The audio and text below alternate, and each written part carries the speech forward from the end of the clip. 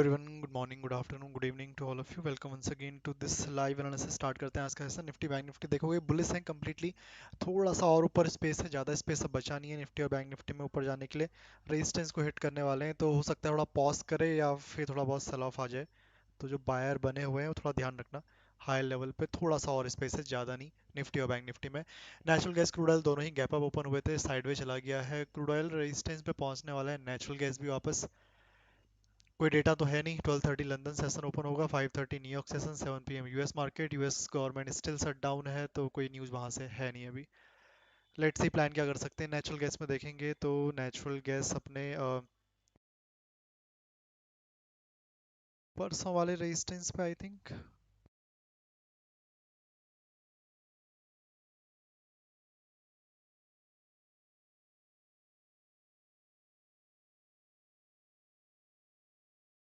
ठीक है, ऊपर थोड़ा सा एक मेजर रेजिस्टेंस है, देखते हैं ये कैंडल एक बार थोड़ा सा अगर लोअर एंड की ओर क्लोज करती है आपका क्रूड ऑयल नेचुरल गैस में, तो यहीं से फिर एक सेलिंग का प्लान करेंगे, नहीं तो फिर थोड़ा और ऊपर आने का वेट करेंगे।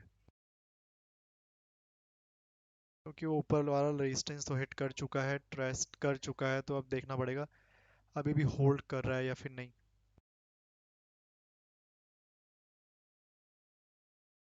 क्या आज देखोगे 24,900 की कॉल जो मूव करी है, 24,900 रुपये की कॉल, 60 रुपीज़ से ऑलमोस्ट डबल हो गया है प्रीमियम। डबल से भी ज़्यादा। ऊपर एक रेजिस्टेंस है 24,900 की कॉल में, 135 140 के अराउंड। वहाँ शॉर्ट करना चाहो तो थोड़ा कर सकते हो। कॉल को बोल रहा हूँ मैं, 24,900 की कॉल।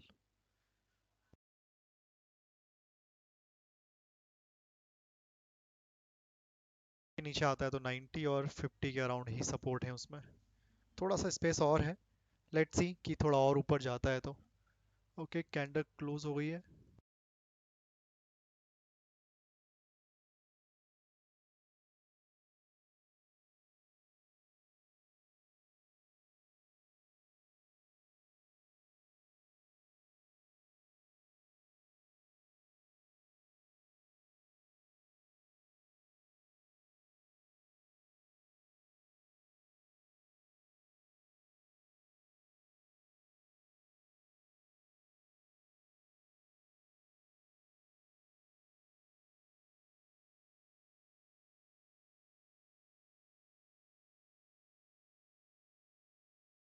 ऊपर यही रेजिस्टेंस है, ये वैसे टेस्ट तो हो गया था परसों। लेट्स सी आज भी थोड़ा बहुत होल्ड करता है तो। बट अभी के लिए तो यही है रेजिस्टेंस।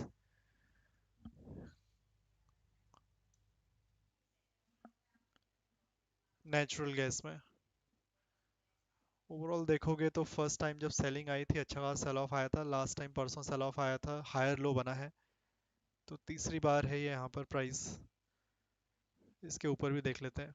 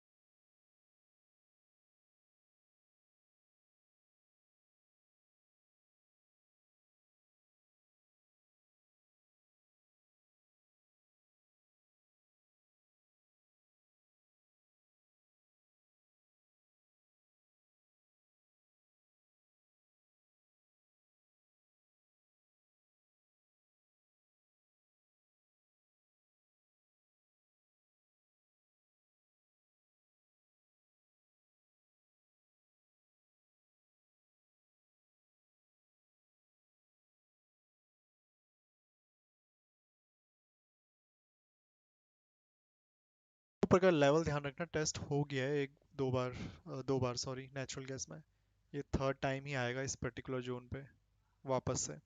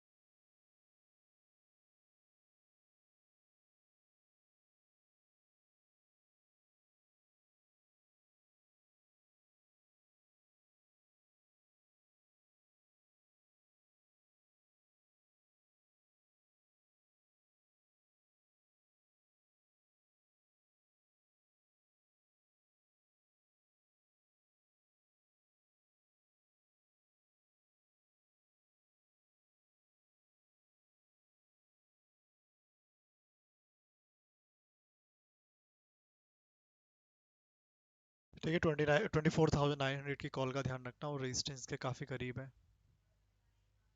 सेल ऑफ आता है तो अच्छा मूव कर सकता है, एक बार ऑलरेडी सेलिंग आ गई है वहाँ से 130 टू 140 के बीच में। नीचे सपोर्ट सीधा फिर 90 80 के बीच में है, और उसके नीचे गया तो 50 तक भी जा सकता है। बाकी निफ्टी को देखोगे तो वो भी रेजिस्टेंस के काफ़ी करीब ही है 15 मिनट टाइम फ्रेम पे।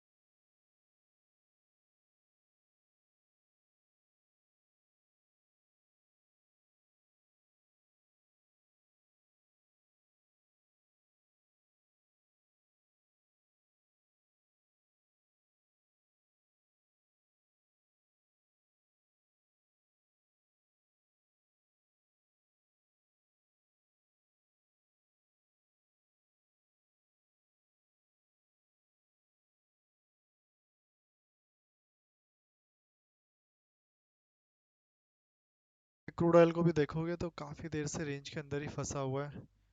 परसों तो डाउन साइड पे रेंज के अंदर था, हल्का सा गैप अप हुआ है फॉरेक्स में अर्ली मॉर्निंग जब ओपन हुआ था आज एक्स टी आई यूएसडी। तो ओपन इक्वल टू लो बनी थी कैंडल, हल्का सा गैप अप वहाँ पर भी था एक्चुअली में। उसके बाद वही थोड़ा बहुत कंटिन्यू था, हाई लेवल पे स्टक हो गया था साइडवेज आफ्टर 5 PM। तो वही इंडियन मार्केट में भी वही साइडवेज चल रहा है उस वजह से।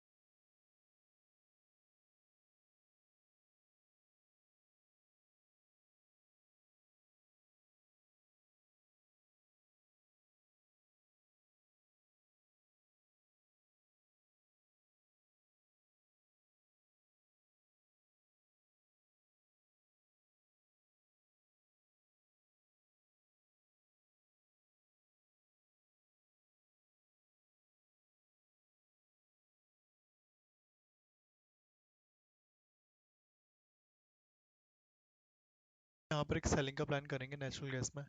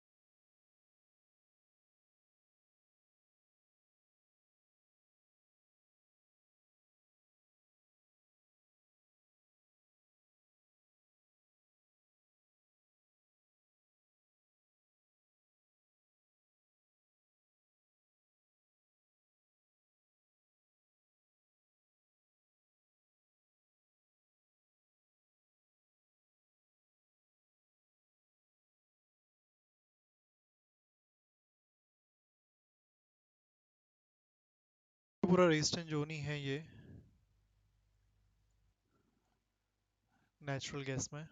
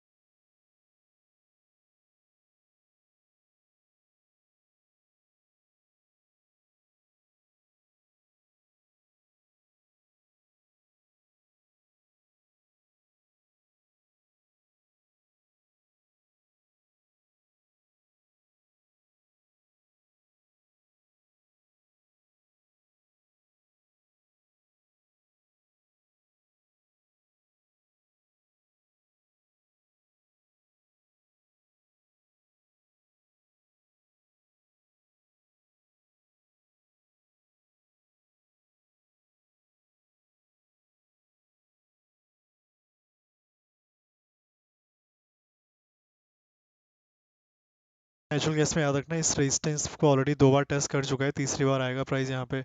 इसके ऊपर एक और रेजिस्टेंस है, वहाँ पर अभी भी हिट नहीं किया है प्राइस ने नेचुरल गैस में, 317 to 20। वो भी स्ट्रांग ही है अभी भी, वो भी टेस्ट नहीं हुआ है अभी भी, ध्यान रखना। तो इस लेवल पे थोड़ी क्वांटिटी कम रख लेना, टारगेट बढ़ाई रखा है। ऊपर निकलता है तो फिर नेक्स्ट रेजिस्टेंस ऊपर रहेगा। यहाँ पर ऑलरेडी 2 बार टेस्ट हो चुका है, this is third time price hitting this level. And the thing is that यहाँ पर लोअर लो नहीं बना है, हायर लो क्रिएट हुआ है, which is not good.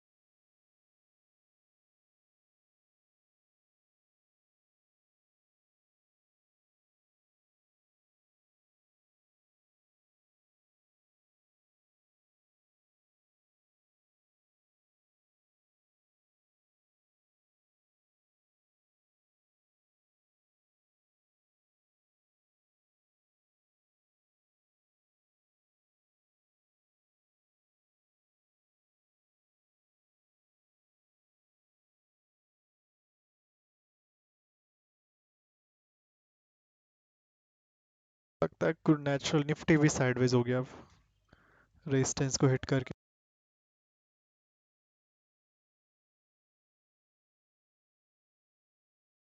Crude में अभी कुछ नहीं है, क्रूड में वेट करते हैं, थोड़ा सा इस कैंडल का वेट करो। ये कैंडल थोड़ा सा नीचे जाए और फिर क्लोज कर दे 5475 के नीचे।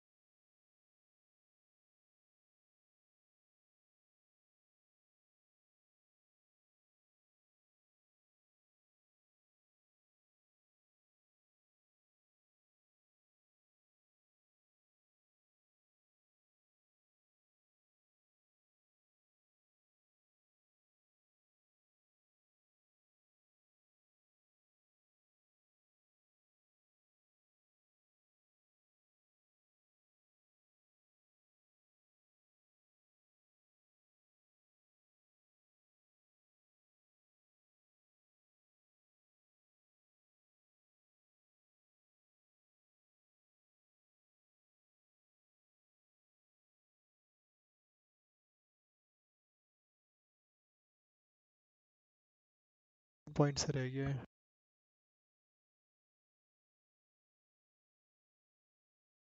तो क्रूड ऑयल भी अच्छा था उस समय।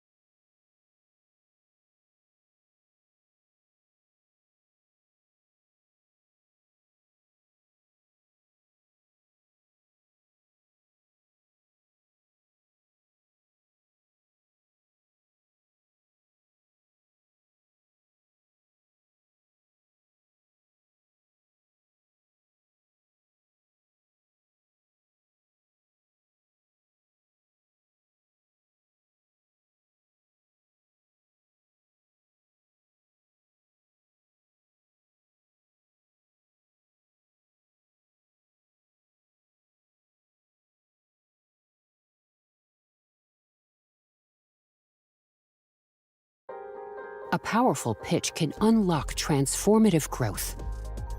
You're coming from a world that is quite far separated from venture capital. Building up the skills was an important part of that journey.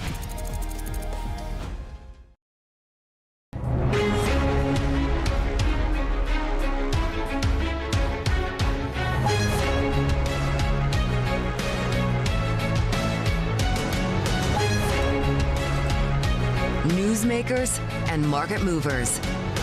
This is The Pulse with Francine Lacqua. Well, good morning, everyone, and welcome to The Pulse. I'm Francine Lacqua here in London. Now, in a moment, we'll discuss the markets with Seema Shah, Chief Global Strategist at Principal Asset Management. Before that, we'll, of course, get a status update on the U.S. shutdown with our Stephanie Baker. We'll also talk Boeing and Tesla with our transport reporter, Danny Lee. But first, President Donald Trump is weighing slashing thousands of federal jobs as the White House looks to ratchet up pressure on Democrats to end a government shutdown. So for more on this, we're joined by Stephanie Baker, our senior writer. Stephanie, good morning. So first of all, would the layoffs actually be legal, or is this an empty threat?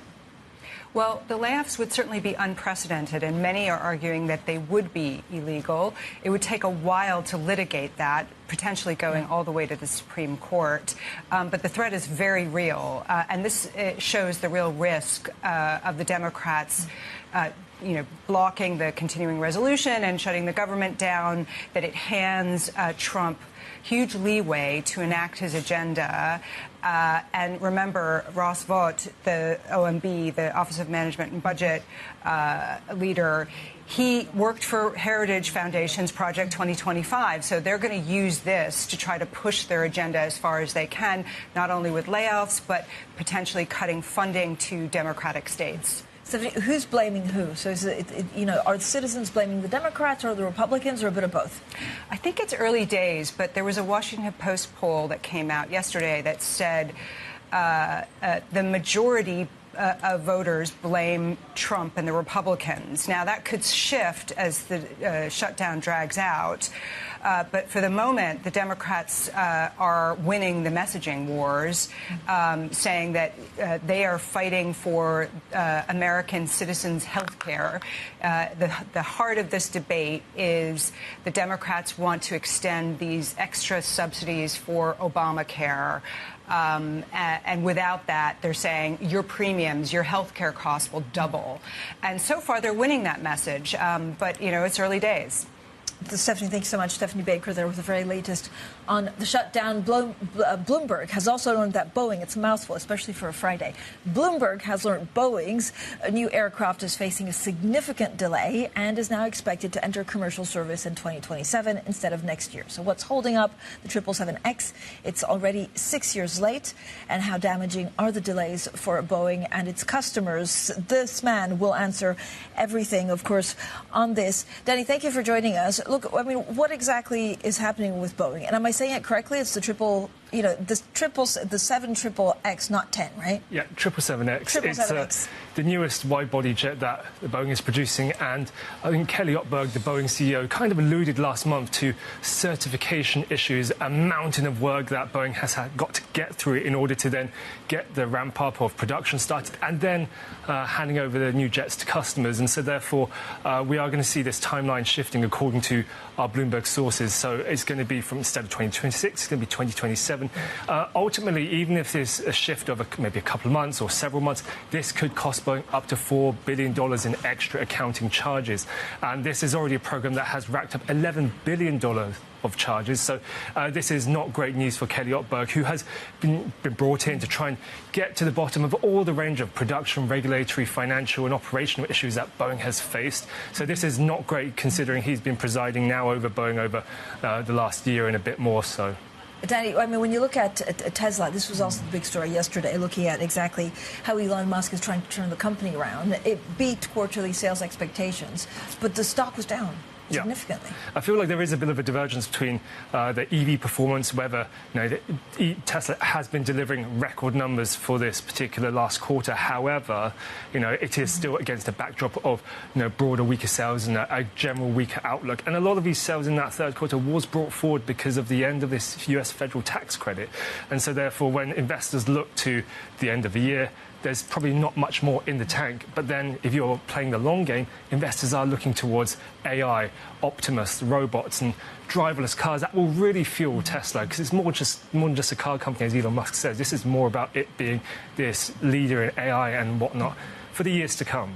Danny, thank you so much. Danny Lee there looking at Tesla and Boeing. Now joining us to talk markets, Seema Shah, Chief Global Strategist at Principal Asset Management. Seema, when you look, thank you for joining us on this Friday, non-jobs day. I mean, how problematic is it actually for traders and markets, but also economists to understand exactly what the economy is looking at?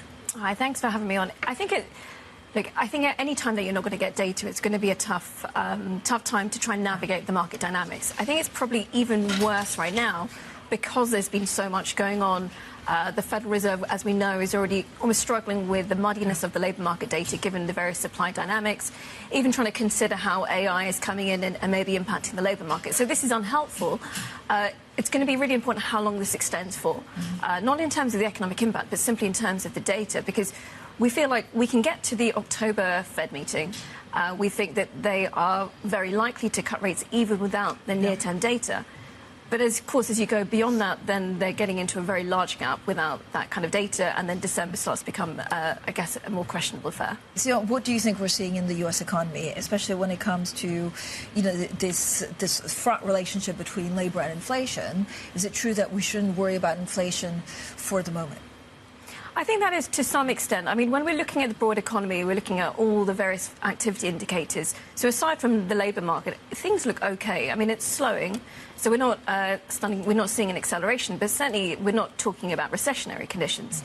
And then from a labour market perspective, the labour data, we can clearly see that there's a labour market demand slowdown, and probably more so than what the labour supply dynamics are saying. So there is a slowdown in play. But together what that means is that the inflation dynamics are probably less, I should say the fundamentals are less important in terms of driving up the pressures. So we do think that right now inflation is almost contained, albeit at that 3% level.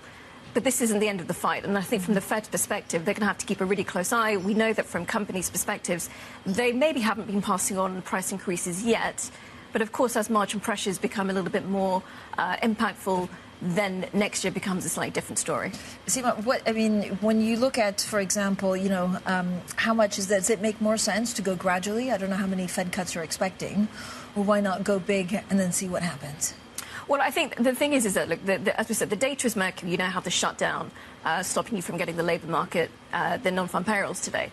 But overall, this is a picture where you have, it's a confusing one. You have an economic broad activity picture, which is fairly robust, but you have a labour market slowdown. You have supply dynamics, as I said, you've got the tech. In that kind of situation where you don't really know where you're going, you shouldn't really run head first at the door.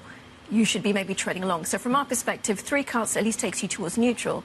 And then it would make sense for the Fed to stop and almost appraise the situation, see if they have any better understanding of what's going on in the labour market. So we would expect to see a couple more rate cuts after into 2026. Yep. But in terms of the magnitude, then you also have to consider the politicisation of the Fed and what the makeup is going to be once Fed Chair Powell is out. Seema, when you look at equities, we've had a really good run for a lot of these indices, but is there still more upside to be had? Because again, there's this complicated economy. The Fed is actually going through a difficult time also existentially, but markets are roaring ahead. They are, and I think what the market is doing is almost looking away from the data to some extent and just saying, well, look, earnings growth at the moment is pretty good. We're not hearing of any really concerning stories from corporates. Corporate spreads are really tight. And then on top of that, we're now getting Fed cuts, which, it's not against a recessionary backdrop. So you're almost giving a little bit more juice to the market. So we do think that there's more gains to be had. They're probably not going to be very significant.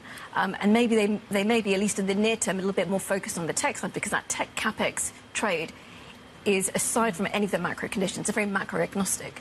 So I think that's what's going to continue to carry the market. And then maybe in later 26, you could see a bit more broadening out into some other sectors as well. So how do you construct your portfolio? So at the moment, we're very much risk on. We're still very much risk on US equities. We have been building up a position in small caps. Typically, they will do well in a rate cutting environment, domestic conditions being robust, which pretty much fits the way that we're looking at the broader economy. And we think that could be sustained for a little bit longer as well. But we do think there's pockets outside the US as well. So, we do believe in that long-term tech narrative. So if you believe in that, there are pockets across specifically across Asia, which should continue to benefit from that theme. So those are the areas. And then within credit, it's still very much risk on, even verging into the high yield, certainly the EMD side. So there is a lot to be had in this environment, even though valuations are really stretched. You do need to be quite selective. I mean, are you selective on a regional basis or more like on an industry level? Well, so I think there's selectivity within the region, but I certainly from our equities team, what they're really focused on is that stock picking, really looking at the bottom up, because at these kind of valuations, it doesn't mean that everything is very expensive. There are going to be opportunities, but you really need to dive pretty deep into the data to try and identify them.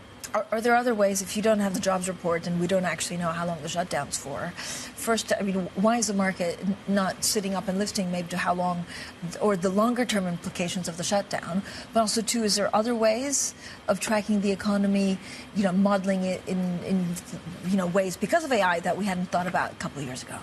Yeah, well, I mean, so to the first question, historically, you don't really see a very sustained impact on the economy from a shutdown. Yeah. And if you're not seeing a sustained impact on the economy, you shouldn't see any really fundamental impact on earnings. So overall, from a market perspective, we're almost looking away. But, you're right in saying that the data is really key at this point. There are other ways, and you can see that the market has been really a little bit more focused on the ADP. There were some other private payroll numbers which came out yesterday. They haven't been great indicators in the past of where the employment numbers are going. So, we want to treat that with a pinch of salt. So, unfortunately, at the moment, it is almost kind of feeling it out in the blind on the assumption that it's only going to last for 2 or 3 weeks. What do you do with dollar right now? We do think there's a little bit more weakness to go, and I think there's a couple of reasons. One is that, as we've already seen, there's been concerns about the credibility of US institutions. We think the conversations around the Fed is going to continue through 2026, of course, as Powell's term comes up. So that might chip away a little bit further.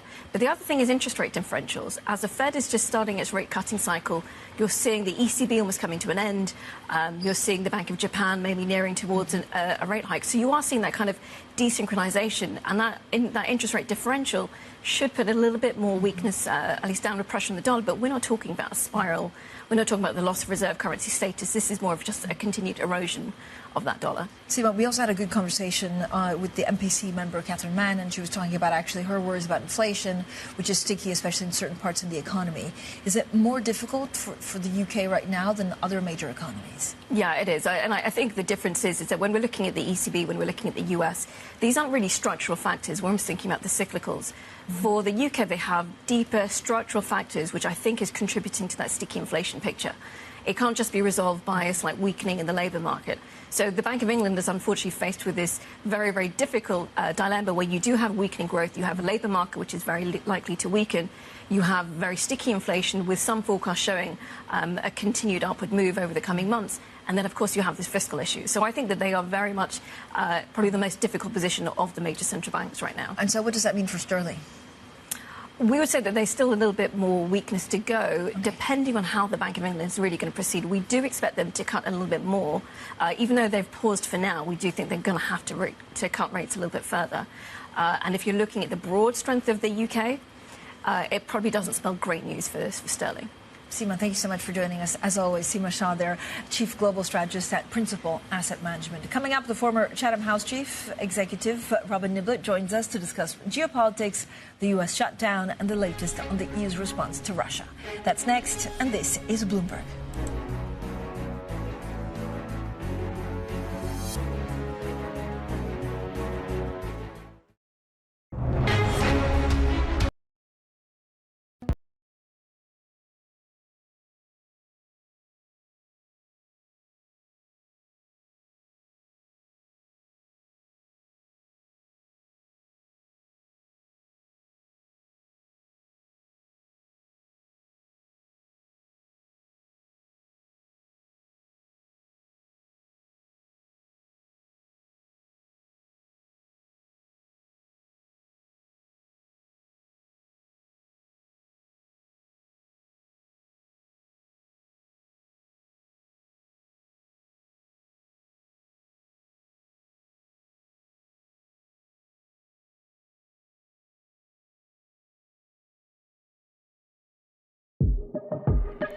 Southeast Asia is at a crossroads.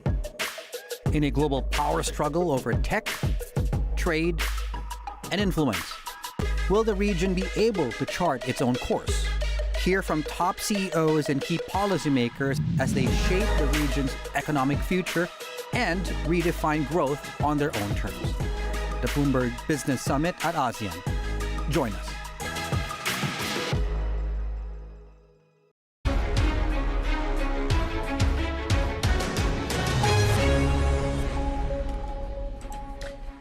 Welcome back, everyone. Now, Ukrainian President Volodymyr Zelensky says his country may receive longer-range weapons from the U.S. to counter Russian airstrikes.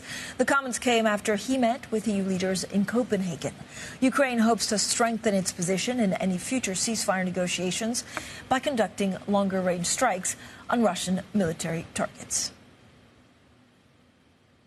Meeting with President of the United States, yes, we will maybe have something more. I don't know. We'll see. Flight operations have resumed at Munich airport after it was shut down temporarily due to several drone sightings. Germany's second largest airport grounded 17 departing flights last night, affecting around 3,000 passengers and diverted 15 arrivals to nearby cities. Several airports across Europe have been affected in recent weeks due to unidentified drones. And here in the UK, counter-terrorism police have named a British citizen of Syrian descent as a perpetrator of an attack on a synagogue that killed 2 people. 2 men died and 3 others sustained serious injuries during the assault on the temple in Manchester when worshippers were gathering from Yom Kippur, the holiest day in the Jewish calendar. Police said the attacker drove a vehicle at people outside the synagogue and then attacked them with a knife before being shot dead by officers. Now, for more on all of these stories, we're joined by Robin Niblett, Distinguished Fellow and former Chief Executive at Chatham House. Robin, thank you for joining us. We were just talking about the UK and that horrific act that happened yesterday. Acts in general of terrorism seem to be being more widespread. Is this a very divided society, or should we take a pause, a breath, and actually see exactly what's going on? Look, I'm not sure if Britain as a whole and the British people are a divided society. I think they're united, and the vast majority would absolutely condemn the horrific attack yesterday. But there's no doubt that tensions between the communities, between the Jewish community and obviously the Islamic community as well, have been deepening very sharply in the last 2 years since the terrorist attacks by Hamas on October 7th, 2 years ago. So, it's interesting. You've got a government that is trying to move in both directions simultaneously. There's a potential protest on Saturday in support of defending our juries, spelt Juries, which is in support of trying to overturn the UK ban on Palestine Action, which has been nominated by the British government as a terrorist organisation. Many people don't agree with that. But on the other hand, at the same time, the British government has recognised a Palestinian state, despite really getting much of anything in return for it. So I think on both sides of the debate, those who are most invested in this outcome and most invested in the future are feeling really very unhappy with the government. And the society itself is deeply divided. No doubt there have been doubling of attacks against Jewish people in the United Kingdom over the last year. The BBC has some very clear numbers on this. Rises of Islamophobia on the other side. It's a very, very sad time at the moment. But I think at the moment we have to focus. People should not be murdered just because of their religion. It's just utterly appalling.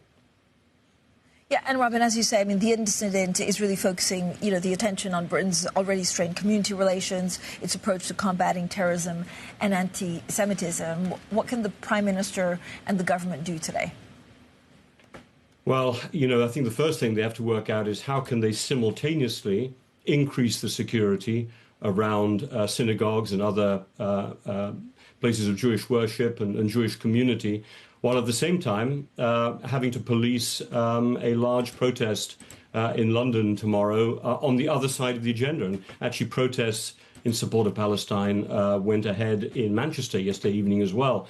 So the police forces are deeply stretched, and it exposes, I think, the rifts at the heart of British society at the moment. So no, the government is torn. It looks like, I mean, this is obviously incredibly early reporting, and I'm not claiming I know this for a fact, but it looks like a relatively, you know, it's one individual, 3 other people have been arrested. It looks like what is described as a kind of self-starter attack. This person was not, apparently, according to news reports, on the prevent watch list.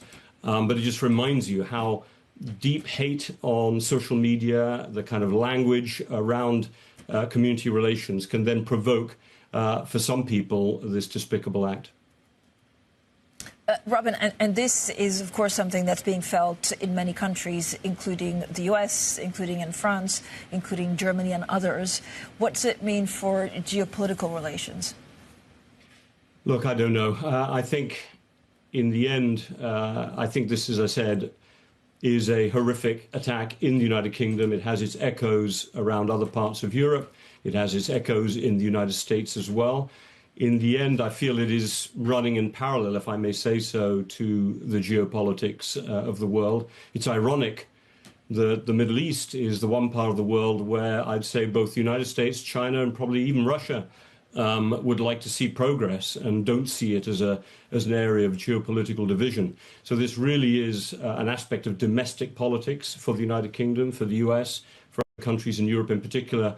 And obviously, there's this opportunity potentially out there with the Trump peace plan endorsed by Muslim governments, Arab governments, endorsed by European governments as well, to try to force a ceasefire and actually a plan for the future that is actually quite, you could say, reasonable. It's talking about non-annexation by the Israeli government of Palestinian land. It's talking about no role for Hamas of any sort in future governance of Gaza or of any type of Palestinian entity. Ironically, we have a moment where all of the governments seem to have moved around one particular solution, even the government of Bibi Netanyahu. So I'm hoping that there could be some moment of light in the future. I'm not hugely optimistic, but at least that's a modest step forward. Robin, talk to me about Ukraine. Has the U.S. effectively given Europe actually more power to deal with Ukraine? And what do you think Russia's playing out with the drones, trying to test the limits of Europe and NATO?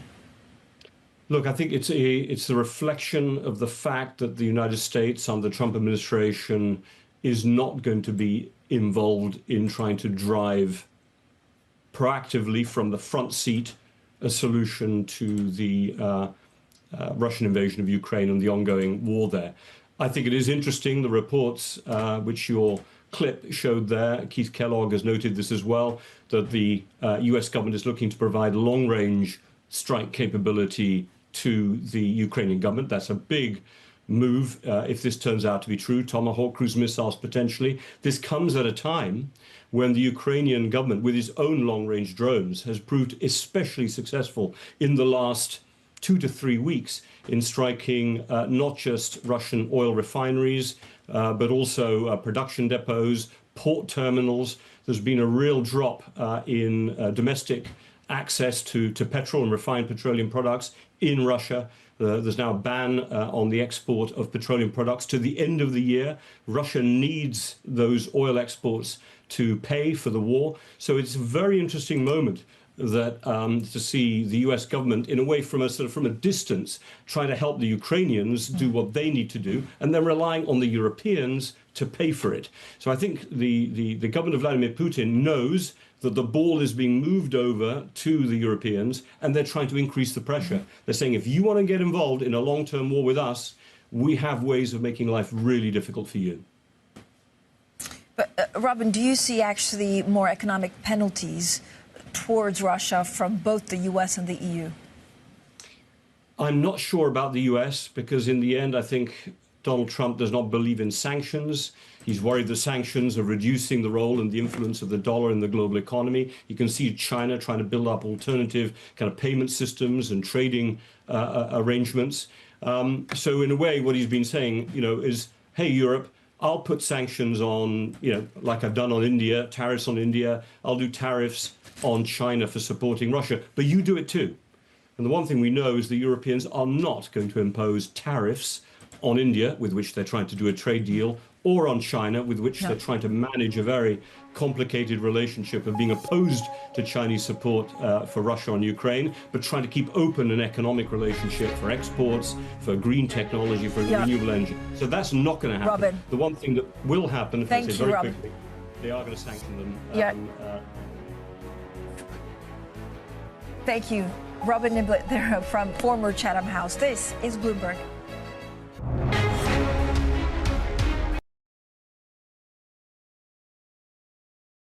Global connections are vital for business expansion. Nearly 1 in 2 business leaders say decisions made on their own usually turn out to be poor.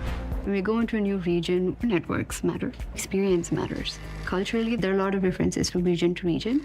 We are just trying to find the right partner. Somebody reliable, somebody that is as invested as we are. Widen your global network. Search Turning Point, brought to you by HSBC and Bloomberg Media Studios to find out more. If you are a marketer today, you are not competing with AI. You're competing with a marketer who's using AI better than you are.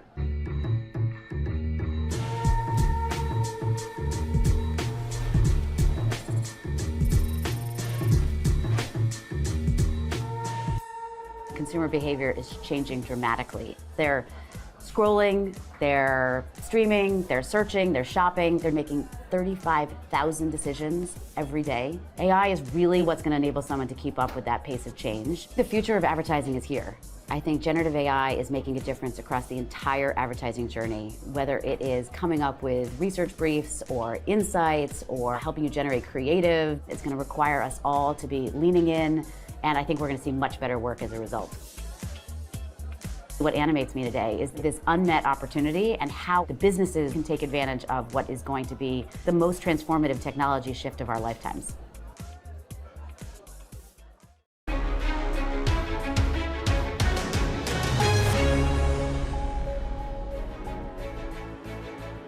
Good morning, everyone, and welcome to The Pulse. I'm Francine Lacqua here in London, and these are your top stories. The all-important U.S. jobs print gets hit by the federal government shutdown. President Trump vows thousands of job cuts, ramping up pressure on Democrats to end the impasse.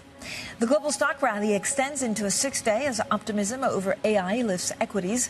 Plus, Bloomberg learns that Boeing's 777X will not start commercial flights until 2027, in yet another delay for the flagship jet. Now, Italy's cabinet has approved a budget with a 3% deficit this year, allowing the Premier, Giorgia Meloni's government, to set aside more money for tax cuts and defense. Well, joining us now is our Italy Bureau Chief, Chiara Albanese. Chiara, as always, thank you. Many guests have told us that France is a new Italy. How much better is in a fiscal position is Italy after this budget? Well, the news of Italy being able to reach 3% of the deficit already this year is great news. It came last night after a late evening cabinet meeting, and it really shows that Italy is on track to achieve the EU rules and meeting them ahead of expected. Well, this is a sign that definitely France and Germany are not in the position to give, and it really is a testament to Giorgia Meloni's ability to reassure investors, to reassure markets, and to deliver cuts in terms of like the deficit and the debt that has been a plague for Italy for several years. So, Chiara, to what extent do tariffs remain a risk to the Italian economy directly and via the impact on its trading partner, Germany? Well, there is little to say. Italy has got a mammoth debt load. But what this government has been able to do in this period of higher rates and definitely a positive feedback getting that it got from markets, it has been able to start climbing down this path of reassuring further investors, cutting the deficit level, and also having its spread versus German yields going down and also being narrower than the French one. And this is kind of a vicious circle that has been going around. And definitely, as we were saying, France and its instability have actually gone into a different direction, all kind of helping Italy to attract more capital and to become a sort of like positive legal safe haven into Southern Europe and Central Europe. Chiara, thanks so much. Our Italy Bureau Chief there, Chiara Albanese. Now, some news actually just crossing the Bloomberg terminal. Huawei is using advanced components from Asia's largest technology firms in at least some of its leading Ascend AI processors. Now, this is a research firm that discovered this during teardowns, highlighting China's reliance on foreign hardware as it works to boost domestic production of AI semiconductors. So this is according to a Bloomberg story just crossing the terminal. We'll have plenty more when we get it. Now, the French Prime Minister, Sébastien Lecornu, is meeting with lawmakers for crunch talks as he struggles to pass the budget. The talks could determine not only the fate of his government, but also how Europe's second largest economy tackles its mounting deficit. Shortly before those discussions started, Lecornu said his government would exclude use of a constitutional measure that allows it to push through laws. Now, for more, we're joined by Alan Katz, our Paris Bureau Chief. Alan, thank you for joining us. So how realistic are Lecornu's chances of striking a deal?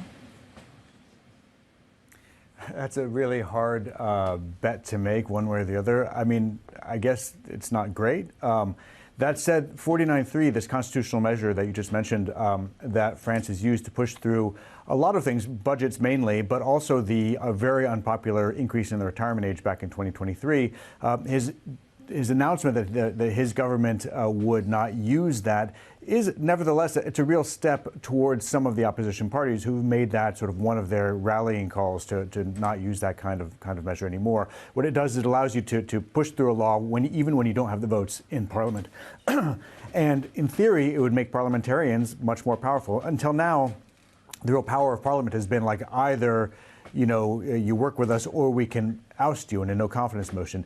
This would, in theory, give them a lot more power to actually shape the budget. So we'll have to see with these discussions today if the opposition parties actually, bite on this at all and it progresses a bit, or if they say, actually, you know what, we're not interested, and then it would be much less likely that Lecornu and his government, which is yet to be named, by the way, besides him, would survive, very much longer. So, Alan, if Lecornu actually fails to secure enough support, what are the immediate risks for France's budget process?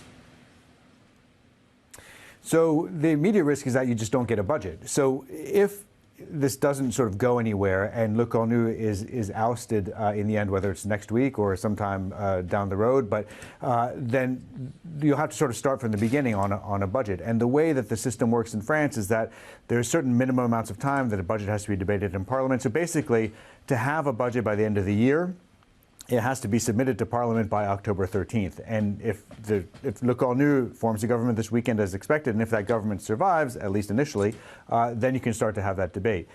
If it doesn't, then that October 13th date will certainly be missed. Now, I want to bear in mind, or I want to make clear, since you mentioned the U.S. government shutdown earlier, the French system is a little bit different. So if there is no budget by the end of the year, there probably will, almost certainly will not be a shutdown. The French can pass something called a special law, which would roll over the 2025 budget into 2026, and that would keep all government services continuing to operate. And so it's not quite the same stakes at play as in the United States, but nevertheless, the goal is at least to have a budget by the end of the year. Alan, thank you so much. Bloomberg Paris Bureau Chief Alan Katz. Now, a huge fire has erupted after an explosion at a Chevron oil refinery near Los Angeles, producing towering flames and plumes of smoke, which could be seen for miles. Chevron have accounted for all personnel, confirming there were no injuries at its El Segundo facility. It's not yet clear what caused the blaze. Now, the chairman of BBVA and the chief executive of Sabadell are seeking to sway investors their way during the final days of a takeover battle that has lasted 17 months. Now, the potential deal is an all-cash transaction that offers one BBVA share for just over 4.8 shares of Sabadell, marking a 10% increase from the original offer. Now, Sabadell's board has declined the offer. It's now in the hands of shareholders. I think we can cross over now to Turin, where, of course, our Tom McKenzie is speaking to David Solomon, the interview of the day. Here it is. Given the geopolitical strains, given now as well the shutdown in the US. David, does the US economy weather the current political standoff in Washington? And does that resilience that we've seen this year continue into 2026? Well, first, thank you for having me here. Delighted to be here. The U.S. economy is in pretty good shape. And there are some very, very strong tailwinds that have really had a profound effect. And there are also some things going on that are creating headwinds and are probably leading the economy to underperform its expectation at this time. But I'm optimistic that we're probably going to see an acceleration as we continue to head into 2026. The big structural issue that's kept the U.S. economy going so well is the U.S., and by the way, other developed economies around the world, are running very aggressive fiscal stimulus plays. Governments are spending enormously into economies in the developed world, and that keeps the economy going even when you have other headwinds. Second big macro phenomenon that's affecting the U.S. economy is all of the AI infrastructure build, all the capital spending, all that's going into the ground to support the deployment, the development, the continued growth of AI infrastructure into the enterprise, and that's a big tailwind too. That's balanced on the other side by the implementation of the trade policies, which are still getting absorbed. I think we're seeing, some of the effects from trade, but there's still more to go in terms of really understanding how the trade policy is fully implemented and how it balances growth. And then obviously the world's a little bit more geopolitically fragile, and that has an impact on growth and kind of confidence. But when you balance it all, you saw the third quarter reading was quite strong. But year over year, from last December to this December, the overall growth trajectory will probably be a little bit less than 2%. And so that's slightly below trend, but still in pretty good shape. And an acceleration into 2026? I think that as the trade policies are absorbed and you have the continued stimulus and the continued kind of tech spend, you've got a pretty good tailwind. I hear as I talk to CEOs that would kind of have their finger on the pulse. Certainly the upper end of the economy is still spending quite strongly, a little bit more constraint on the downside, on the lower part of the economy. But I think the things you have to watch labor. There's no question labor is a little bit softer, and the Fed's watching labor carefully. And, I think you've also got to watch inflation and whether or not the impact of trade is just a one-time price movement or there's something, more significant that comes through, and it's too early to know. And you touched on labor. How would you characterize the health of the U.S. job market now? It's a little bit softer, and I think you can step back and you can understand why. When you think about big enterprises and what's going on with technology, people are pausing hiring to really kind of evaluate how, as they bring this technology into the enterprise, they can automate, create efficiencies, reinvest. And so, I think at the moment that's slowed hiring, and as a result, the labor numbers are a little bit softer. The Federal Reserve cut interest rates for the first time this year in September, last month. The markets are expecting another approximately 4 cuts between now and this time next year, another 1 percentage point of cuts, with inflation remaining above the target for the Fed. Does that seem reasonable to you? I think it's in the distribution of outcomes. I think we'll have to watch. I know there's a great parlor game of people kind of predicting what the world's going to look like 6 months, 12 months out.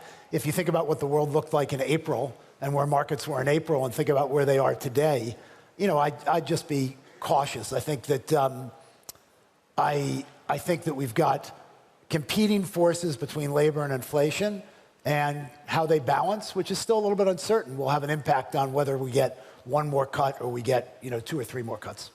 Global stocks at record highs. US stocks at record highs. The S&P 500 is up about 15% year to date. Nvidia's market cap is around $4.5 trillion.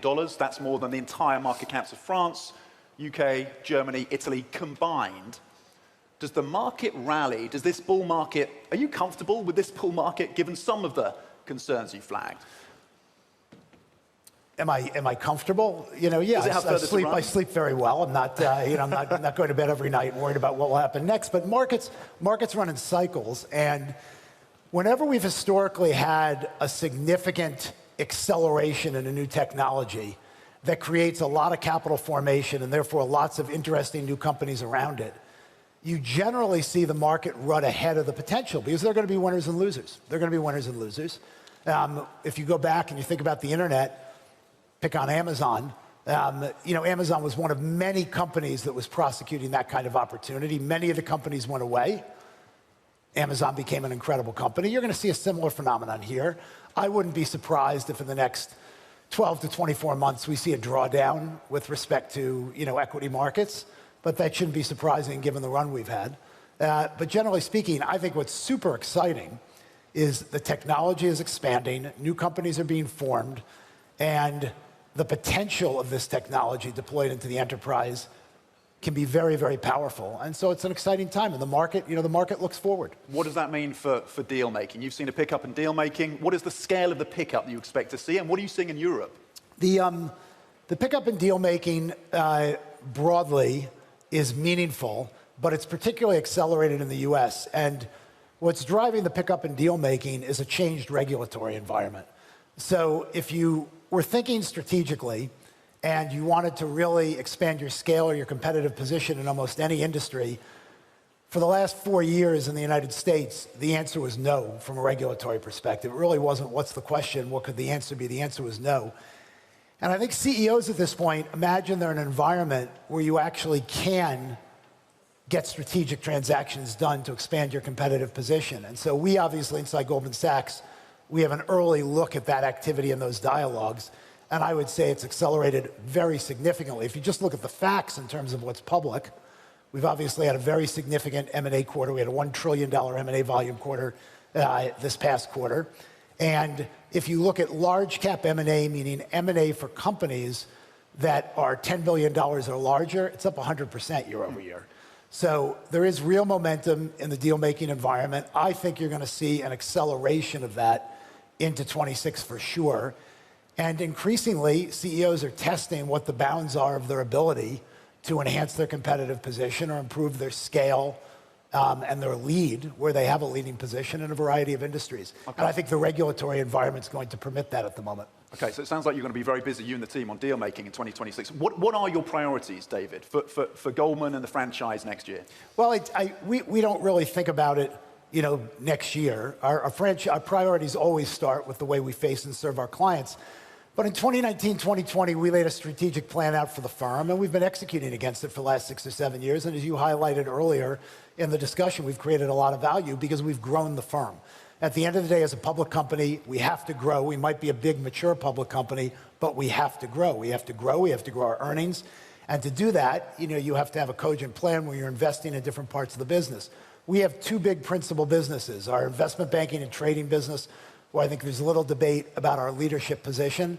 It's an extraordinary business, very big business. We've been investing and adding more resources to that business over the last 5-6 years. We've increased our market shares very meaningfully in that business. Our market shares are up about 350 basis points over the last 5 years in that business. And then separately, we have the 5th or 6th, 7th, depending on how you look at it, largest active asset manager in the world. We manage about $3.4 trillion through our asset and wealth management platform. That business is growing high single digits is what we've put out publicly. It's actually been growing faster than that. And we continue to invest in a variety of aspects of that business where we see real growth. We can grow our wealth business, which is an ultra high net worth wealth business. We can continue to grow our alternatives platforms, private capital formation. And we have a very flexible solutions business where really for big institutional capital allocators, we have an ability to really create and customize what they need from an investment perspective. There's been a lot of discussion here at Italian Tech Week about how to get globally significant generational businesses, tech businesses, built out of Europe, $100 billion plus. What is your prescription for that? I mean, my prescription for that is savings in Europe and capital in Europe needs to come into the risk economy in Europe. You just don't have the scale and scope of the available savings here getting deployed into the tech risk ecosystem at the pace that it should when you compare and you look to the way things are deployed in the United States. And in fact, one of the things that happens here is capital from here looks over there. And so there are enormously smart, talented people here, lots of great ideas, capital formation, and a real focus on risk taking. Stuff's going to go right, stuff's going to go wrong, but you got to take risk, you've got to deploy capital. This really has to become a bigger center of capital deployment. And also, the more we can get the European Union to be operating as an economic union and taking advantage of the 400 plus million people that are here, as opposed to the individual states, for lack of a better term, the more we can get the tech economy working that way, I think the better chance we have of reaching your goal, which I think would be a very noble goal for the world. So I mean, the more innovation over here, the better for the world. Yeah. So Ursula von der Leyen will be here. So your one message to the European Commission President would be centralizing or capital markets? Well, certainly. Are you seeing the urgency? I'm feeling more urgency when I'm over here, but still, the regulatory process in Europe is slow.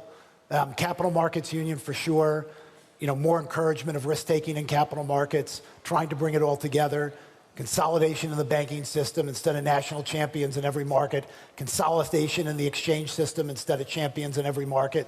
Those are all things that will make capital formation easier, risk capital formation better, and will allow the acceleration of great companies here in these markets. You have lent into tech and into AI. Your team were telling me you have 12,000 engineers across Goldman Sachs. You have an AI, the Goldman Sachs AI assistant. You have an AI developer.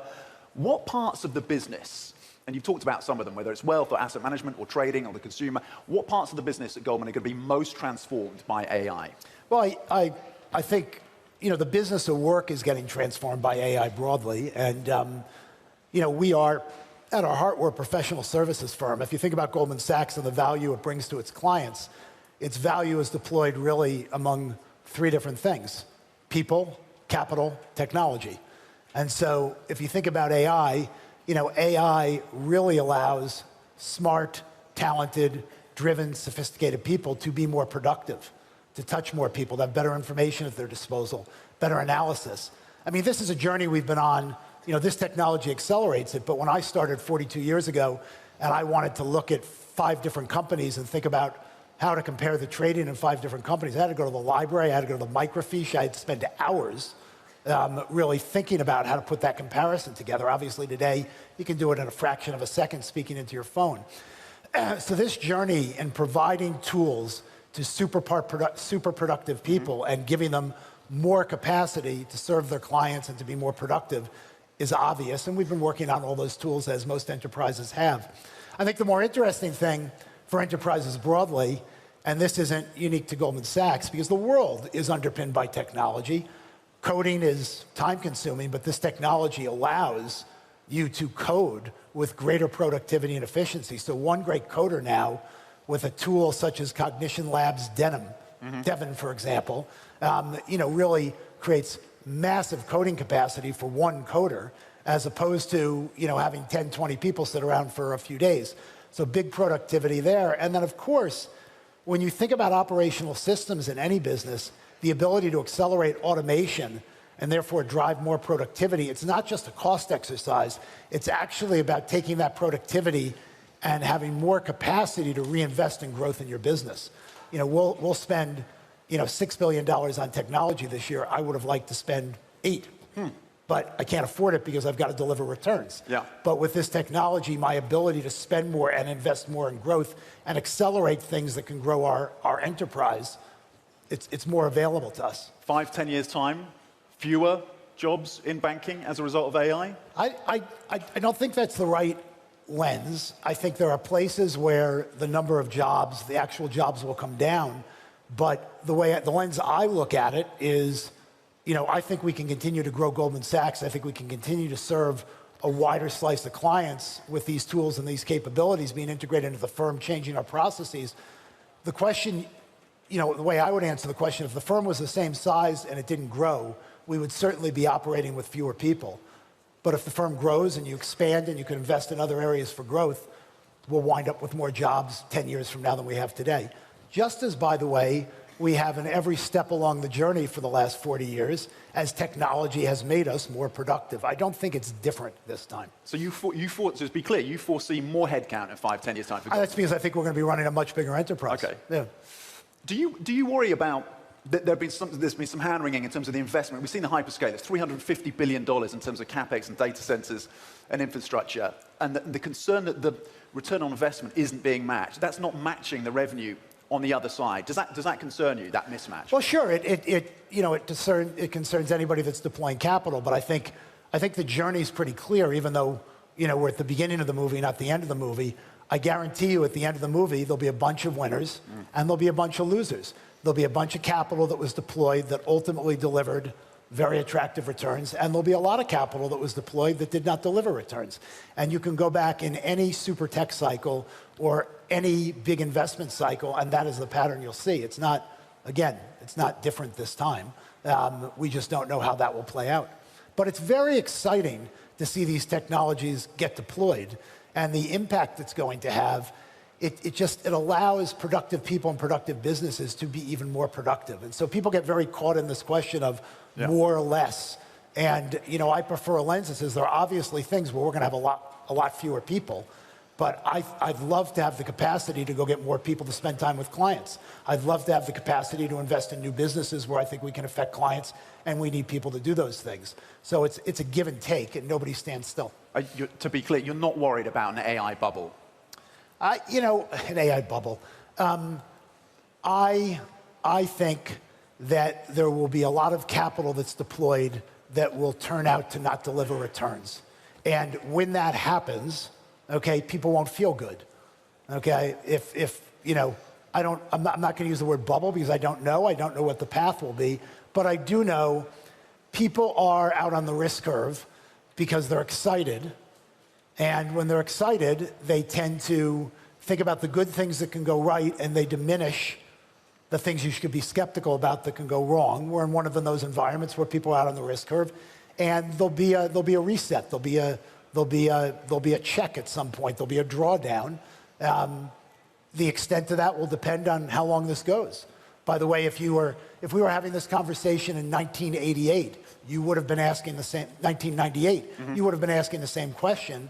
Yet the environment went on for another 3 years until there was then a significant check in 2001 and 2002. So I'm not smart enough to know. I think it's going to go on for a while. I think the opportunities are great. I think they're very exciting. But I also see complacency around risk-taking, and when that happens, ultimately there'll be some speed bumps or some drawdowns. David Solomon, Chairman and CEO of Goldman Sachs. Thank you so much. Thank you. Fantastic. Appreciate it. Thank you, David. Thank you. Appreciate it.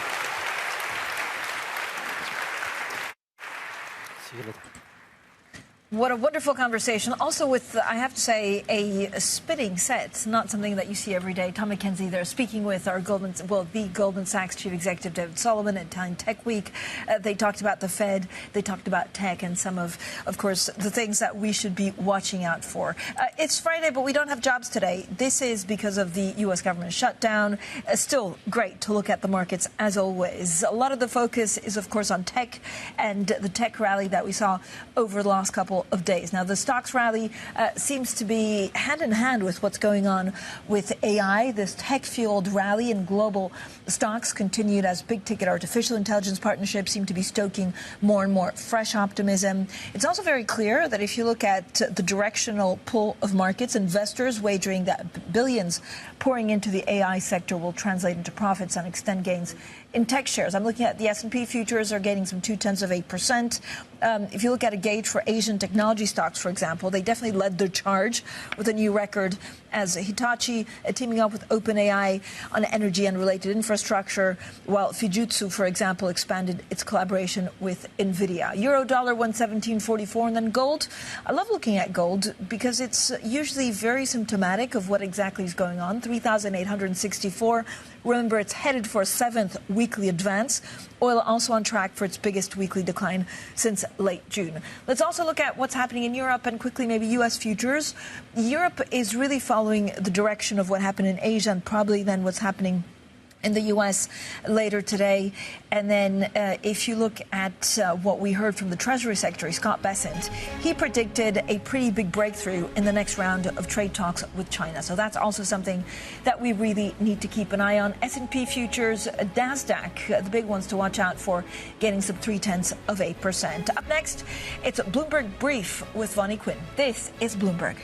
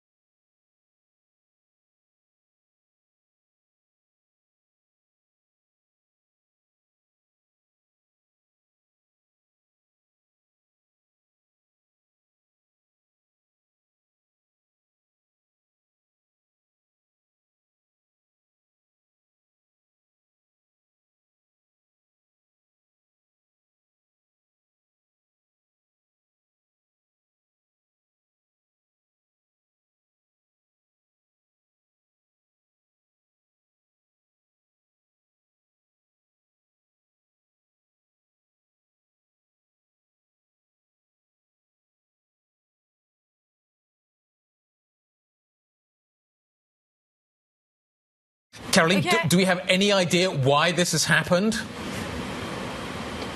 Well, it's probably because of the situation with the Republicans. I mean, obviously, the Republican Party reacted pretty badly last night after the nomination of this cabinet. Even though Bruno Retailleau kept his job as Interior Minister, they were disappointed, for example, with the comeback of Bruno Le Maire. And they were supposed to have a crisis meeting in just a couple hours from now to decide whether or not they were going to stay in this government. In fact, we had lots of emails this morning from the French government saying there would be a handover at this time for Le Cornu, for Roland Lescure. There would be another handover for Bruno Le Maire. And now everything is collapsing already. 3.5 weeks with this Prime Minister, Sébastien Le Cornu. And as many analysts have been saying all morning, we are now getting very, very close to perhaps new fresh legislative elections. In terms of where Macron therefore stands, what does he do now? We've been through a series of governments. None of them are able to deliver what he needs them to be able to deliver. Is there another person that he can tap near term to run a government? What happens next in this process now that Le Cornu has...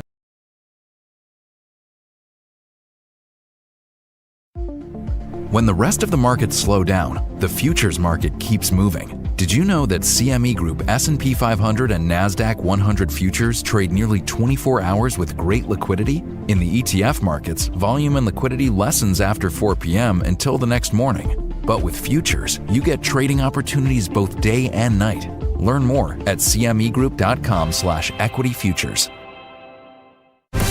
News when you want it with Bloomberg News Now. I'm Lizzie Burden. And I'm Stephen Carroll. Within the past hour, the French Prime Minister Sébastien Lecornu has resigned. The move coming just a day after President Emmanuel Macron named a new cabinet that was broadly criticised. French bonds fell as investors braced for more political uncertainty. French 10-year yields rising sharply after those headlines. That widened the nation's borrowing premium over German debt, a key gauge of fiscal risk, to over 89 basis points, the highest level since late 2024. In Japan, Sanae Takaichi, a pro-stimulus conservative, is poised to become the country's first female prime minister. Japanese equities led Asian stocks to an all-time high following her surprise win in the ruling LDP's leadership race. While equity investors embraced the news, bond markets did not. Longer-dated Japanese bonds slid, with the 40-year yield surging as investors balance the potential upside of stimulus against debt market risk. With more, here's our editor-at-large in Tokyo, Sherry Ann. We know that Sanae Takaichi is a nationalist. We know that she's a fan of Margaret Thatcher, a fan of heavy metal music as well. But it's really the pro-growth policies that Sanae Takaichi has talked about that is really the focus for investors. She's talked about the BOJ's easy monetary policy, toned down her rhetoric during this election campaign. But we know that she wants to continue expanding fiscal policy. She's promised cash handouts, tax rebates, hinting at raising the tax-free income allowance as well. Sherry Ann was speaking as analysts at Goldman Sachs warned that volatility in Japan's longer-dated bonds may now spill over into markets as far away as the US and UK. Scrutiny of longer-dated debt in many developed economies has increased as governments ramp up borrowing. The growing fiscal concerns in some of the world's biggest economies has seen some investors flocking to the perceived safety of precious metals and Bitcoin. Gold hit another record today and is now closing in on $4,000 an ounce, following a glittering run that's seen it surge almost 50% this year. Bitcoin, meanwhile, set another all-time high over the weekend as a broader risk rally around the US government shutdown buoyed the world's largest cryptocurrency. OPEC Plus has agreed to return 137,000 barrels a day of halted supply, a slower pace than earlier this year. That's despite signs of a global oil surplus starting to emerge after an earlier difference in position between co-leaders Saudi Arabia and Russia. Our reporter Waylun Soon says OPEC producers are each facing different circumstances. Some, like Russia, is actually trying to contend with increased attacks on its oil production capacity. So that's all pulling back some of that potential production. We do see some estimates for that 137,000 barrels per day that OPEC promised over the weekend. Actually, Russia takes up about a third of that, and a third of that might come under stress because of Ukraine's attacks on oil export facilities. Bloomberg's Waylon Soon speaking there. The decision to drip feed more barrels shows OPEC's commitment to keep battling for a share of the oil market. But the market's forward curve, closely watched by OPEC, is faltering. Wall Street forecasters like JP Morgan and Goldman Sachs expect the oil price slide will extend below $60 a barrel. Representatives from Hamas and Israel are due to begin talks in Egypt today and aimed at ending their 2-year war in Gaza. The first sign of whether the negotiations are serious will be whether Hamas releases the remaining hostages.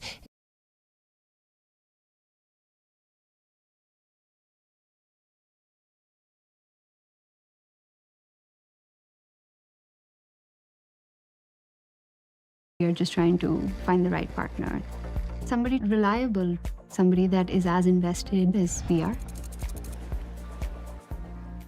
Companies exposed to, the fact that the trade war is only 10% of trade, the fact that there is better financing conditions globally with the Fed cutting, these companies are certainly bringing in higher earnings expectation that companies that are a bit stuck in the domestic market that would be affected by the cost of uncertainty. So indeed, I would be looking for sector rotation in the French equity markets, and certainly looking at some companies that are in high capex intensive sectors, places where trade deals have been formed, and these companies are well placed in some of these markets, potentially the US, and so forth, right? Yes, so there is an opportunity there. Okay, sector rotation, potentially something to consider for investors exposed to France. As we look at the 10-year yield at 3.58, close to 3.59, yields up 8 basis points, and Ludovic suggesting that at 4% and above, you might want to start thinking potentially about getting exposure to the sovereign debt of France. Ludovic Soubrain, always smart on the French markets and the politics as well that now interlap and interweave. Of course, CIO and Chief Economist at Allianz. Ludovic, thank you. We're bringing you live pictures, as we mentioned, from outside the Prime Minister's office in Paris. Sébastien Lecornu has resigned. We're expecting to hear from the French Prime Minister imminently. We will bring you that live, of course. Stay with us. This is Bloomberg.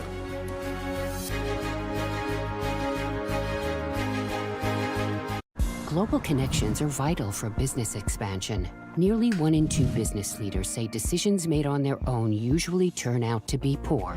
When we go into a new region, networks matter, experience matters. Culturally, there are a lot of differences from region to region. We are just trying to find the right partner. Somebody reliable, somebody that is as invested as we are. Widen your global network. Search Turning Point, brought to you by HSBC and Bloomberg Media Studios to find out more.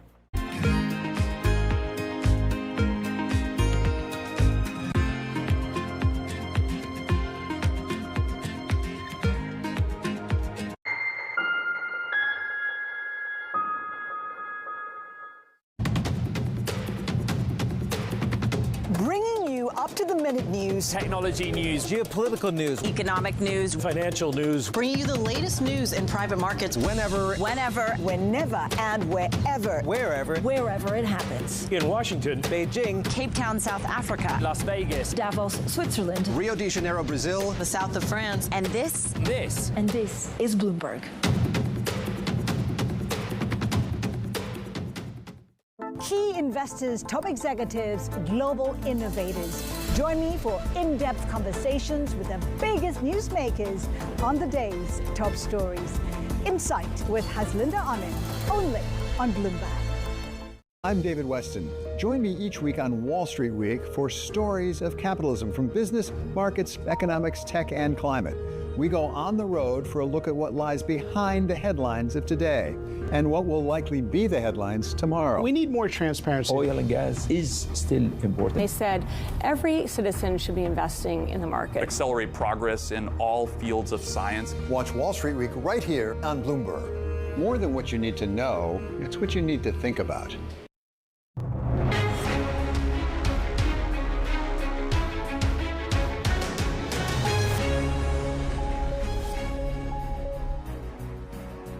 Welcome back. We are bringing you live pictures from Paris. The office of the Prime Minister, Sébastien Lecornu, is speaking now. We hope to bring this to you live. He has, of course, resigned, underscoring the political crisis in France. The market reaction is there. The euro is down.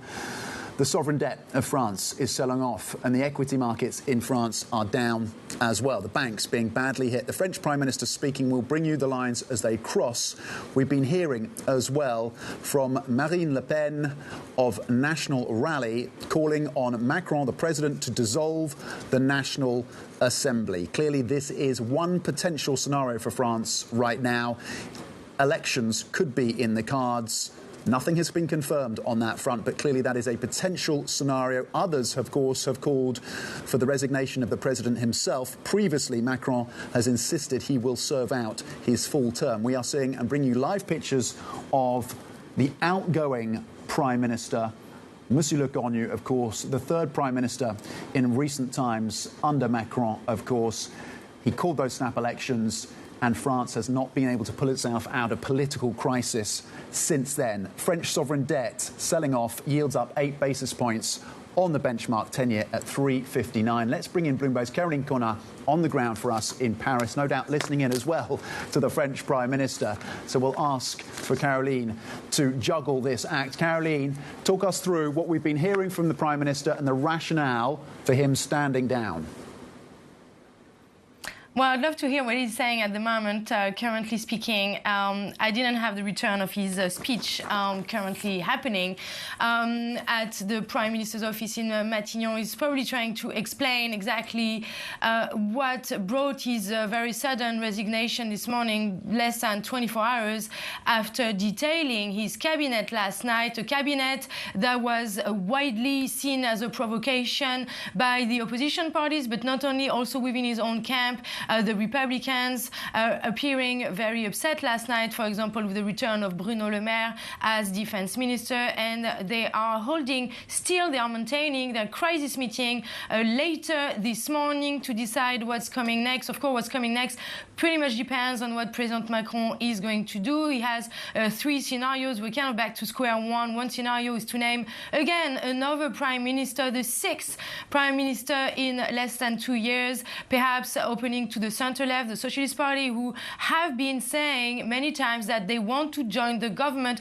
And we heard from the first secretary of the Socialist Party earlier today saying that he was actually ready to give Le Cornu a chance if the retirement reform would come back in Parliament, something that Macron has ruled out at the moment. Second scenario, of course, for President Macron would be to call new snap legislative elections, something that has basically prompted this whole political crisis. When he called snap elections back in June 2024, that's when the entire political crisis started. A lot of parties, including Marine Le Pen, the National Rally head, calling just right now for President Macron to dissolve the National Assembly. The far left as well calling for new legislative elections. Even people within the Republican camp, such as David Linard, the mayor of Cannes in the south of France, for example, saying just right now that Macron has no choice really between resignation and new snap elections. There is no room anymore to just name a new prime minister. That's not going to be enough to please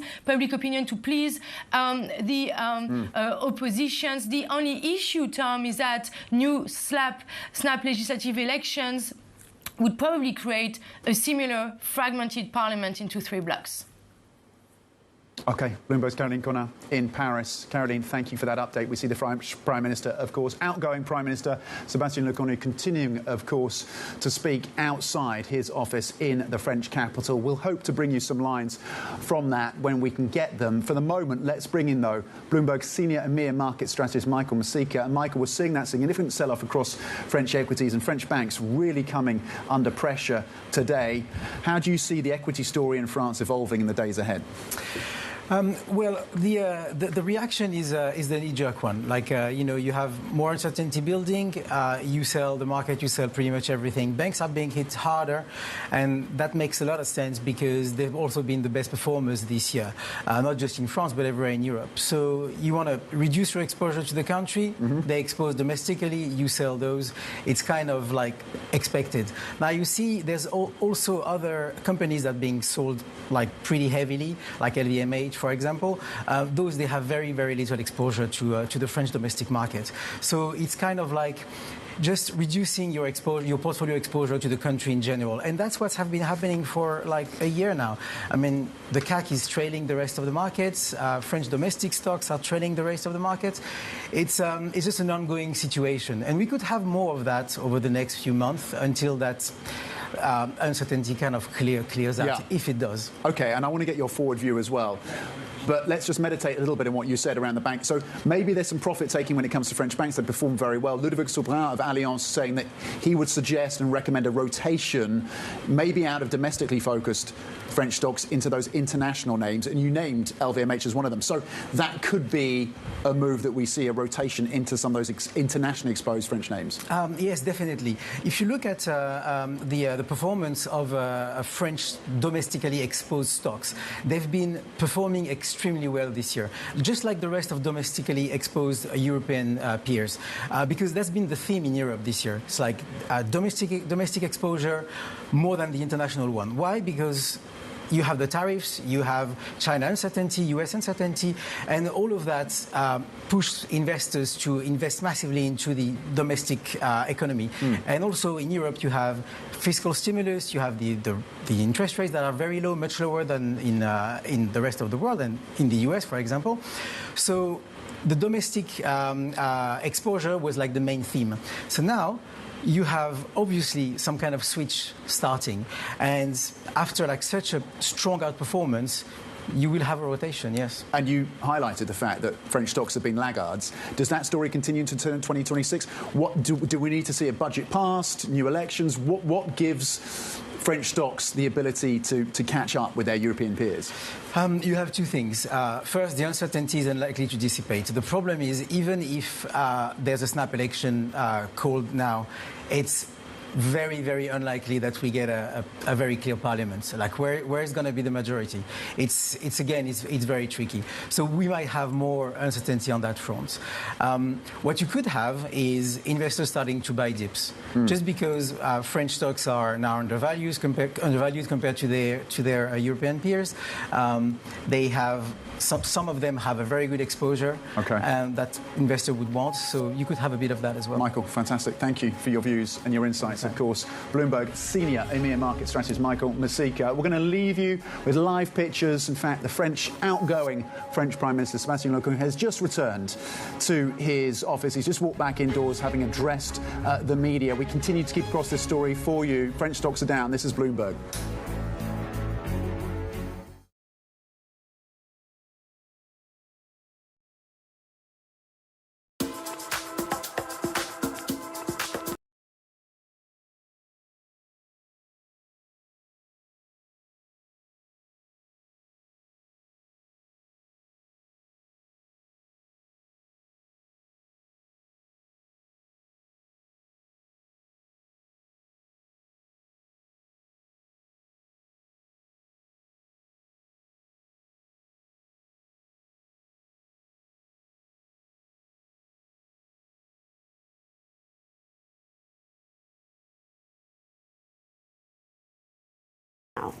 And if I were the Fed, I'd start thinking about going ahead and lowering rates. Real rates are very high right now relative to history, and of course we have a pretty significant term premium built into the term structure of interest rates right now. So let's talk about the Fed's goal, which is 2%. Is that too low a rate to really get to at this point? And does it have to be at 2% or in sight of 2% before the Fed should lower? They have a credibility issue right now. The Fed has to get to 2% because that was the target that they set. Although they've already started to project that they're willing now to target a range of inflation, which I think is the approach they should have taken all along. But they're going to get to 2%, and I think the trajectory is still in favor of the Fed's 2% target. And what we're seeing on a shorter-term basis is that's where rates are actually going to in terms of the inflation level, and I think the trajectory is their friend. It's the most fascinating time for the global economy in years, and our conversations are front and center. We're stress testing consequential ideas, and investors around the world are scoring them in real time, helping to translate the policies from Washington into actionable ideas for Wall Street. It's the morning call you actually want to be a part of. Separating the signal from the noise, with some fun along the way. This is Bloomberg Surveillance. From the world of politics to the world of business, Joe Matthew and Kaylee Lines deliver news, insight, and analysis live 2 times a day, every trading day. Balance of Power at 1 and 5 Eastern, only on Bloomberg.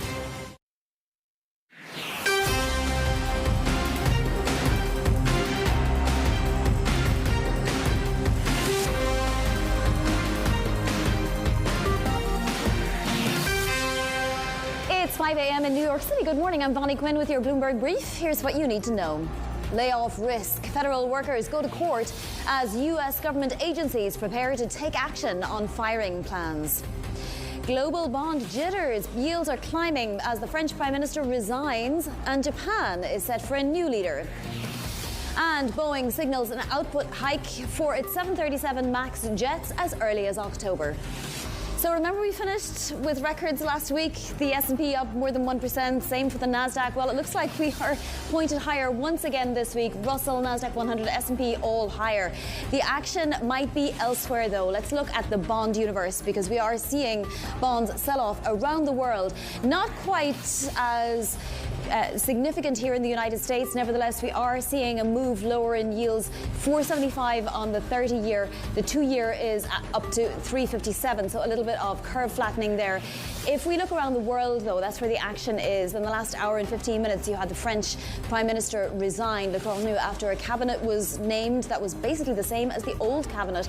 Opposition to that, and you can see a much weaker euro today. In fact, it weakened substantially since that resignation. 116.68. It had been trading earlier this morning above 117.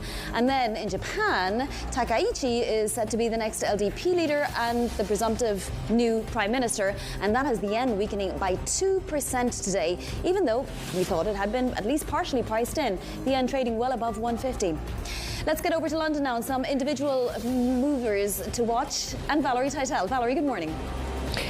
Good morning, Bonnie. Let's start with what's going on in France. We are seeing French banks very much on a back foot so far this morning. SocGen down 5.4%. BNP Paribas down 4.5%. This is on the back of that surprise resignation from the Prime Minister, Le Cornu, lasting just 27 days in office. But Bonnie, the market is starting to question just when this political crisis could morph into an economic one. And hence, we're seeing banks on the back foot as well of those OAT bond yields spiking.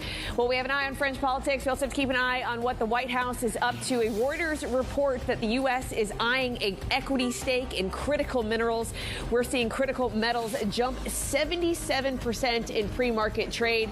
This would give the U.S. access to one of the largest rare mineral mines in Greenland. They want to convert essentially a loan into an equity stake. This is something they did similar with Intel a few months ago. It would give them around an 8% equity stake in critical metals group. Lastly, let's move on to some upgrades. Morgan Stanley upgrading Micron to a buy. That share is up 3.5%. Morgan Stanley very bullish on their memory chips and thinking you can get double-digit growth in the next few quarters. Bonnie? Valerie, thank you so much. Valerie Teitel there in London. And later this hour, we'll discuss the economic risks around the world with Callum Pickering of Peel Hunt. Plus, Chris Watling of Longview Economics joins us as he sees bubble traits in the U.S. stock market. But first, our reporters around the world for the latest political developments. We have Caroline Conan in Paris, Alice French in Tokyo, and Kasia Klimaszinska in Washington, D.C. A lot to discuss. Let's start with France. Prime Minister Sébastien Lecornu just resigning about an hour and 15 minutes ago, hours after his cabinet was unveiled. French stocks declining, bond yields rising substantially on the back of this development. Let's get straight now to Caroline Conan in Paris. Caroline, did President Macron really think this new cabinet, which is basically the same as the old cabinet, would satisfy the populace? Well, clearly that's the entire question. The resignation of Sébastien Lecornu was very quick, less than 24 hours after he named his new cabinet last night. But clearly this new cabinet was almost a copy and paste of the previous government of François Bayrou, who collapsed, as you know, early September. And you had some unexpected comebacks in the government, such as Bruno Le Maire coming back as defense minister, which angered the Republican Party. The problem is that within the Macron's camp, you needed the support as well of the Republican Party. So they had a crisis meeting planned, in fact, just happening right now that they maintain. But the government has already collapsed. So they were supposed to discuss whether they were going to withdraw from this government. Lecornu didn't really see any outcome with what he said just now in Matignon, the Prime Minister's office. There was too much partisanship with view to the next presidential elections, and every single party trying to defend their own program, every single party thinking that their own budget proposals would be adopted, which is something that is not really possible when you have a parliament that is still fragmented into 3 blocks. And Lecornu, speaking just a few minutes ago, also saying the opposition didn't acknowledge that there was a change in method, that he promised not to use Article 49.3 in the Constitution, which allows you to force a bill through Parliament. He wanted to give power to Parliament back. That wasn't enough. He decided to resign. So what happens next, Caroline? Where does France go from here? Because it's not just the electorate, right? It's the markets. We're seeing a massive move in markets today. Yes, and this market move is not going to end anytime soon. 86 basis points currently on the spread between the French and the German 10-year. Some analysts saying this could reach 100 basis points if we see new snap elections. Clearly, everything is in the hands of President Emmanuel Macron right now. Will he speak tonight? Will he address the nation to kind of understand what is going to be his next move? He doesn't have many cards left in his hands. One card is obviously naming a new prime minister, but he's done that 5 times already. Another card would be to resign or call new snap legislative elections. Caroline Conan in Paris, thank you. We'll be watching very closely. In Japan, the election of a pro-stimulus leader has shaken up global markets too. The Nikkei surging in the session, while the yen and longer-term bond yields are tumbling. Bloomberg's Alice French is in Tokyo. Alice, what are these market moves signaling about expectations? Morning. Yes, you join me after what's been a very busy day in Tokyo. Of course, we now know that we have Sanae Takaichi as the new leader of the ruling LDP. As you mentioned, she's pro-stimulus, she's pretty conservative, and she's also a heavy metal fan, if that's at all relevant. But yes, it's been a good day for stocks. We're seeing this revival of this so-called Takaichi trade. We know that Takaichi has talked about more investment into strategic industries. So that's things like defense, tech, chips, software, etc. And so we've seen those sectors really rising today. The big defense names up over 10%, chips rising. Overall good sentiment for stocks. On the other end, you know, we have seen bonds pressured. We're seeing the 10-year JGB yield up at the highest since 2008. We've seen the yen pressured, as you mentioned, and this is around concerns that, you know, we know that Takaichi is going to push for more government spending. That's bound to kind of fuel nerves around the public deficit. She's also a slightly sort of dovish take on monetary policy, which may potentially weigh on the BOJ. We know that we have another rate hike decision coming at the end of this month, and we are seeing expectations receding for that near-term rate hike, which is also pressuring the yen, and also not great news for banking stocks. So we shall see how that plays out. We know that obviously the LDP is in a minority in both houses of parliament, so whether or not she can actually move forward with all of these policies that she's spoken about sort of remains to be seen. But at least in the short term, we're definitely seeing, you know, positive sentiment for equities, but some nerves around bonds and the yen. It's fascinating because you say pro-stimulus and dovish, but she's also been likened to Margaret Thatcher as well. President Trump is going to be in Tokyo at the end of this month. Does Takaichi's win have any implications for US-Japan relations? Yeah, as you mentioned, she has been likened to Thatcher. She's also pretty similar to Abe in quite a lot of her policy stances. The late Shinzo Abe, previous Prime Minister of Japan, who we know was pretty close with Trump. That may help her.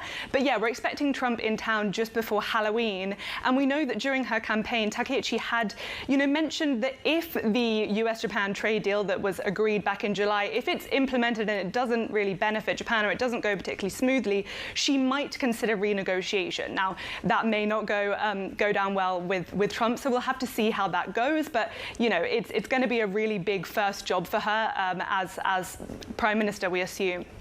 Alice, thank you so much. That is Bloomberg's Alice French in Tokyo.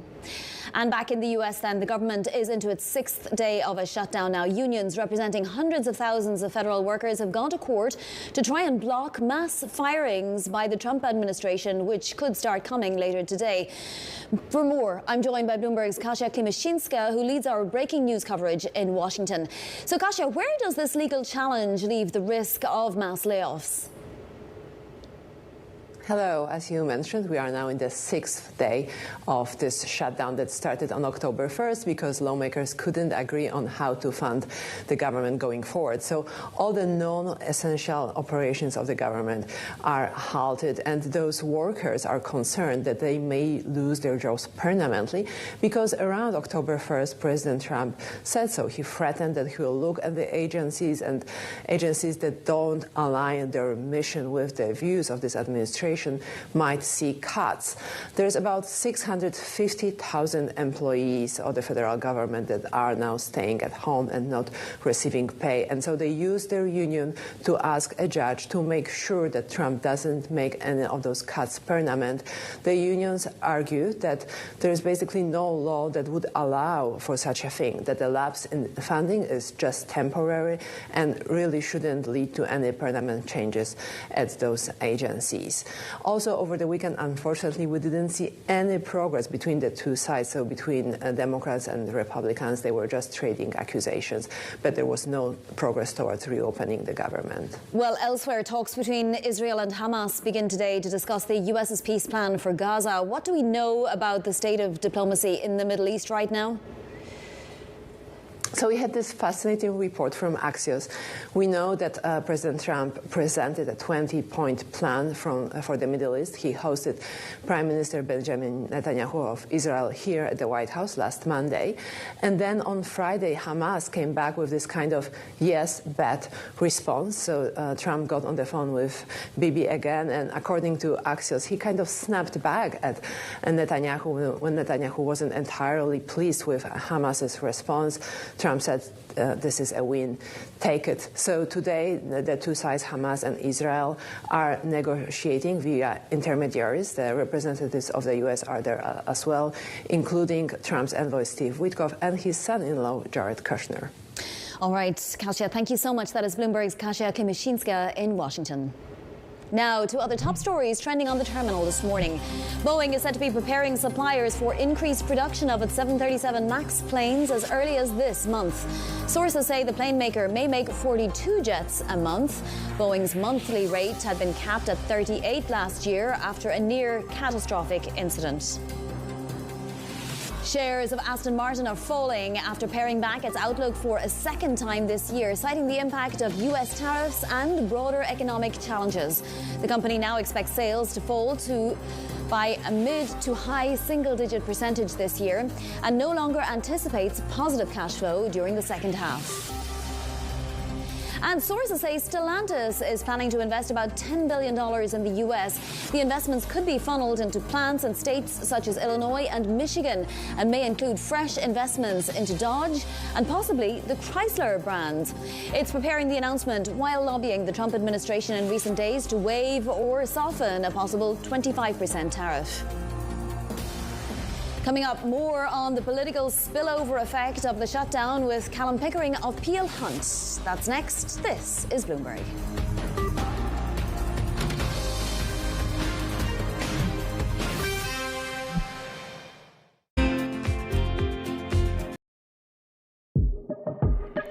Southeast Asia is at a crossroads.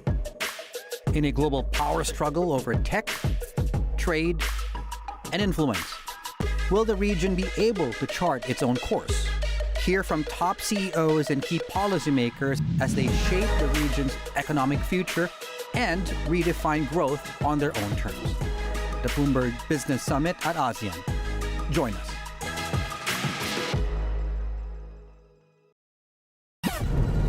Technology touches on everything that we care about. The economy, media and information, markets, trade, geopolitics.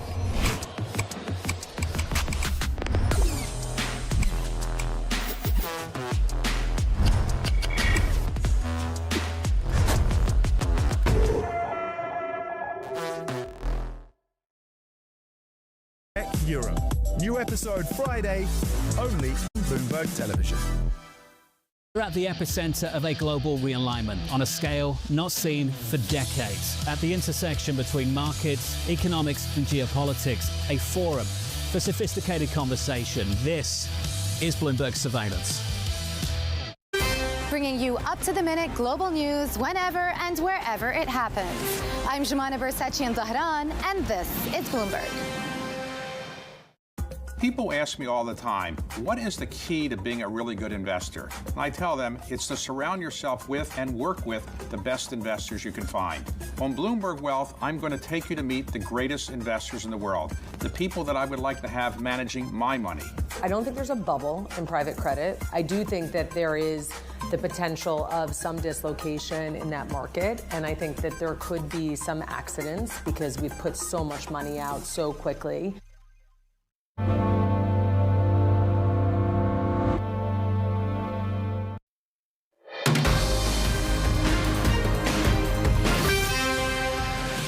We had from March until now to try to work this thing out, but Republicans refused to talk to and work with Democrats so that we could come to a meeting of the minds. They waited to the last second and then walk away, not being in Washington, D.C.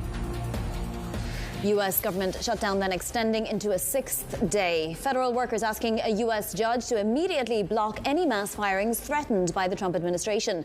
National Economic Council Director Kevin Hassett telling CNN, quote, "I think that everybody is still hopeful that when we get a fresh start at the beginning of the week, that we can get the Democrats to see that it's just common sense to avoid layoffs." Callum Pickering of Peel Hunt weighs in on the rising risks, writing this: "The risk to watch is that a political storm generates market and economic spillovers." He's chief economist at Peel Hunt and joins us now. So, Callum, what are the immediate risks if this does continue?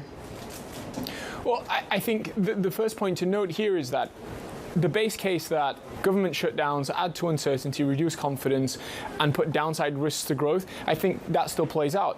But what I would just note, and this is not just true for the US, this is true for all advanced economies, the bond market, which is really the conductor of the global market orchestra at the moment. The bond market moves, everyone else has to just dance to the tune. The bond market is not reacting in the same way to weaker growth expectations than it normally would. So conventional wisdom would be anything that slows growth pushes down yields. This is not happening. What slows growth adds to worries about long-term debt and pushes up yields. And so I think what you've got here is actually basically badly behaved politicians on a collision course with the bond market. This is true in America, as it is in France, as it is in Japan, as it is in the UK, Italy, and Germany. This is basically now the standard playbook around the world. And every 2 weeks, I'm on here basically discussing the same thing. And until someone actually just faces down these long-term debt issues, this is going to be the story as far as the eye can see, as far as I can tell. Yeah, we're seeing huge moves in the French bond market, the OAT.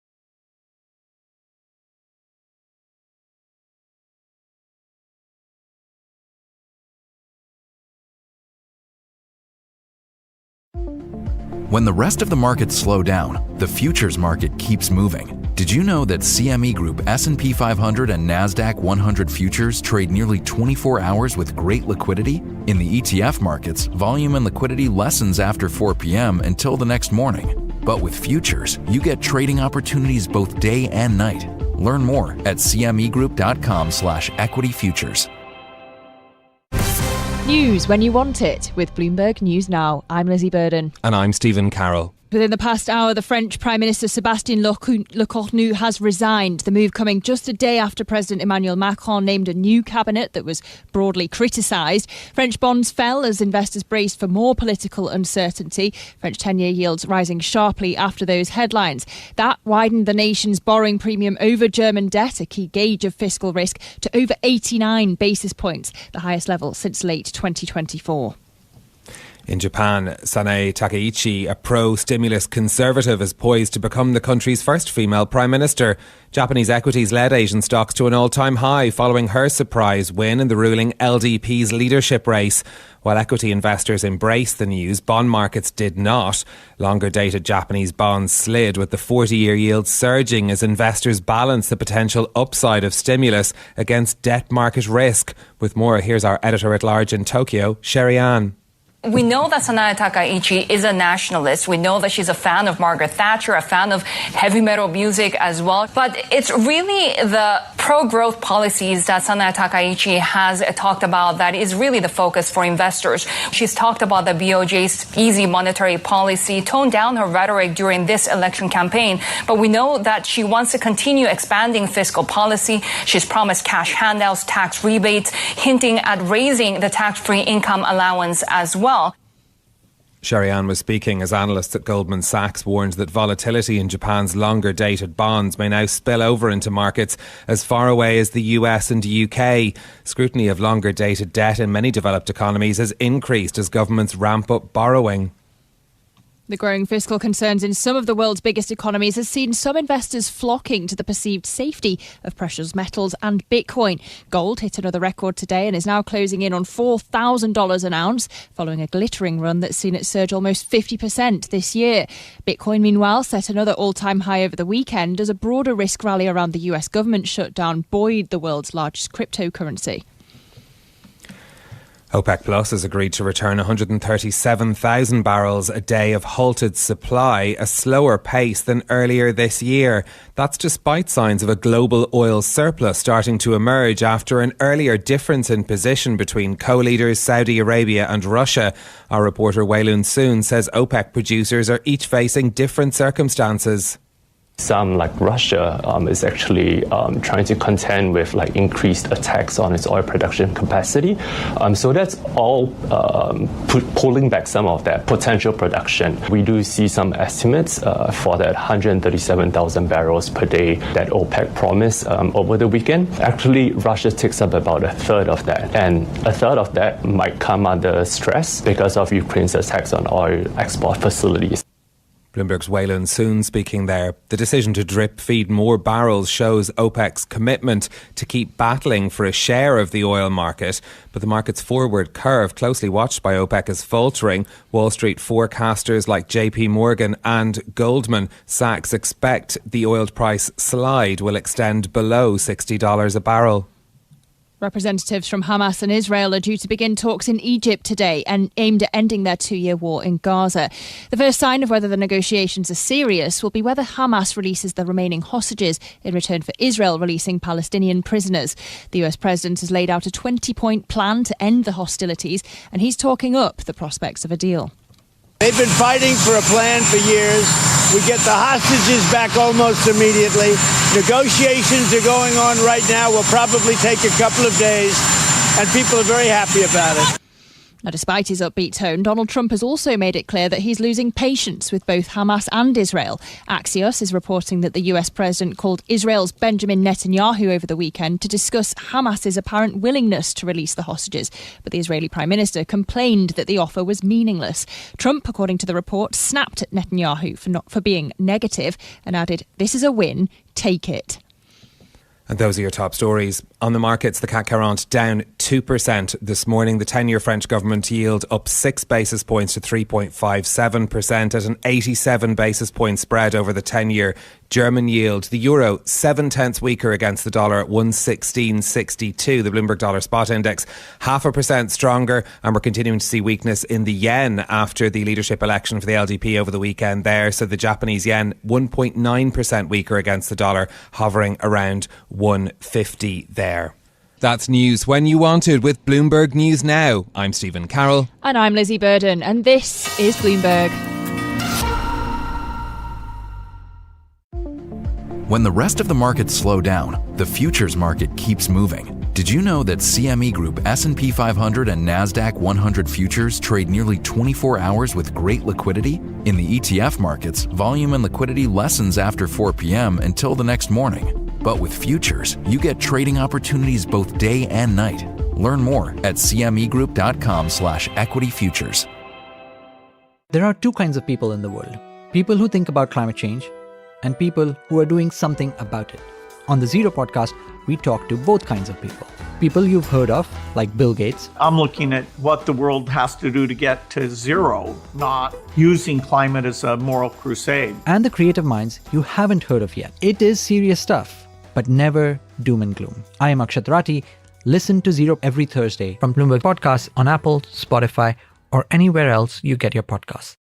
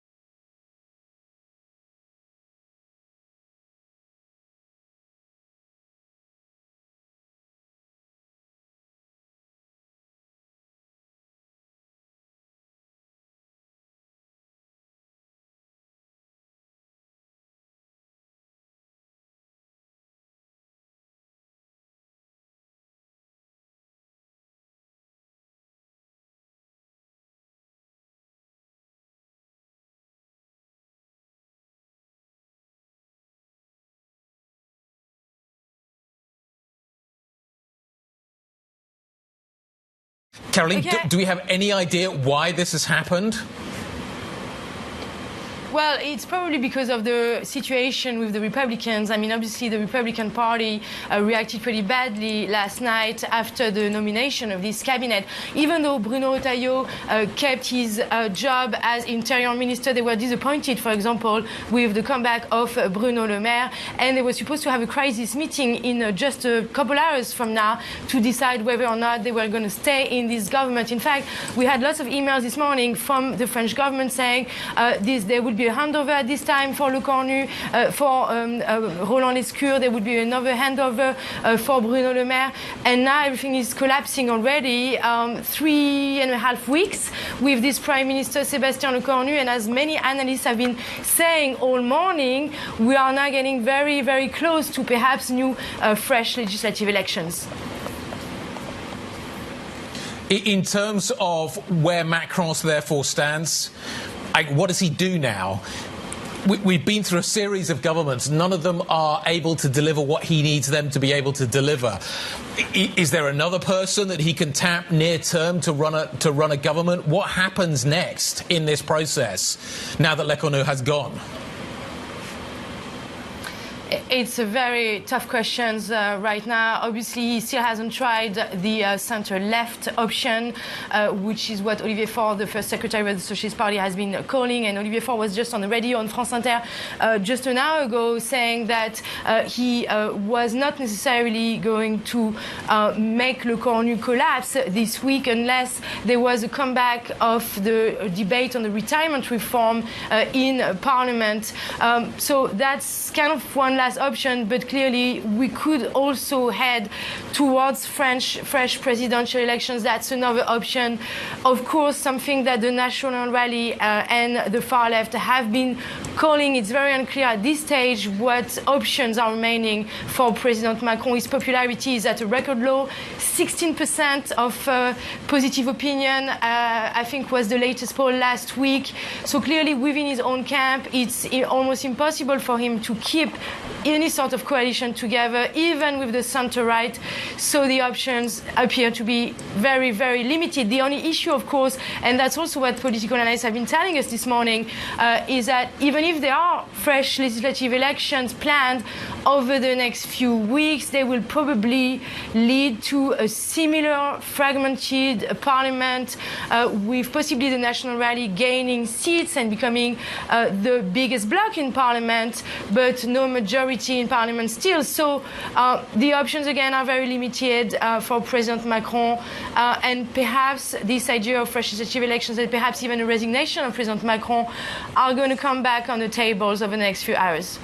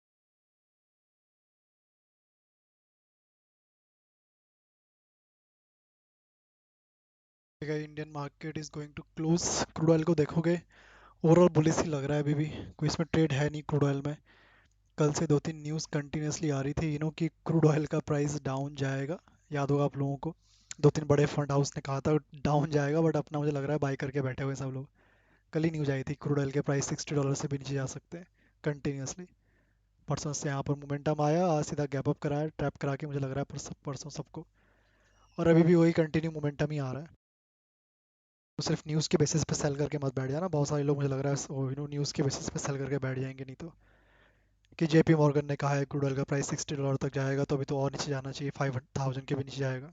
जब जाएगा तब जाएगा, अभी नहीं जा रहा है। इस तरह से कई बार क्या होता है ना, ट्रैप कर लेते हैं बड़े प्लेयर्स, सबको बोलेंगे नीचे जाएगा,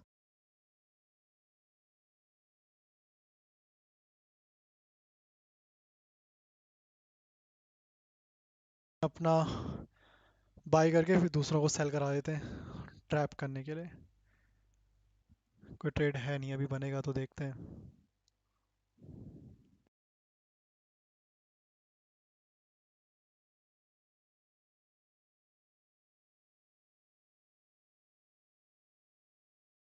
बाकी नेचुरल गैस में भी ध्यान रखना, ये यहाँ पर तीसरी बार आया है, पहली बार नहीं आया। अगर यहाँ से सेल ऑफ नहीं आता है जल्दी जल्दी, तो फिर ये अपने नेक्स्ट रेजिस्टेंस तक भी जा सकता है, वहाँ से सेलिंग की तैयारी कर सकता है। तो क्वांटिटी का ध्यान रखना है। स्ट्रेट पे पहली बार नहीं आ रहा है, यहाँ पे 2 बार आ चुका है, लो हायर लो बना है, which is not good. And I had a chance to sit down exclusively with McKinsey's global managing partner, Bob Sternfeld, earlier today, and he talked about what really his clients are keeping an eye on. Here's a portion of that conversation. You know, one of the things that I've learned is this journey on continuing to find best talent and diversify that is one that you never really get there on. Mhm. And so when you pull back, it's great to pick individual marks. But in the last 4 years, we've doubled the number of women partners in McKinsey. We've reached parity for the first time in our inbound hiring. And we're taking our own medicine, and you've seen some of this from the work we've published, to identify where the broken rung moves. You know, now we're focused on sponsorship in the middle tenure years to ensure that you have disproportionate odds of success going forward. And everybody should have sponsorship, by the way. But we're really focused in on that to ensure that we don't slip back or lose ground. So we're accelerating around our advancement in women, but I think we could do more. I think we could go faster. Overall, with regards to your total employee count, are you still looking to trim headcount, or are you adding? You know, we've always been adding, right? Despite what you read. McKinsey's made up of two sets of folks. We have some folks that you probably are thinking about, which are our client deployed people that go out to our clients. They live there, you know, most of the week and help drive the change that's enabled. And that's about half of our population. The other half provide support to those folks, usually from remote locations. And, you know, we have two different things going on at the same time. We're continuing to add folks who are client deployed. And we see an ever-increasing need of that. And we're aggressively in the market right now looking to expand that. But we are rethinking our center-based operations by leveraging all of this new technology. And my suspicion is going forward, we will continue to look to ways to change that model, and that we will upskill folks more. We'll probably have fewer folks in the non-client deployed areas, but they will be leveraged by today's technology and AI. And that's what you see going on around us, where we've figured out a way to continue to grow this body, but we're looking to optimize this body. And so I think we can do both at the same time. How have you employed AI and some of these new technologies so far? And I mean that more so not just on what's going on in the back office, if you will, but also for the client-facing employees. Well, you know, I'd maybe start with the client. So let's start with what's going on in enterprise, both in America and around the world. And, you know, I think we are facing almost a gold rush type of mentality about the pace and scale of technological change that we're seeing around us. Things are moving really fast. And I do think that there's wonderful promise associated with this. But it's going to be hard to get there. And I think we're not talking yet enough about how hard it is to really change enterprise, to rewire enterprise, to realize the value from this new technology. And so what we're seeing in our own proprietary research is no different than some of the other public reports around this. Enterprise spend on technology is up. but real value delivery is yet to be had. And when you get to that, some of the underlying causes are, you got to think about domain-specific applications around this. And what matters in a bank is different than what matters in a semiconductor company. Got to think about changing the org model. What does the org model look like in 5 years' time? And what does that mean for the skills profile as you think about the skills that employees need to be able to leverage this technology? So that's going on in our clients. It's no different than in ourselves. We're a 40,000 person organization spread across the globe, and what we're finding is, one, how do we think about the highest application areas? And I mentioned our knowledge centers are one of the biggest areas that we're applying this technology. But how do we also arm those client-facing consultants with tools that make them, I like to call it, make you superhuman, not superfluous? And because I often get asked, and maybe you'll get to this, I get asked by a new young hire, is AI going to take my job? Right? Is this going to work me out of a job? And I say, well, it depends. If you define your job as it is today, probably. Right? But if you use this as a moment to figure out what are all the things that AI can do, and then you use the time that is freed up to go help solve even more complicated problems with the client? No. Because this is a belief that, look, there'll always be something more complicated.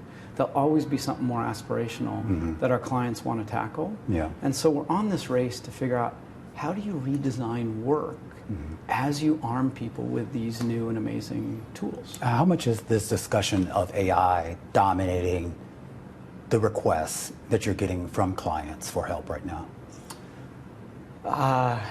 If I looked at the two biggest topics worldwide, and it varies based on where you are in the world, you've got a great appreciation for this, but the two biggest ones are technology writ large, which AI is at the center, but I widen it to technology. That's about 40% of the work that we're doing right now worldwide.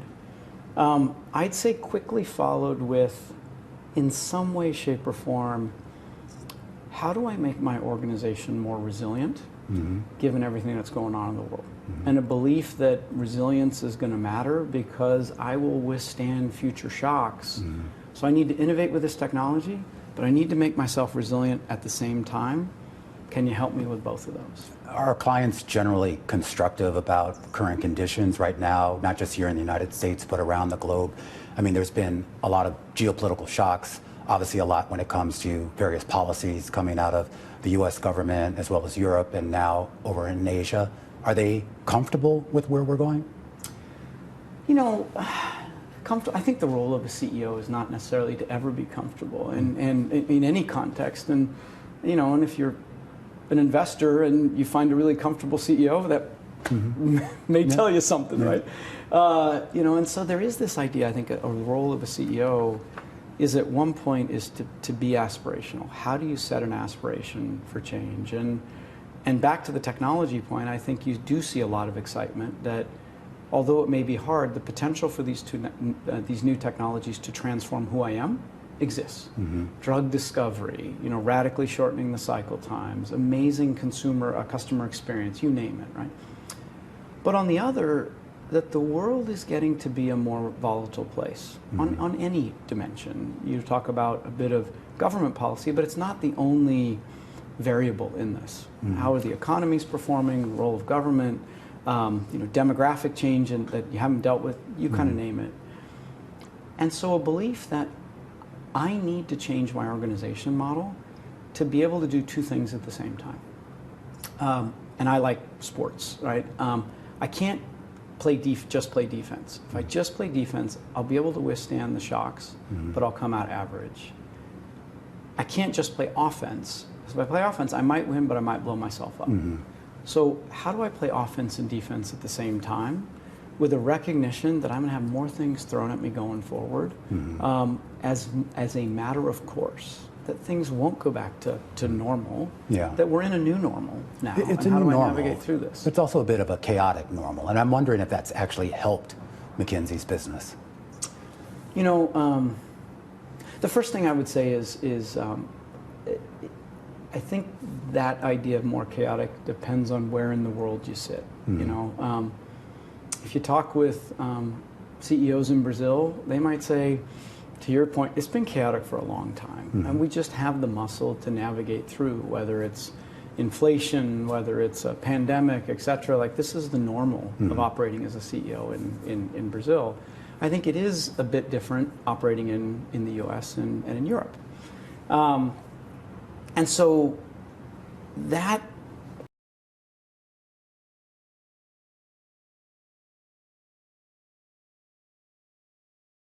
Natural gas ही बड़ा slow आ रहा है, momentum ही नहीं आ रहा है बिल्कुल भी।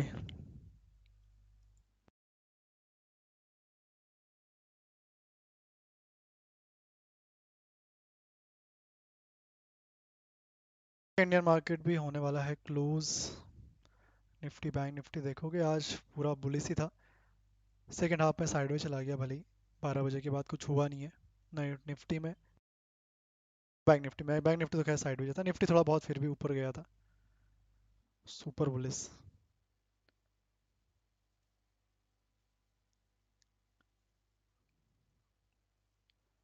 बाकी गोल्ड को भी देखोगे आज भी लगभग 1% से ऊपर है, 2% almost. Last all time high break करके फिर से एक नया हाई बनाया था आज अर्ली मॉर्निंग जब ओपन हुआ था। परसों के रेजिस्टेंस एरिया पे ब्रेकआउट किया ऑल टाइम हाई का और फिर ऊपर ही जा रहा है, तो it is continuously bullish gold and silver.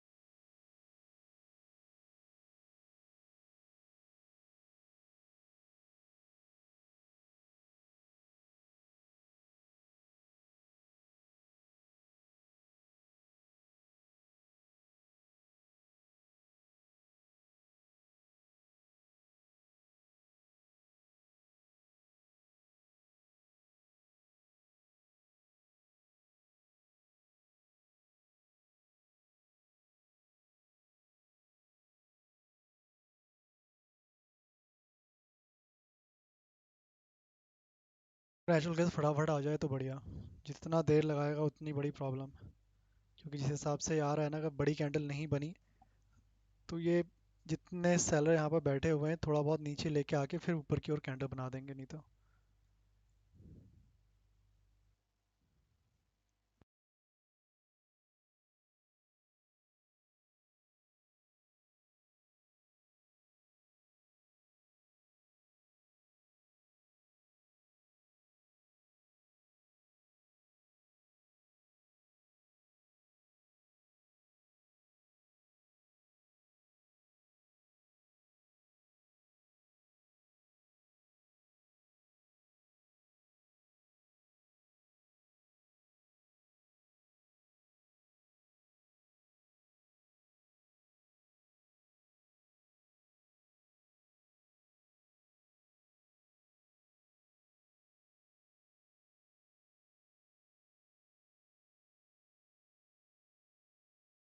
नीचे आ जाती अगर तो बढ़िया था, नेचुरल गैस नीचे से बाइंग के लिए अच्छा एरिया है।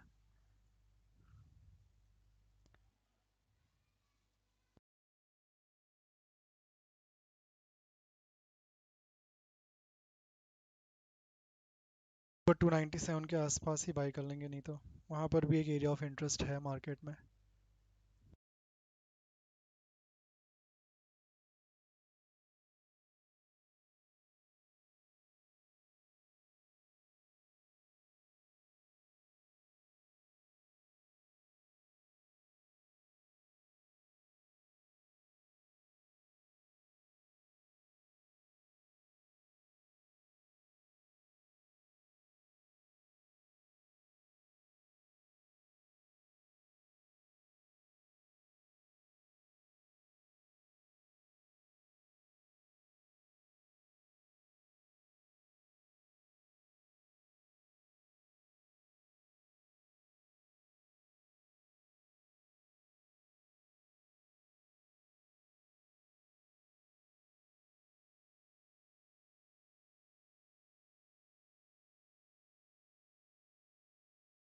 कि टारगेट भी थोड़ा बड़ा ही है, लगभग 13 to 14 पॉइंट।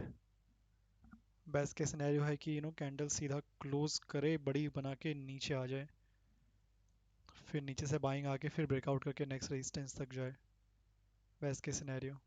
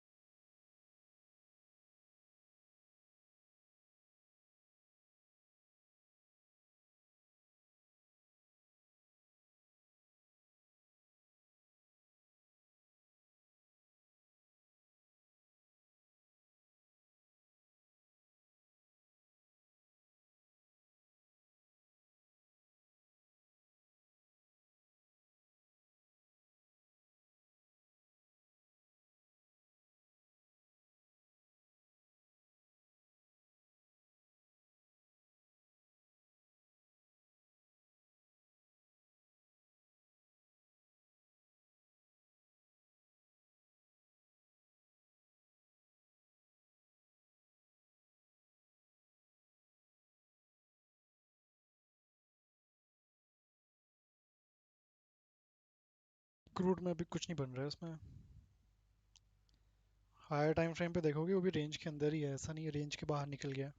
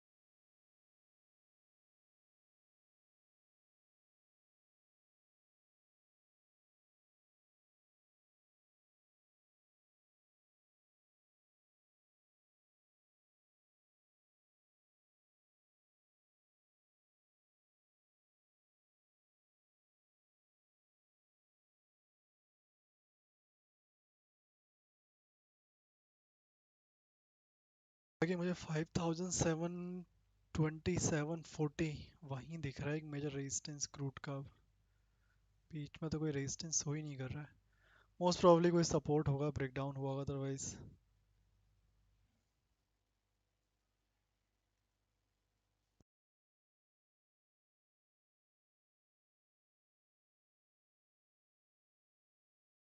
सेलिंग तो कहीं से लगी नहीं रही, क्रूड में है।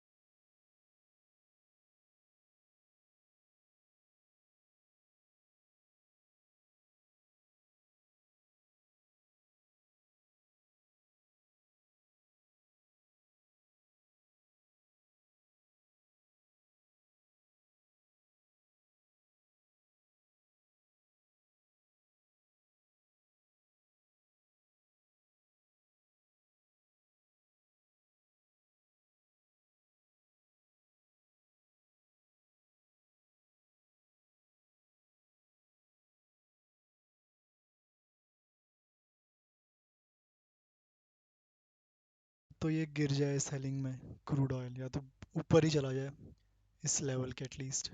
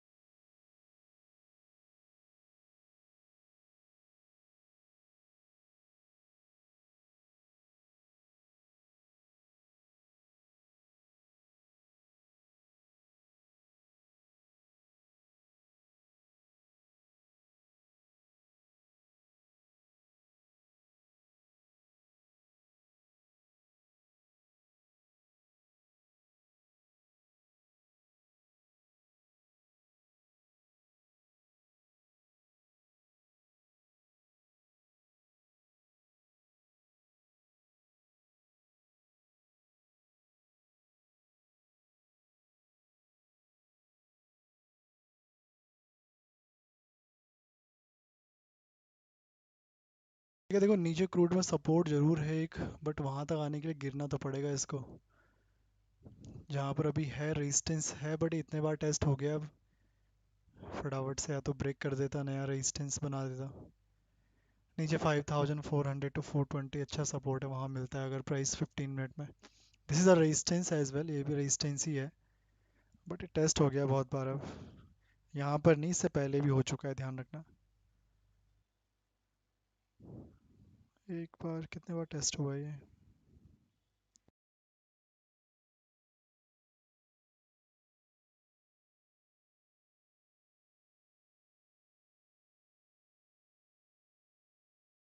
दो बार टेस्ट हो चुका था, तीसरी बार आज टेस्ट हो रहा है ये इस पर्टिकुलर जोन पे। करें क्या सेल इसको या फिर रहने दें?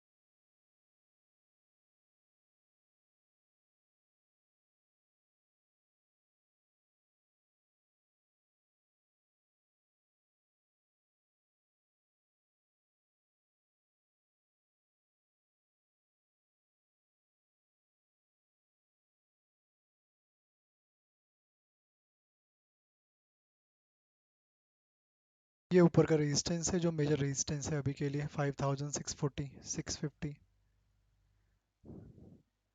यहाँ पर एक और रेजिस्टेंस है इसके बीच में, ये दोनों ही ये जो अभी लगा रखा है और इसके ऊपर वाला, ये दोनों ही टेस्ट हो चुके हैं सब पास्ट में। बस तो यही है कि इन पर ना रुके, नया रेजिस्टेंस क्रिएट करके जाए ऊपर।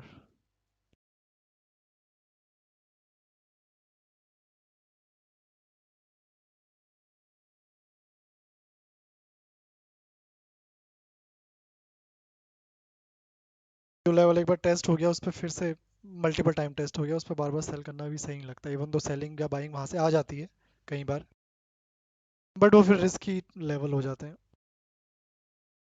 या दो बार फिर भी ठीक रहता है लेवल पे ट्राई करना।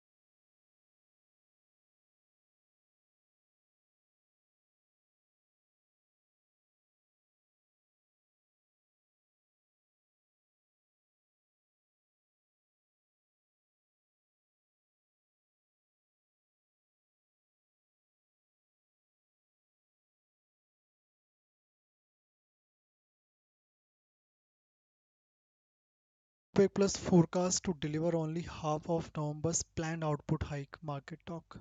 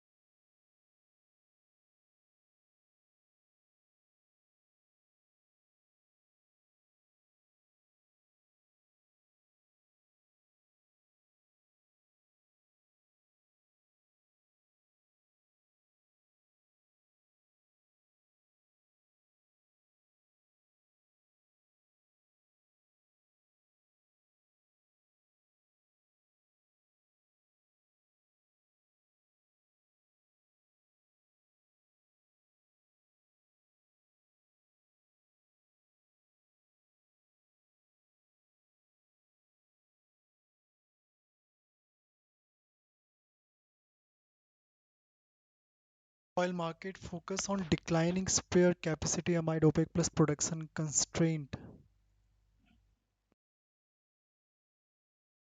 ही रेंज खेलता जा रहा है crude oil.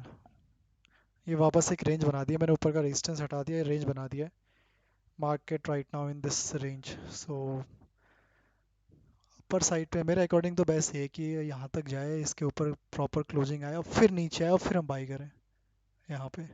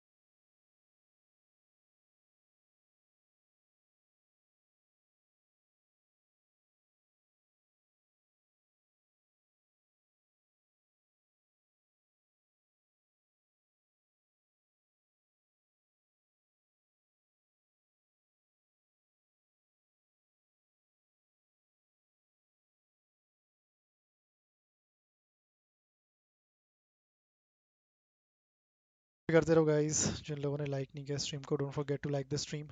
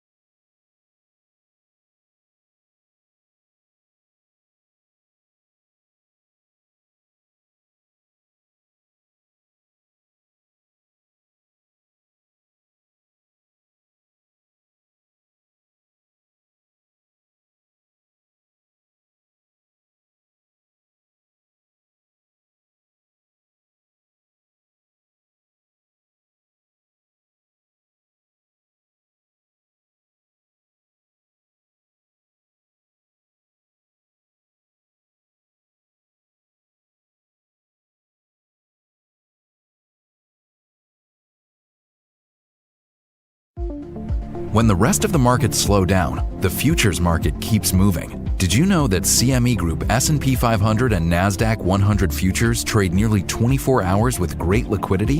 In the ETF markets, volume and liquidity lessens after 4 p.m. until the next morning. But with futures, you get trading opportunities both day and night. Learn more at cmegroup.com/equity-futures. News when you want it with Bloomberg News Now. I'm Nathan Hager. And I'm Karen Moscow. Karen, we begin with politics in Europe and a ramped-up political crisis in France. The country's Prime Minister, Sébastien Lecornu, has resigned just a day after President Emmanuel Macron named a new government that was broadly criticized. We get more from Bloomberg's Jean Dalbard in Paris. It is still a serious situation, but it is only a political crisis yet, and it doesn't look like a fiscal nor an economic crisis. It will be for President Macron to decide. A resignation, we think it's pretty unlikely. So either he appoints a new prime minister or he calls for a new general elections. But we don't think it will solve the situation because the political situation is so fragmented in France that even new general elections won't solve the problem. That's Bloomberg's Jean Dalbard. We are seeing an impact in the markets this morning. Stocks in France are down 1.7%. Well, Nathan, we turn now to the latest developments to end the war in the Middle East. Israel and Hamas are preparing for indirect negotiations in Egypt as hopes are rising for a possible ceasefire in Gaza. Begin more with Bloomberg's Dan Williams in Jerusalem. Well, we have delegations converging on Egypt, the Red Sea resort of Sharm el-Sheikh. There will be more proximity talks. Hamas will never engage directly with Israel, so there'll be mediation by the Egyptians, by a Qatari technical team, which is also expected in Qatar. You remember, along with Egypt, those were the two Arab powers that have mediated previous ceasefires. But now what's being discussed is a peace plan put forward by President Trump last week. Peace meaning that this will not just be a self-interested, time-bound cessation or suspension of hostilities, but an end to the war and, according to the plan, an end to Hamas institutionally in the Gaza Strip. And Bloomberg's Dan Williams in Jerusalem says a swap of Israeli hostages and Palestinian prisoners would happen immediately upon securing an agreement, while Hamas's disarmament would come in a second stage. Turning back to the U.S. now, Karen, it is the 6th day of the federal government shutdown, and the White House is signaling the first rounds of federal layoffs could begin as soon as today. Government worker unions have filed an emergency request with a federal judge in San Francisco to try to keep that from happening. President Trump was asked about his job cut plans on his way back from a Navy celebration in Virginia. Taking place right now, and it's all because of the Democrats. The Democrats are causing the loss of a lot of jobs with their, it's a shutdown. It's their shutdown, not our shutdown. It's their shutdown. Well, despite President Trump's comments, it's not immediately clear if layoffs have taken place yet. Meantime, the Senate is set to vote again today on a stopgap spending bill that has failed 4 times before. Senate Minority Leader Chuck Schumer says House Speaker Mike Johnson's refused to negotiate with Democrats on extending health care subsidies. We've tried 45 days and 45 days and 45 days from March on. We asked them to vote on it 3 times. The Republicans in the Senate, they voted no 3 times. But Speaker Johnson says there's time to negotiate once the shutdown's over. The funding runs out December 31st. The month of October is a critical time for us to get to this, but we can't when Chuck Schumer keeps voting to shut the government down for political reasons. Speaker Johnson and Leader Schumer appeared on CBS's Face the Nation, heard Sundays on Bloomberg Radio. Well, Nathan, a federal judge has temporarily blocked the Trump administration from deploying any National Guard troops to Oregon during protests against an immigration crackdown. U.S. District Judge Karen Immergut, a Trump appointee, issued a temporary order late Sunday that will last at least 14 days, halting the administration's plan to deploy hundreds of troops from California and Texas to Portland. Back to the markets now, Karen. Stocks in Japan surged to an all-time high as Sanae Takaichi, a pro-stimulus conservative, is poised to become Japan's first female prime minister. While equity investors embraced the news, bond markets did not. Longer-dated Japanese bonds slid, and we get more from Bloomberg's Sherry On in Tokyo. We know that Sanae Takaichi is a nationalist. We know that she's a fan of Margaret Thatcher, a fan of heavy metal music as well. But it's really the the pro-growth policies that Sanai Takaichi has talked about that is really the focus for investors. She's talked about the BOJ's easy monetary policy, toned down her rhetoric during this election campaign, but we know that she wants to continue expanding fiscal policy. She's promised cash handouts, tax rebates, hinting at raising the tax-free income allowance as well. Bloomberg's Sherry On in Tokyo. Japan's Nikkei index surged 4.75%. Nathan, here in the U.S., futures are higher as we begin a new trading week. The S&P 500 sits at an all-time high, coming off 6 straight days of gains. Amy Wu Silverman is head of derivatives strategy for RBC. Here we are with markets at all-time highs. Skew is relatively low. You know, all the hedges that had been placed were not monetized because the markets kept going up. And when I talk to investors, they say this just feels like the most reluctant rally. And RBC's Amy Wu Silverman, the S&P 500 is up more than 14% so far this year. Time now for the Bloomberg Sports Update, and we bring in John Stashower. John. Thanks, Karen. The Toronto Blue Jays, after winning Game 1 of the ALDS 10-1, won Game 2 over the Yankees 13-7. So Toronto will take a 2-0 series lead to New York. Seattle beat Detroit 3-2. That series is tied at 1. An upset in Sunday Night Football at Buffalo. New England won 23-20. Philadelphia blew a 2-touchdown lead and lost at home to Denver 21-17. So there are no undefeated teams left in the NFL. There's only one winless team. That's the Jets. That's your Bloomberg Sports Update. Thanks, John. And that's news when you want it with Bloomberg News Now. I'm Karen Moscow. I'm Nathan Hager, and this is Bloomberg. When the rest of the markets slow down, the futures market keeps moving. Did you know that CME Group Okay, crude oil is still on a range. अभी भी range के अंदर ही है crude oil. ऊपर ही break नहीं किया है.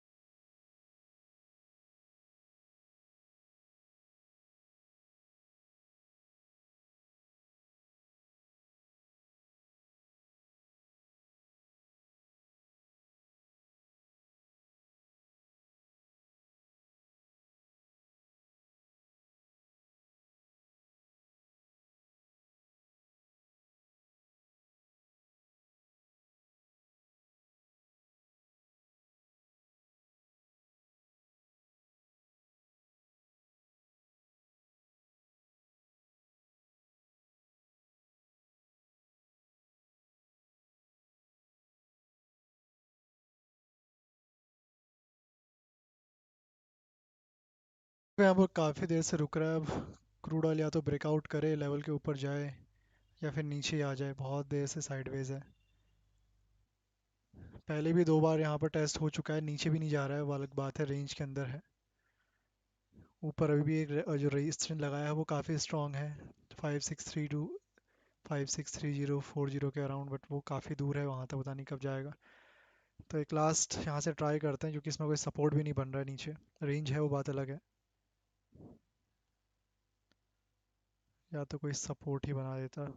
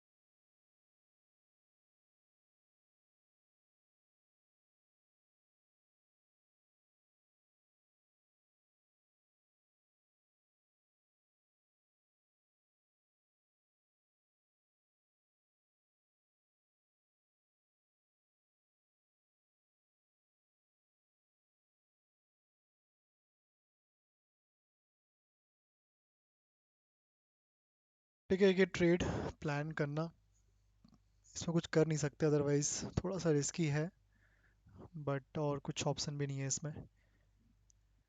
या तो फिर वेट करो, रेंज ब्रेक करे, प्राइस नया रेजिस्टेंस बनाए, रेंज के बाहर निकल जाए, ऊपर ब्रेकआउट कर दे। Otherwise it is sideways in a range. This is a risky trade we can plan only in crude oil. Morning से देखोगे इसमें और कुछ हुआ नहीं।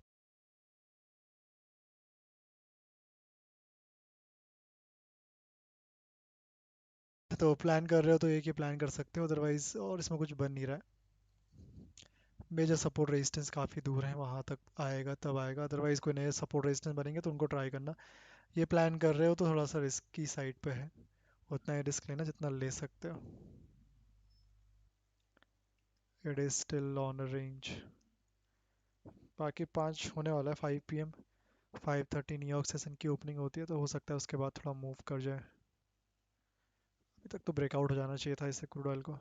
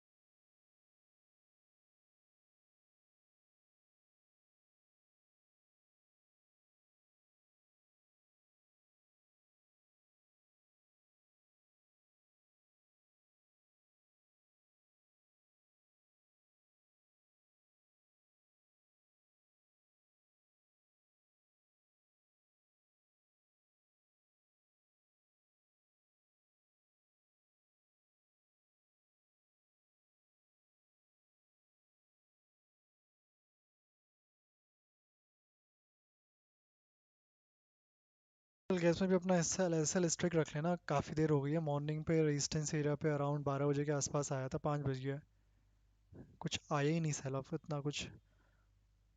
सिर्फ 3.5 पॉइंट मूव किया बड़ी मुश्किल से उस रेजिस्टेंस एरिया से।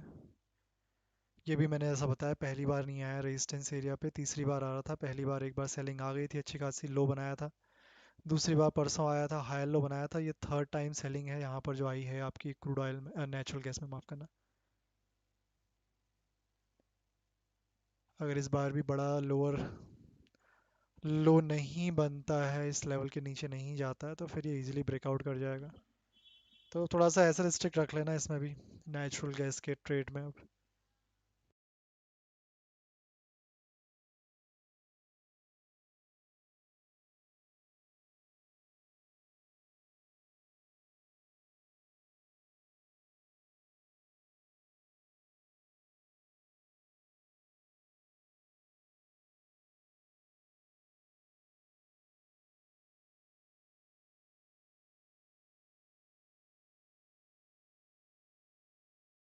वो काफ़ी एग्जॉस्ट हो जाएगा already.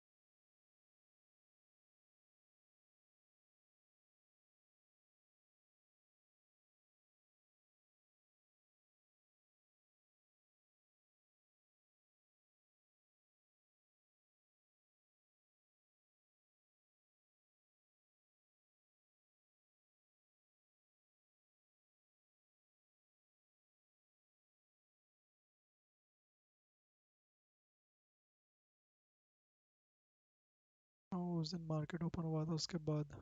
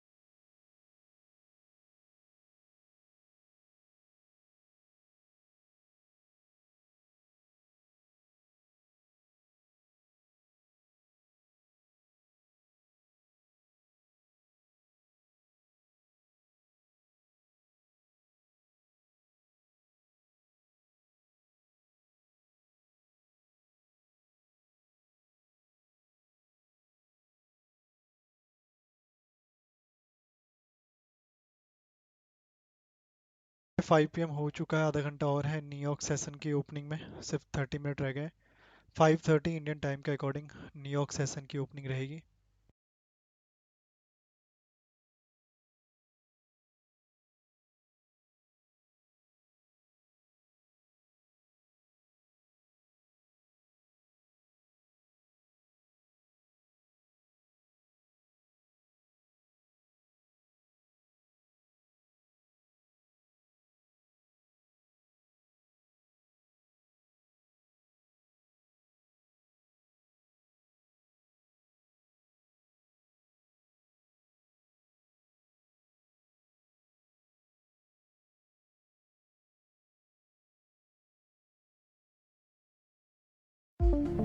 When the rest of the markets slow down, the futures market keeps moving. Did you know that CME Group S&P 500 and NASDAQ 100 futures trade nearly 24 hours with great liquidity? In the ETF markets, volume and liquidity lessens after 4 p.m. until the next morning.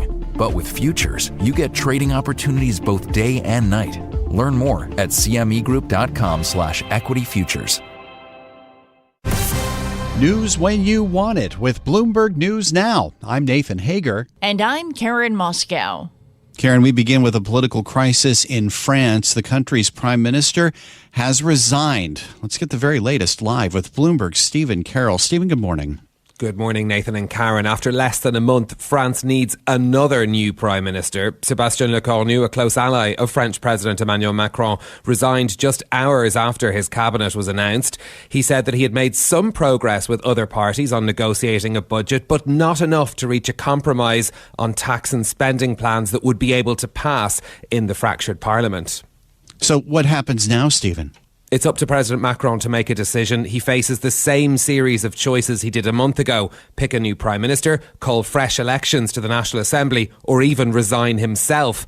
But in any case, France needs a budget, and quickly. French stocks and bonds have sold off sharply on this news, with the spread of government borrowing costs over Germany reaching its widest since late last year. Continued political uncertainty won't do much to soothe investor jitters. In Brussels, Stephen Carroll, Bloomberg Radio. All right, Stephen, thank you. We turn now to the latest developments to end the war in the Middle East. Israel and Hamas are preparing for indirect negotiations in Egypt as hopes are rising for a possible ceasefire in Gaza. We get more from Bloomberg's Dan Williams in Jerusalem. Well, we have delegations converging on Egypt, the Red Sea resort of Sharm el-Sheikh. There will be more proximity talks. Hamas will never engage directly with Israel, so there'll be mediation by the Egyptians, by a Qatari technical team, which is also expected in Qatar. You remember, along with Egypt, those were the two Arab powers that have mediated previous ceasefires. But now what's being discussed is a peace plan put forward by President Trump last week. Peace meaning that this will not just be a self-interested, time-bound cessation or suspension of hostilities, but an end to the war and, according to the plan, an end to Hamas institutionally in the Gaza Strip. And Bloomberg's Dan Williams in Jerusalem says a swap of Israeli hostages and Palestinian prisoners would happen immediately upon securing an agreement, while Hamas's disarmament would come in a second stage. Now, Karen, to the latest on the government shutdown. It is now headed into its 6th day. The White House is signaling the first rounds of federal layoffs could begin as soon as today. Government worker unions have filed an emergency request with a federal judge in San Francisco to try to keep that from happening. President Trump was asked about his job cut plans on his way back from a Navy celebration in Virginia. Taking place right now, and it's all because of the Democrats. The Democrats are causing the loss of a lot of jobs with their, it's a shutdown. It's their shutdown, not our shutdown. It's their shutdown. Well, despite President Trump's comments, it's not immediately clear if layoffs have taken place yet. The Senate is set to vote again today on a stopgap spending bill that has failed 4 times before. Senate Minority Leader Chuck Schumer says House Speaker Mike Johnson's refused to negotiate with Democrats on extending health care subsidies. We've tried 45 days and 45 days and 45 days from March on. We asked them to vote on it 3 times. The Republicans in the Senate, they voted no 3 times. Speaker Johnson says there's time to negotiate once the shutdown's over. That funding runs out December 31st. The month of October is a critical time for us to get to this, but we can't when Chuck Schumer keeps voting to shut the government down for political reasons. Speaker Johnson and Leader Schumer both appeared on CBS's Face the Nation, heard Sundays on Bloomberg Radio. Nathan, a federal judge has temporarily blocked the Trump administration from deploying any National Guard troops to Oregon during protests against an immigration crackdown. U.S. District Judge Karen Immergut, a Trump appointee, issued a temporary order late Sunday that will last at least 14 days. It halts the administration's plan to deploy hundreds of troops from California and Texas to Portland. Turning to the markets now, Karen, stocks in Japan surged to an all-time high as pro-stimulus conservative Sanae Takaichi is poised to become the country's first female prime minister. Equity investors are embracing the news, but bond markets, it seems, are not. Longer-dated Japanese bonds slid.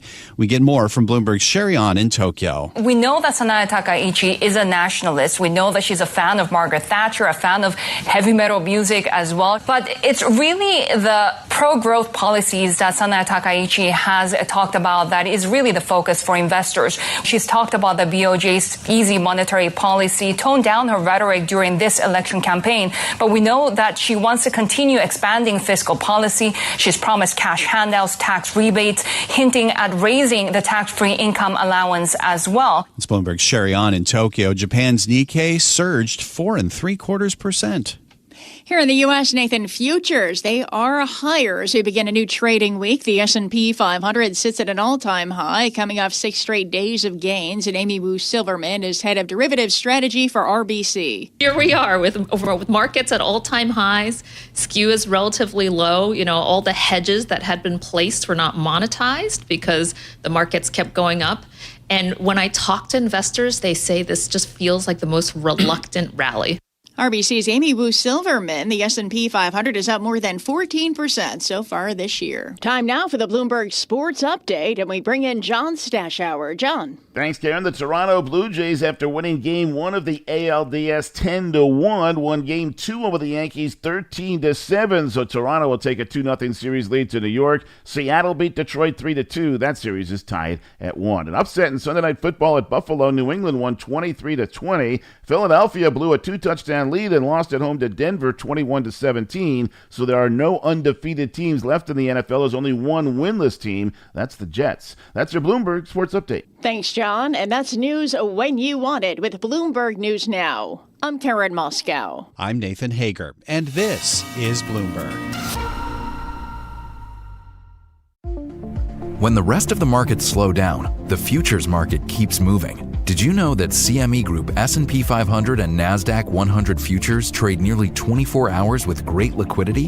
In the ETF markets, volume and liquidity lessens after 4 p.m. until the next morning. But with futures, you get trading opportunities both day and night. Learn more at cmegroup.com/equity futures.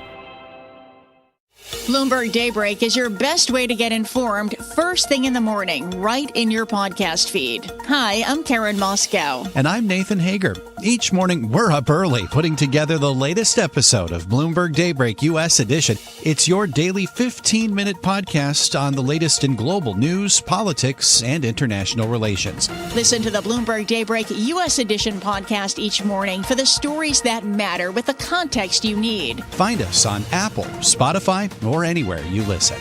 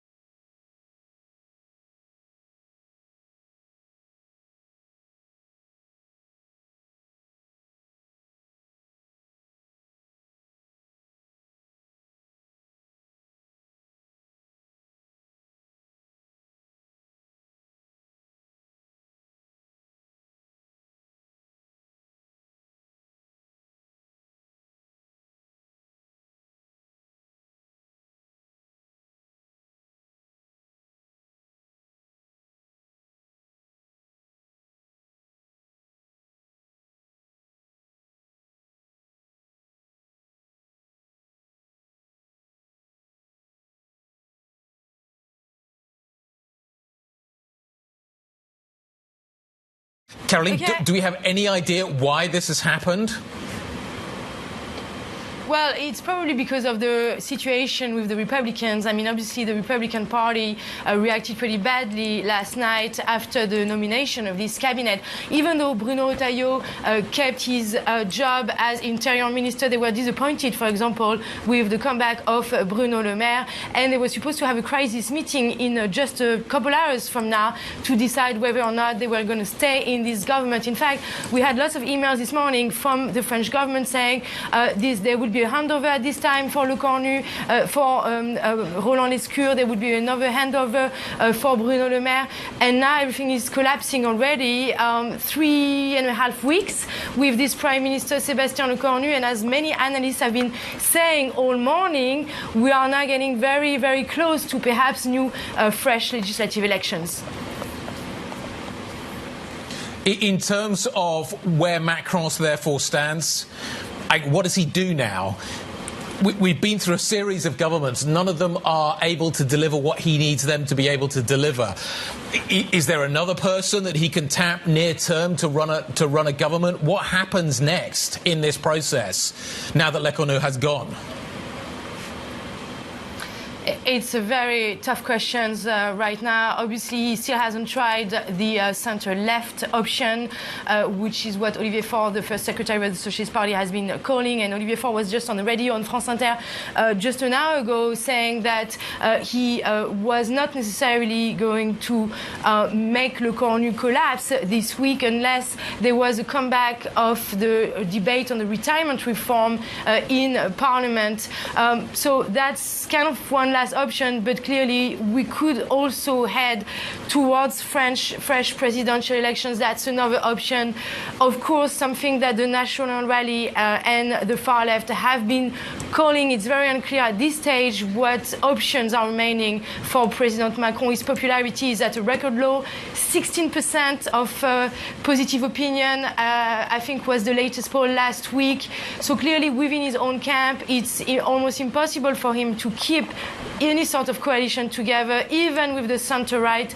So the options appear to be very, very limited. The only issue, of course, and that's also what political analysts have been telling us this morning, is that even if there are fresh legislative elections planned over the next few weeks, they will probably lead to a similar fragmented parliament, with possibly the National Rally gaining seats and becoming the biggest bloc in parliament, but no majority in parliament still. So the options again are very limited for President Macron, and perhaps this idea of fresh legislative elections and perhaps even a resignation of President Macron are going to come back on the tables over the next few hours.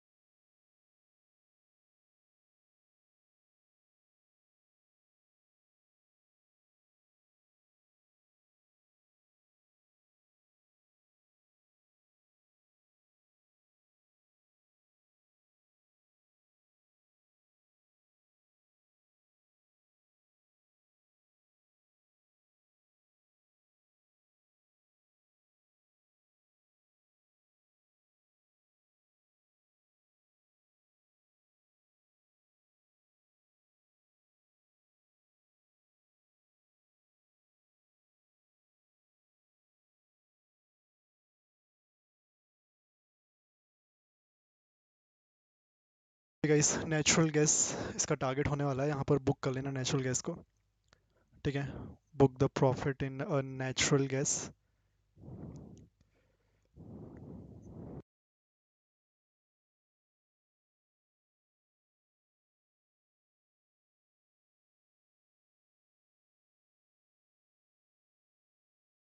Finally आ गया, काफ़ी देर से रुका हुआ था, 12 बजे के आसपास रेजिस्टेंस को हिट किया, उसके बाद से पूरा साइडवेज ही चला गया था ऑलमोस्ट 4 बजे तक।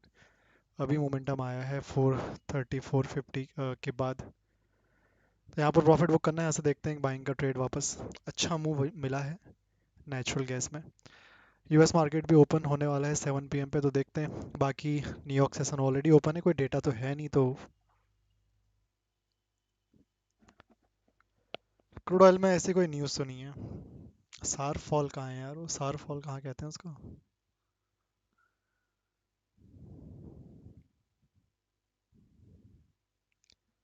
इट इज़ नॉट अ सार फॉल,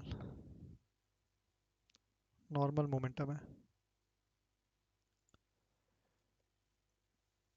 ठीक है। एक बाइंग का ट्रेड देखेंगे यहाँ पर नेचुरल गैस में, सेलर्स बुक कर लेना प्रॉफिट। वेट करते हैं। Nitin Kumar Rajput ji, welcome once again.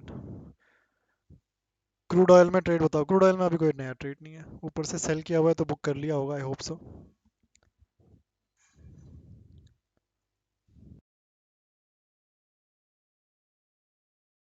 इसके नीचे भी है क्या कोई सपोर्ट?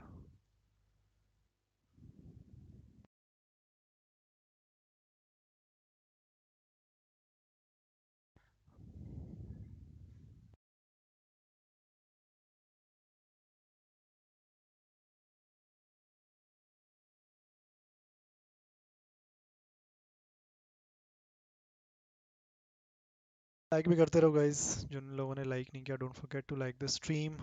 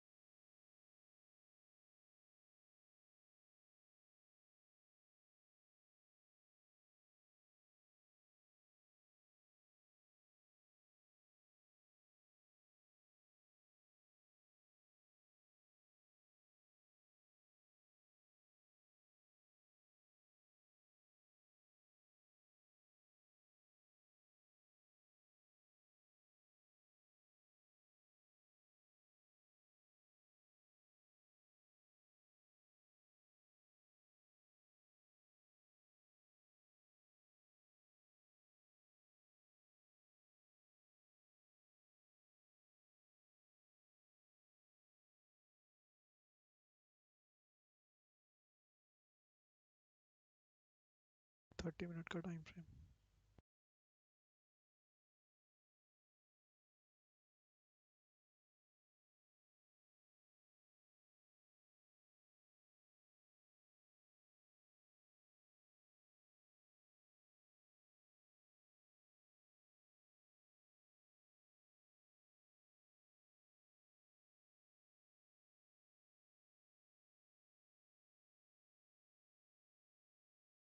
कल में इसके नीचे सपोर्ट भी नहीं है एक्चुअली में, 15 मिनट में सो भी नहीं हो रहा है, तो 30 मिनट का ही टाइम फ्रेम यूज़ करेंगे। मैंने परसों ही बताया था, फ्राइडे के दिन।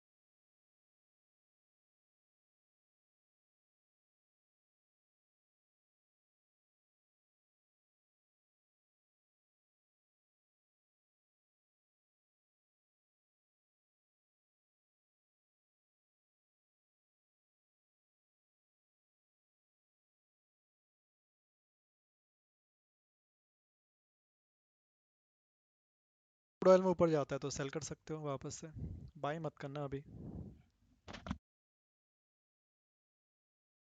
यहाँ पर बाइंग का कोई ट्रेड नहीं है।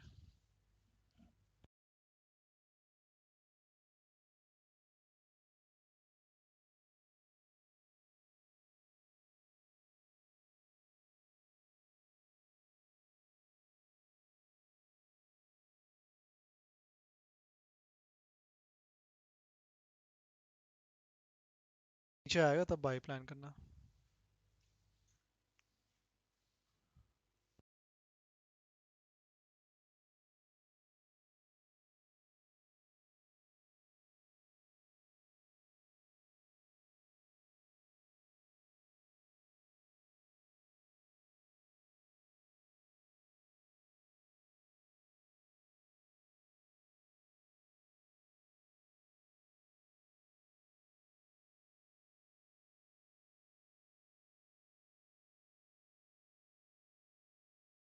नेचुरल गैस में बाइंग का प्लान करेंगे यहाँ पर एक सेकेंड।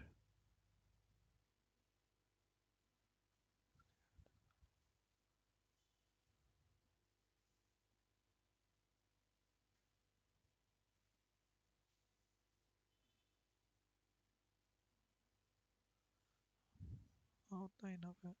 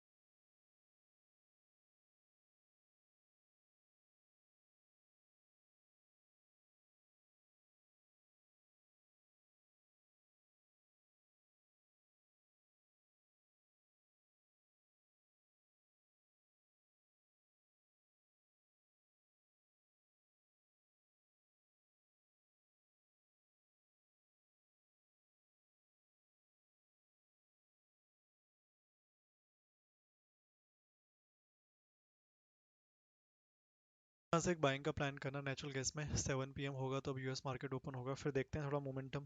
डेटा कुछ है नहीं, कुछ और न्यूज़ भी नहीं आ रही है जिसका कुछ मेजर इम्पैक्ट मार्केट पे डायरेक्टली हो।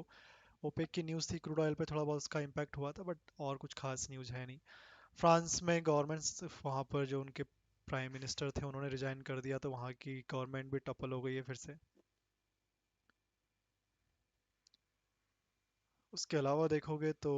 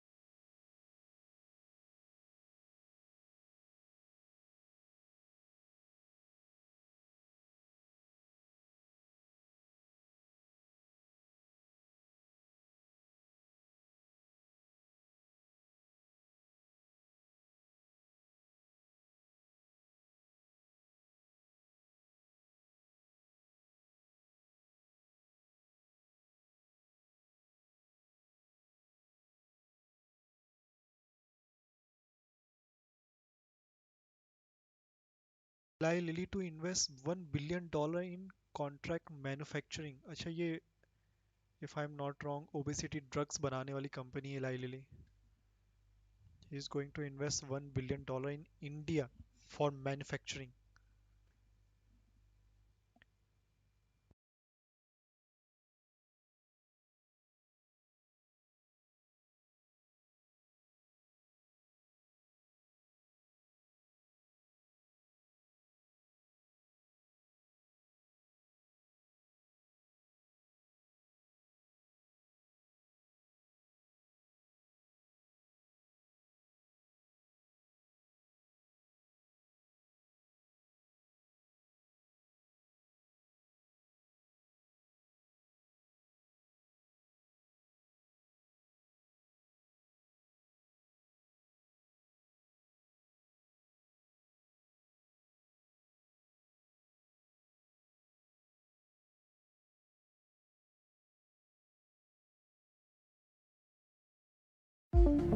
When the rest of the markets slow down, the futures market keeps moving. Did you know that CME Group S&P 500 and NASDAQ 100 futures trade nearly 24 hours with great liquidity? In the ETF markets, volume and liquidity lessens after 4 p.m. until the next morning. But with futures, you get trading opportunities both day and night. Learn more at cmegroup.com/equityfutures. News when you want it with Bloomberg News Now. I'm Karen Moscow. We'll get to the turmoil in France in just a moment, but first we have some breaking news in the tech space. Advanced Micro Devices inked a deal with OpenAI to roll out AI infrastructure in a pact that chipmakers said could generate tens of billions of dollars in new revenue. Bloomberg's Valerie Teitel says it's part of a larger deal that could see OpenAI take roughly a 10% stake in the chipmaker over time. AMD has given OpenAI a warrant for up to 160 million shares, which will vest as milestones are achieved. But OpenAI agreeing to purchase processors with a total power consumption of 6 gigawatts, and that's roughly equivalent to Singapore's average power demand. Now, the companies did not put a total figure on the transaction, but the back of the envelope calculation is at least tens of billions of dollars. So for AMD, this deal keeps its technology really in the mix with OpenAI and other owners of large-scale data centers. And that's Bloomberg's Valerie Teitel. Also breaking this morning, Fifth Third Bancorp agreed to buy Comerica for about $10.9 billion in stock. It would create the 9th biggest U.S. bank with about $288 billion in assets. Now to the latest on the political crisis in France. The country's prime minister has resigned, and we get the latest with Bloomberg's Stephen Carroll. After just 27 days in office, Sébastien Lecornu is the latest French prime minister to be felled over the lack of consensus on a budget. Unlike his predecessors, he resigned before being ousted, saying he had made some progress in talks with opposition lawmakers, but not enough to pass a tax and spending plan for next year. It's now up to President Emmanuel Macron to act. He can pick another prime minister, call fresh elections to the National Assembly, or even resign himself, although that looks highly unlikely. In the meantime, investor pressure is mounting. French stocks have slumped and the government's borrowing costs have jumped. The spread between French and German yields reaching its widest since the political crisis last December. In Brussels, Stephen Carroll, Bloomberg Radio. Stephen, thank you. Now to the latest developments in the Middle East. Israel and Hamas meeting today for talks aimed at ending a 2-year conflict that's devastated Gaza and destabilized the Middle East. And we get more with Bloomberg's Dan Williams in Jerusalem. The reason these talks are now underway is Hamas has dangled what is clearly the most important element for Israel and the United States, and what is stated as the first phase of the Trump plan, which is a release of 48 hostages still in Gaza. That's something that Trump and indeed the Israelis hope to have in hand this week. Obviously, the optics around it, the humanitarian concern, it's extremely emotive. So what appears to be happening is that everyone is coming together in the hope at least of getting that in hand, and then seeing how the rest of the plan plays out, if at all. And that's Bloomberg's Dan Williams in Jerusalem, who says U.S. Special Envoy Steve Witkoff and Donald Trump's son-in-law Jared Kushner are also taking part in the negotiations. The U.S. government shutdown is now in its 6th day. The White House is signaling the first federal firings could begin as soon as today, as the Senate prepares yet another vote on a stopgap spending bill. President Trump's top economic advisor, Kevin Hassett, discussed it on CNN's State of the Union. I think that if the president decides that the negotiations are absolutely going nowhere, then there will start to be layoffs. Ahead of Kevin Hassett's comments, federal worker unions filed an emergency request with a judge to block any mass firings. As for negotiations, Senate Minority Leader Chuck Schumer tells CBS's Face the Nation those aren't happening. It's a Republican shutdown because they've refused to talk with us. But House Speaker Mike Johnson says Democrats are playing politics. They're not serious. This is not a serious negotiation. They're doing this to get political cover because Chuck Schumer is afraid that he won't win his next re-election bid to the Senate. And Speaker Johnson appeared on NBC's Meet the Press. You can hear Meet the Press and Face the Nation every Sunday on Bloomberg Radio. A federal judge has temporarily blocked the Trump administration from deploying any National Guard troops to Oregon during protests against an immigration crackdown. U.S. District Judge Karen Immergott, a Trump appointee, issued a temporary order late last night that will last at least 14 days. It halts the administration's plan to deploy hundreds of troops from California and Texas to Portland. The Supreme Court beginning a new term with a sharp focus on President Trump's robust assertion of executive power. Pivotal cases on voting and the rights of LGBTQ people are also on the agenda. Today's opening session has lower-profile cases, including a dispute over the right of a criminal defendant to consult with his lawyer during an overnight break in his testimony.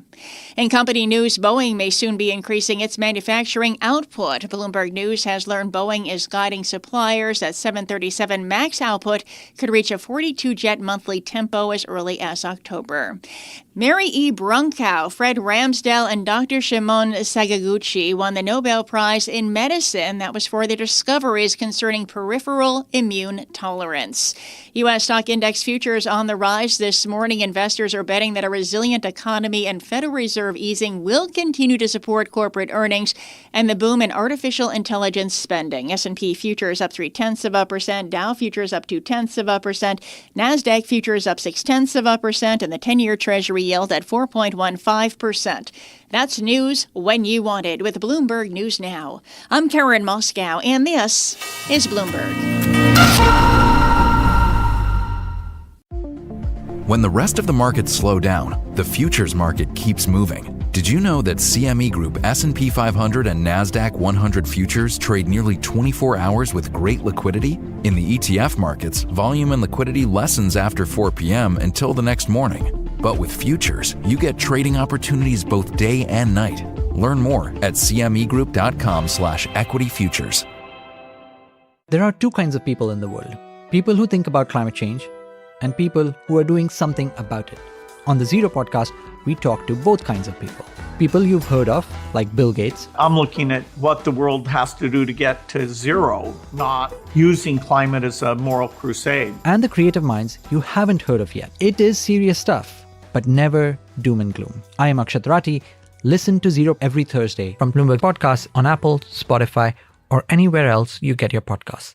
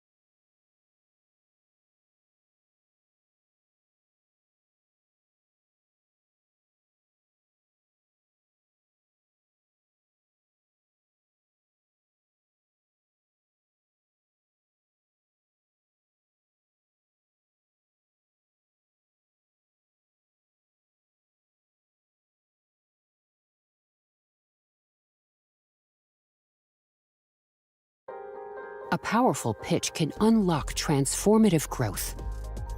You're coming from a world that is quite far separated from venture capital. Building up the skills was an important part of that journey.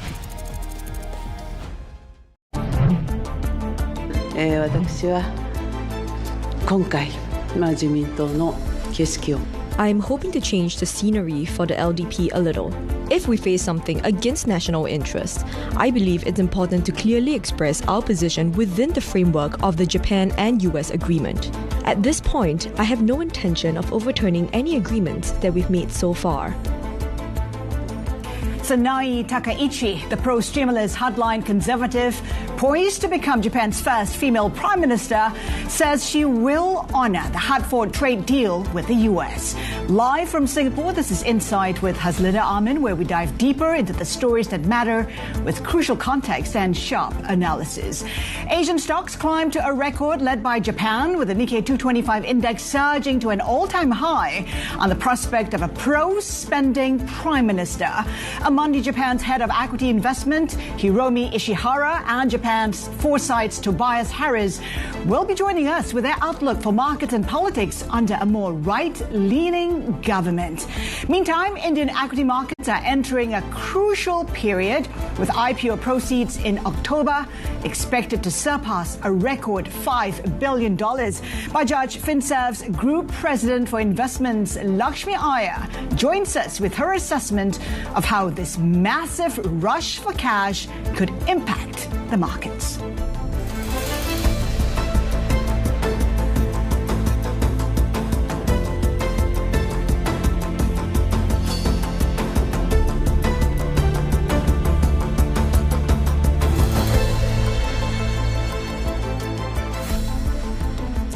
Our top story today, Japanese stocks leading gains in Asia after a ruling party vote positions Sanae Takaichi to become the country's next leader.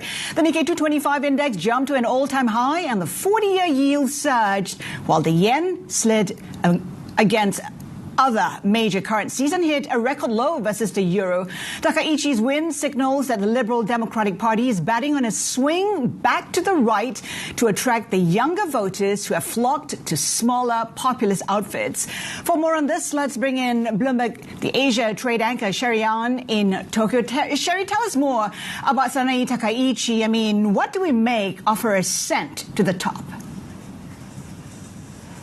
Yeah, this is really a historic moment because we are now continuing to see the LDP move towards right-wing voters. Of course, we have seen the rise of populist parties here in Japan. And we know that Sanae Takaichi is a nationalist. We know that she's a fan of Margaret Thatcher, a fan of heavy metal music as well. She will now become the first female prime minister here in Japan when the parliamentary vote gets underway later this month.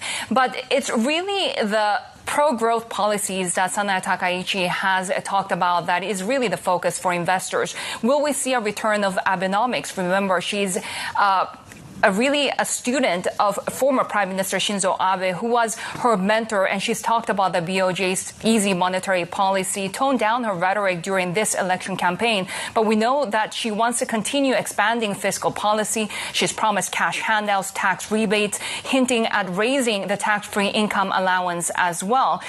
When it comes to the historic change in Japan's leadership to a female prime minister, the fact remains that she's a hardline conservative, and a lot of her views are actually more towards conservative male-centered society. For example, her opposing allowing spouses to have separate surnames.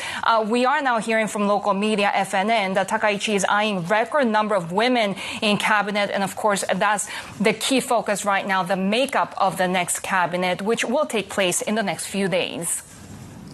So more spending expected, Sherry, and the yen is weakening. That is great for the markets, right? Is the market rally then sustainable?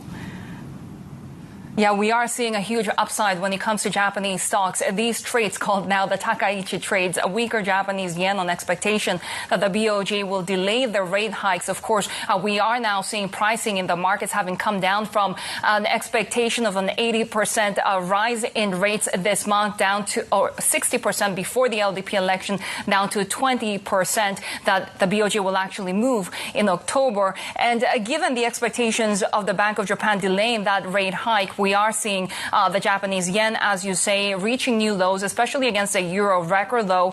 Will we see verbal intervention coming from the government if we see disorderly moves in the Japanese yen? Still a key question, but the steepening yield curve continuing. We are seeing 2-year yields down on expectations of the BOJ. And given that, of course, Takaichi has also talked about potentially the bond issuance in the long end being unavoidable given how they need to pursue fiscal policies to support Japanese households. We are now seeing 40-year yields, for example, spiking at the moment.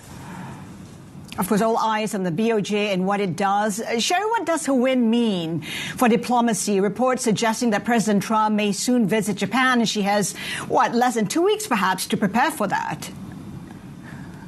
A busy agenda on the diplomatic front. President Trump could be visiting Japan. That would mean a summit with the new Prime Minister Sanae Takaichi when she's voted in by Parliament later this month. Also, we have the East Asia Summit in Malaysia. We also have APEC in South Korea. Now, Takaichi has talked about renegotiating parts of the trade deal with the United States, and perhaps that funding of $550 billion in U.S. investments could be a tricky issue. However, she's also hardline conservative when it comes to raising defense spending. That could play well with President Trump. Of course, we have seen her comments on China as well, hawkish on China. That might not play well with Beijing. We have seen her wanting more cooperation with Taipei. That might not play well with Beijing. We have also seen her visit the Yasukuni Shrine, the controversial shrine that also honors wartime criminals. That could be controversial not only for China, but also for South Korea. So a lot of focus right now on the diplomatic path for Japan as well.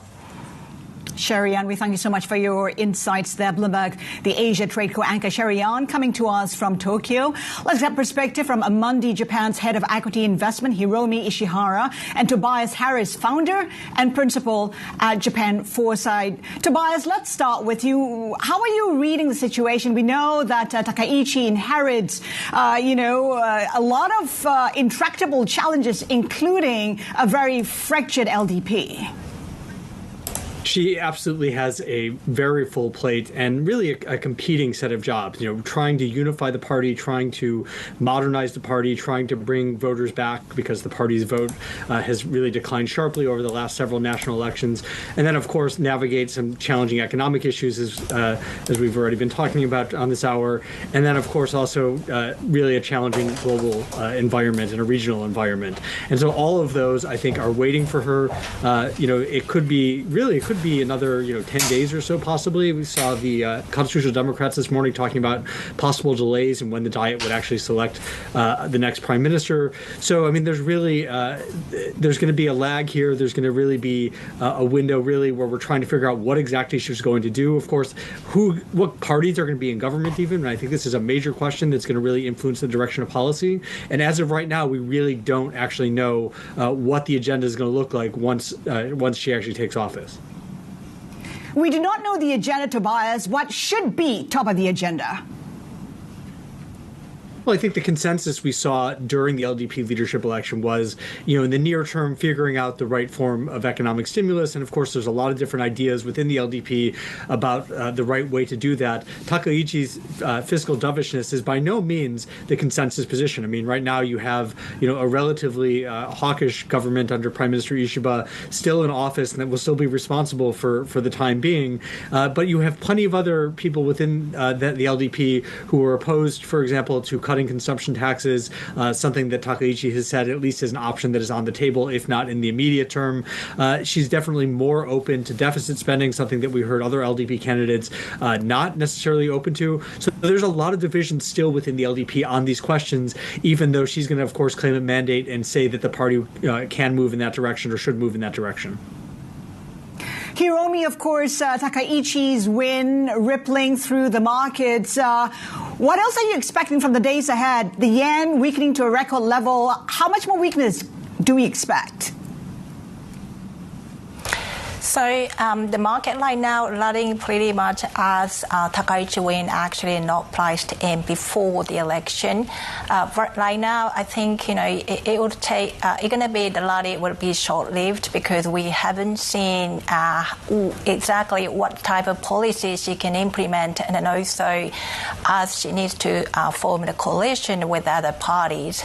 So I think there will be more further upside on Japan equity, but until we've seen more visibility of what type of policy can be implemented in realistic term, it would be sort of wait-and-see mode. And then also we're going to see the corporate earnings coming for the first half of the year from late this month and early next month.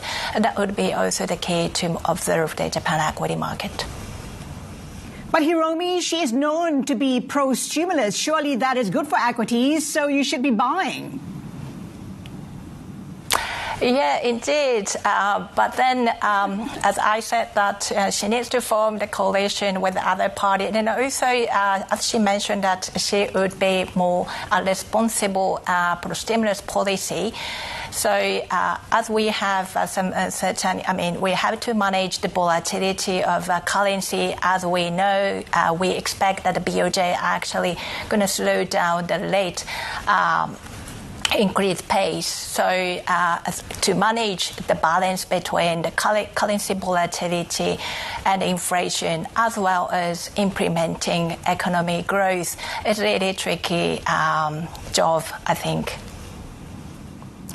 Tobias, in terms of policies and her government, what are you expecting? She's a fan of Shinzo Abe, a fan of Margaret Thatcher. Should we be reading anything into all of that?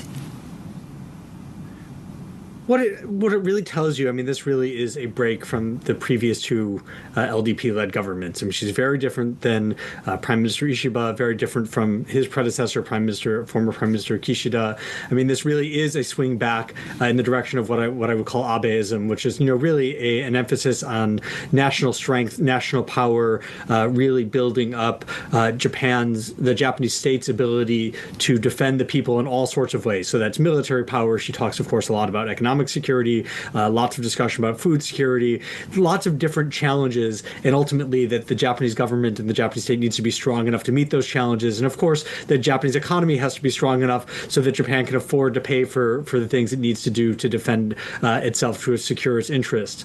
So that's the philosophy you're getting now. Whether she's going to have the political wherewithal to follow through on that, I think is still an open question. Clearly, she's trying to meet the challenge of the rise of the Democratic Party for the People, of Sanseito. Meeting that challenge, though, might be easier said than done. She now is going to head a government that doesn't have a majority in either house of the Diet, something that, of course, the late Abe Shinzo had for the entirety of his tenure, rather large majorities. These are very different circumstances. Cobbling together the kind of stable working majorities in both houses is not going to be easy, and that's really going to shape the policy agenda, and she's going to have to show some flexibility, some pragmatism ultimately to govern, or otherwise she could very quickly run into trouble. You're suggesting ultra-nationalist agenda. I'm just wondering how the rest of the region might take this. It wouldn't sit too well with the rest of Asia. I think there's certainly anxiety. I think particularly in South Korea, you look at the reaction of South Korea's media to her election. I think there's some questions about, will she be as committed, as Prime Minister Ishiba has been, as Prime Minister Kishida was, to strengthening the bilateral relationship between Japan and South Korea. I think it is a question given that the right wing of the LDP generally has been skeptical of the value of investing in that relationship. And so it is certainly a major question going forward. We don't really know, of course, her history of relations with Taiwan. She goes, has been to Taiwan, has regular meetings with Taiwanese. This is something also that I think is going to cause a lot of anxiety. And there has been, some progress in stabilizing the relationship with China. So how much will that continue? I think is certainly an open question. But some of the other relationships around the region, I think, are likely to endure. I think, an investment in the Quad. Of course, she was talking about the free and open Indo-Pacific strategy continuing. Japan is a regional leader, particularly on trade. She talked of Abe's role in reviving TPP during his second administration. So I think we'll likely see a number of policies from her predecessors continue. It's just on some of these important bilateral relationships, her history could cause some friction if it's not handled carefully. Hiromi, have politics in Japan change its fundamental story to do with growth, to do with inflation? And when you take all of that into consideration, what would you be buying in Japan? Yes, I still believe that the Japan equity is actually a very attractive asset class because we still believe that there are a lot of value to be unlocked from corporate governance reform, which is nothing to do with actually the LDP election. So I think it's, for example, share buybacks for this year, it's already record high level year-to-date basis. So we should expect more to come, actually checking how much the progress of the earnings in this fiscal year, but also we do expect almost double-digit EPS growth for next fiscal year. And then if Takaichi can be successful implementing pro-stimulus policy and reviving up the domestic economy, that would be definitely additional catalyst for Japan equity. How do you think the BOJ is reading all of this? And what are you anticipating from the BOJ in October? Markets pricing in now just 21% of a rate hike. I also think that the BOJ is very likely to skip the rate hike announcement in October, given that the Governor Ueda's speech over the weekend, he became a little bit more dovish than the previous speeches done by different BOJ members. Having said that, as we saw, the currency actually moved very quickly, depreciating against US dollars and euro. So the higher the currency volatilities actually add extra pressure over the inflation perspective. So I think the BOJ is likely to announce the rate hike maybe beginning of the next year. So it definitely is slower than expected, but I think BOJ is still remains in the path of the normalization process. Tobias, suffice to say, Takaichi does not represent the end of the political revolving door in Japan. How do we put a stop to that? What will it take? The real question, I think, for the moment is, what she does to stabilize control of the Diet. And if she can find a way, whether that's bringing in coalition partners or having external, cabinet partners outside of the cabinet who are willing to support her government on certain issues, that really is the key question. Because ultimately, she does have, to some extent, a luxury of time. That the LD, there's up to 3 years until the next general election has to be called, just under 3 years until the next upper house election. That's a certain amount of time without elections, which would, of course, rattle any prime minister if they go poorly. She can use that time potentially to really make progress in addressing some of the really fundamental economic concerns that the public has, getting inflation under control or switching to more demand pull inflation instead of cost push inflation, as she was talking about the other day. If she can make headway on those, if she can really move an agenda through the Diet, she might actually turn things around a little bit without having to face an election for some time. But that really is the question. If she feels like she has no choice but to call an election to gain control of the Diet or to gamble for control of the Diet, then it's anything goes. And really it will depend on if the LDP really can regain a majority in a general election. And from what you know of her, how do you think she'll negotiate with Trump? Can she negotiate with Trump in a way that's needed for Japan? I think the immediate thing that will come to mind, and we saw this, even in Ishiba's meetings, Trump would talk repeatedly about Abe. And of course, Takaichi being close to Abe, having that bond with Trump of, having affection for Abe, missing him, remembering him fondly, I'm sure that will be played up.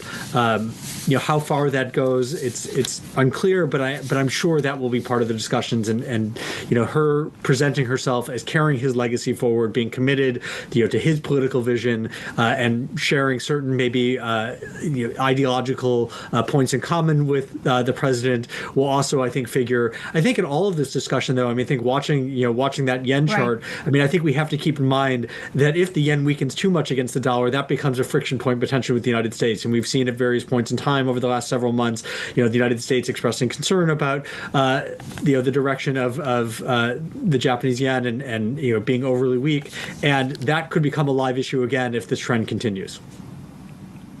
And Hiromi, before we let you go, just one final question. We know that Japan's debt is really high, 200% of GDP. How big a concern is that for investors? So GDP for the second quarter of this year has been more stronger than they initially expected, and I believe that the GDP, especially the nominal GDP for this year, will remain very positive. We have seen a very strong demand for capex from Japanese corporates, and now the Takaichi actually taking the cabinet from this month. It's likely to boost this capex demand actually materializing. So the GDP, I think, is in the good path as well. Hiromi Ishihara, head of equity investment at Amundi Japan, and Tobias Harris, founder and principal at Japan Foresight. We thank you so much for joining us today. Still ahead this hour, India's market for new stock listings is set for a record month with $5 billion in deals in the pipeline. We get more on the outlook with Bajaj Finsav's Group President for Investments. Keep it here with us. This is Bloomberg.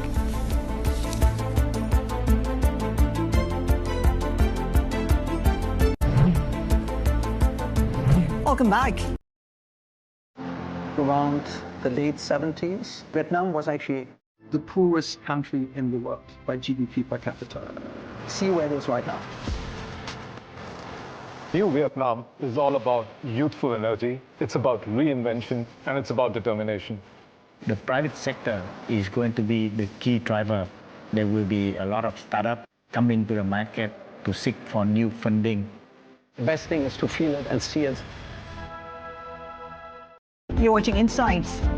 Goldman Sachs chairman and CEO David Solomon is optimistic about the U.S. economy. Speaking with us at the Italian Tech Week, Solomon explained why he expects stronger growth next year despite a softer labor market and ongoing geopolitical turmoil.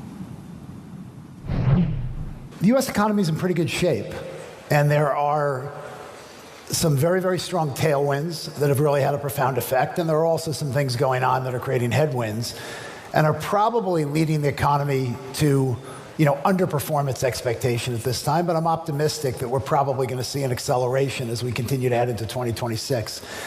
The big structural issue that's kept the U.S. economy going so well is the U.S., and by the way, other developed economies around the world, are running very aggressive fiscal stimulus plays.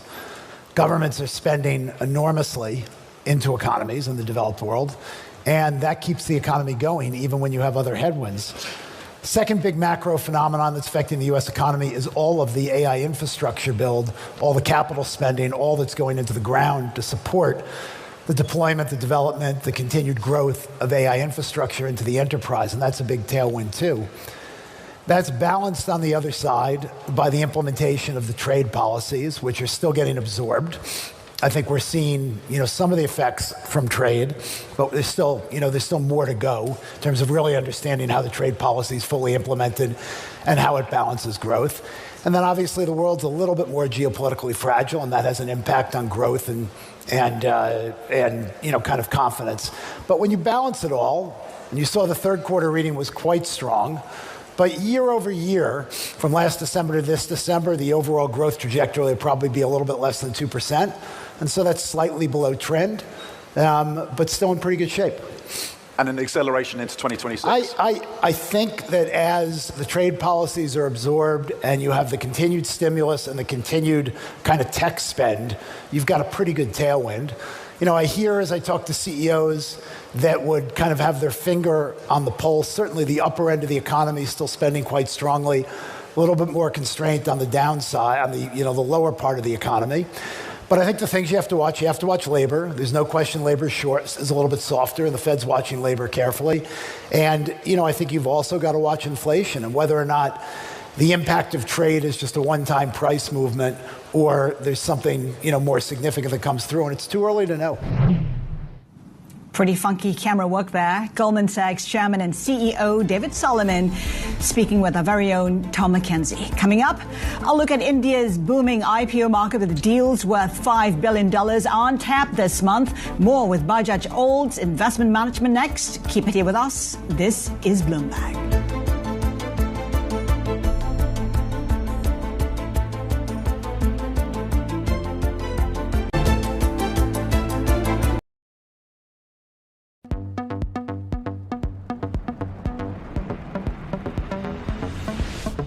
As I reach a milestone in my life, I'm humbled by my good fortune, yet well aware that I still have much to learn.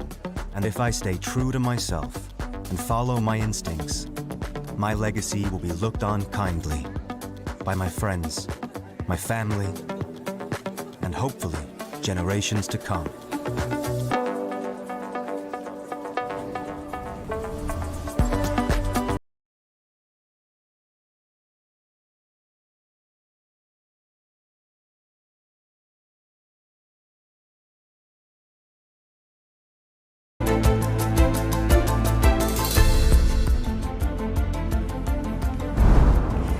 And we have breaking news out of the U.S. A U.S. judge blocking California's National Guard deployment to Oregon. The judge says that the order will prevent deployment for 14 days. Now, as you know, about 100 California National Guard members were deployed to Oregon despite a court order with more troops on the way. And that's according to the Oregon Governor Tina Kotek there. Again, a U.S. judge blocking California's National Guard deployment to Oregon. The Trump administration says federalized troops are needed to protect immigration officers from protesters, but local officials describe the demonstrations as modest and largely peaceful. We'll bring you more details on the story as the details come along.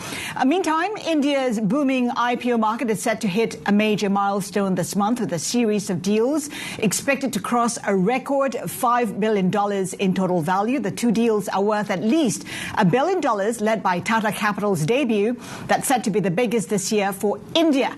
Now, the offerings will be a key test for investors' appetite in one of the world's busiest venues for new listings, despite growing political tensions with the U.S. For more, let's bring in Bloomberg's Maneka Doshi in Mumbai. Maneka, tell us about this IPO rush that's setting October up for record proceeds. I mean, what a bumper crop we're looking at. Well, that's right, Has. Good morning. There are three things I want to talk about. Record October, how the IPO market or the primary market differs from the secondary market in India. And third, what is the sustainability? And by that, I mean the long-term sustainability of this IPO boom. Let's go with the first one. As you pointed out, we've got Tata Capital today. We've got LG Electronics tomorrow. Both noteworthy issues. Tata Capital, $1.7 billion from the House of Tatas, India's largest conglomerate. This is a non-bank. And interestingly, it's created some controversy here in India because it's priced at much lower than what its grey market price was. So those investors who had bought in the grey market in anticipation of the IPO are going to be kicking themselves a wee bit. But that's not it. I mean, look, we've got, a shared offices IPO WeWork that's underway already. Through the course of the month, we will see an insurance company, a payments company, an asset manager. So significant variety that potentially adds up to over $5 billion. And this year already, till the end of September, India's done just over $11 billion, putting it at fourth position in terms of IPO proceeds across the world. So yes, it's going to look like another $20 billion year potentially. That's the number we did last year. And Has, you will remember, a few days ago when we were at the JP Morgan conference talking to Anu Iyengar, the head of global M&A and IPOs at JP Morgan, she said $20 billion is aiming too low. India should be more ambitious than that. You know, it's really hard not to draw comparisons with the IPOs among Chinese companies, right? I mean, we know that they're trying to raise a lot of money to fund their AI ambition. In the case of India, it's really about expansion domestically. But in terms of investor appetite, where's that coming from? Is this yet another retail investor story? Yes, it is, but it isn't just retail investors. Has you hit upon a bunch of interesting points. We still rank lower than China and Hong Kong, which are at number 2 and number 3 spot, in the global rankings in terms of IPO proceeds this year. What's interesting about the primary market is, unlike the secondary market, where so far we've seen a net foreign outflow of about $18 billion, in the primary market, we've seen foreign investors, come in and invest to the tune of roughly $4.5 billion. And this is data I picked up from SEBI as of end of August. So it doesn't count in, any of the offers that were done in September. And of course, October, November, December yet to be counted in. So interestingly, foreign investors are ditching the secondary market, probably because of high valuations, but looking at new companies coming to market and participating in the primary market. Already, you know that we've seen considerable support from retail investors through the course of the last 2 years. You can see that in domestic mutual fund flows, in SIP flows, so to speak. Those continue to be robust. The key question is whether this is sustainable, right? In perhaps 2026. We've talked about Reliance possibly IPOing Jio. That's likely to happen, they say. So what are the indications out there on how sustainable this really is? Yeah, well, I don't know how Jio will do. I'm sure it will do well. And probably one part of the rush that we're seeing right now is to make sure that, several of these companies get done with their offers before that big Titan IPO comes to the market, or Mammoth IPO, I shouldn't say Titan, but Mammoth IPO comes to the market next year. And remember, we may also see the National Stock Exchange consider a listing. That's another one we've been looking forward to for quite several months now. But the last point I wanted to make here, and this is just a figure I want to give you. SEBI, in a survey, found that just about 9.5%, so less than a tenth of Indian households have exposure to security markets instruments, whether they're stocks or bonds or mutual funds. Now, just compare that with what the current data in the US shows, which is 58% penetration across US households. So in India, you've got 32 million households out of a total 337 million households that have securities market exposure. And in the US, you have 76 million households, that's roughly 58%, that have securities market exposure. So that gives you a sense of how much further we can go in terms of bringing more Indians to participate in India's securities market. That's a long-term take with lots of risks, of course, but nonetheless, that's a number I wanted to leave you with. Really mind-boggling numbers. I just want to put it out there. Singapore has a population of just 5 million people. Manika, stick around as we bring our next guest into this conversation. Let's get perspective from Lakshmi Iyer, Group President for Investments at Bajaj Finserv. Lakshmi, your thoughts on this IPO craze? I mean, when you take a look at the valuations that you've seen so far, is that a true reflection of the potential of these businesses? Hi, Haslinda. Hi, Meenka. Good morning. So firstly, yes, it is raining IPOs in the Indian capital markets. In fact, just last week, we saw 10 listings in a day, which is in the history of capital markets, it's been a first. So there's no two ways about it that there is crazy amount of companies which are setting to list themselves on the exchanges. Well, it is good news, and it is also, I would say, not so great news from two perspectives. A, if you see the the genre of companies which are hitting the main board listings, predominantly looking at consumption themes, you're looking at financialization of savings, capital markets, which aligns to the point that Meenka made, that Indian households still need to participate more in capital markets. So this, in some sense, is acting as a conduit. The second part of it, if you look at it, in CY 2024, the amount that the FPIs or foreign investors participated in primary markets through purchases, that kind of matched the sales that they did in secondary market.